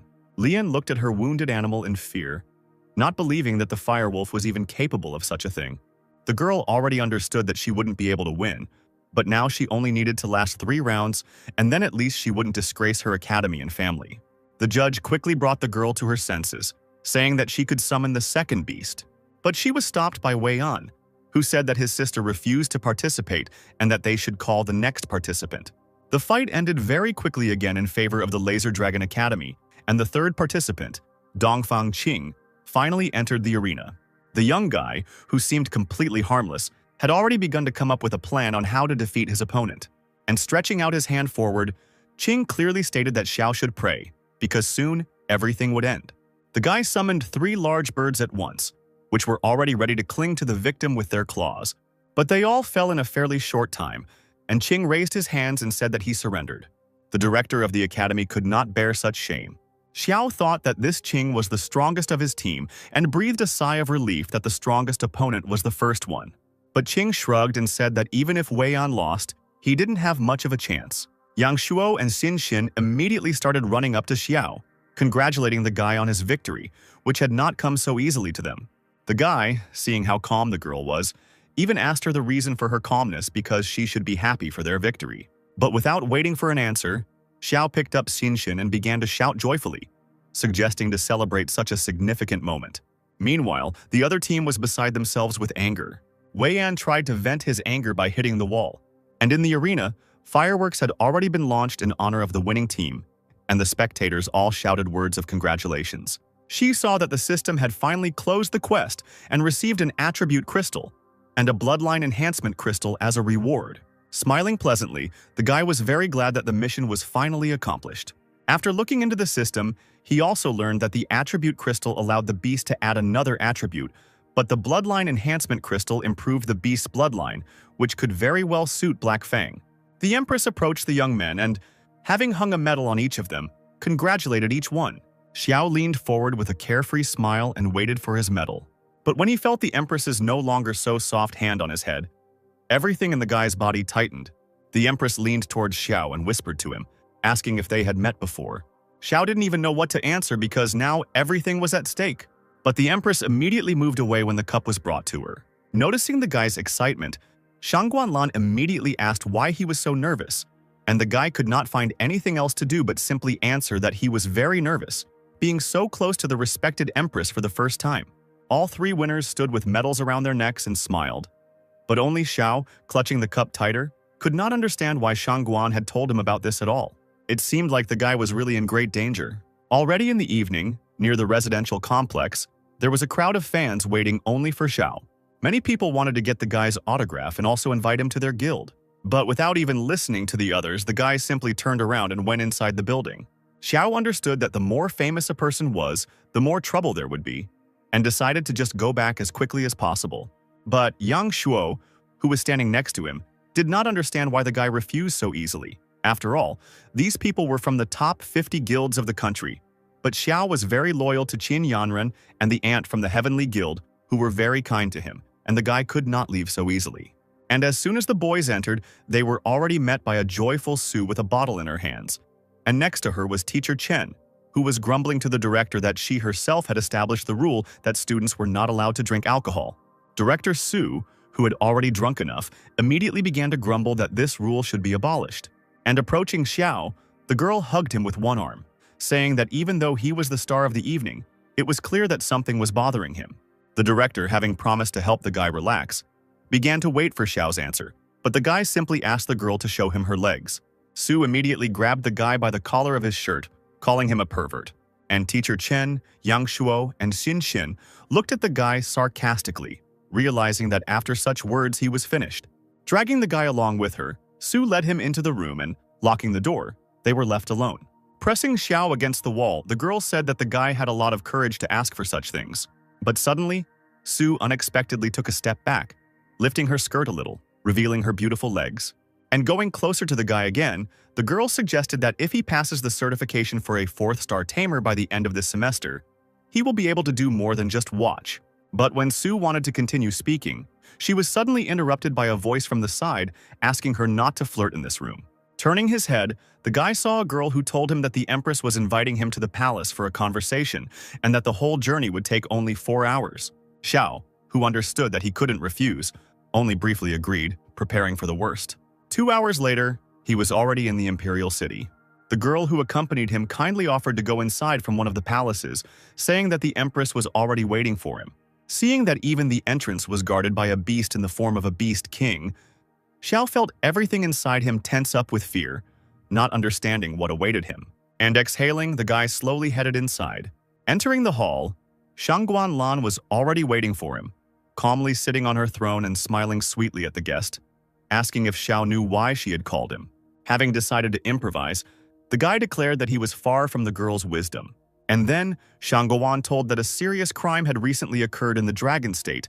An unknown person had kidnapped a death row prisoner, and at that time the guy was not in the city. Shu tried his best to keep his cool and not show his excitement, and in order not to arouse suspicion, he asked what this had to do with him. The Empress related how Advisor Sai had hypothesized today that if a person was hiding anything, he might be hiding his true strength and identity. Xie scratched his head and said that this was too general a conclusion, and that it did not apply to him at all. But suddenly, the Empress stood up from her throne, still holding a sweet smile. Slowly walking towards the guy, Xiao heard every click of her heels, which made him even more tense. But Shangguan walked past him a little and stood in such a way that Xiao could only feel her with his back. And turning around a little, the girl declared that it meant he was that man in the black cloak, which caused goosebumps to run all over Xiao's body, and fear began to overcome him completely. As he expected, Shangguan understood everything, and now it was completely unclear what he should do. And while thinking what to do next, the guy felt a woman's hand on his shoulder. And then the girl laughed a little and said that she was just joking. Xiao quickly turned around and asked the Empress if she hadn't suspected him. But she reassured the boy, saying that her people had called his sister and she had said that he would return home for a day or two and then go out to catch a new rabbit. Shangguan thought the guy was very cute, even though the advisor suspected him, but the guy had even gotten his first beast less than a year ago, so there was no way he could be that man in the cloak. Shu felt relieved, but he was already able to hide his fear from the stress he had experienced, and even though his sister had saved him, the guy would definitely have to thank her for it. The Empress continued to say softly that she thought the boy was very cute, but then Shangguan asked what Xiao would do after he graduated from the academy. But the boy still had 3 years and somehow didn't think about it. To this, the girl stated that ultimately he would have only 3 paths. The first is to join a trapper's guild. The second is to join the army to become part of the land, sea, or air forces. And the third is to join an international organization and become a bounty hunter. Coming a little closer to Xiao, the Empress asked him that if she gave him the fourth option, would the guy accept it? It began to dawn on Xiao that the girl might try to take advantage of the guy due to her position. Finally, Shangguan offered the boy to become part of the Imperial Soul and serve her. The Imperial Soul organization was Shangguan's personal guard, and they were essentially suicide bombers carrying out the most dangerous missions. The regular members of the Silver Priests are completely replaced every month, which once again proves the mortal danger of this profession. Seeing that the guy was thinking for a long time, Shangguan decided to ask him again if he agreed with her proposal. Xiao thought for a moment and thanked the Empress for this opportunity. As soon as he started to say this, Shangguan interrupted him, realizing that he wanted to refuse, but Xiao tried to assure her that he really wanted to enter the Imperial Soul. Patting the guy on the shoulder, the girl gently replied that she immediately noticed that Xiao was a smart guy and made the right choice. Exhaling, the guy realized that it was as if he had no choice.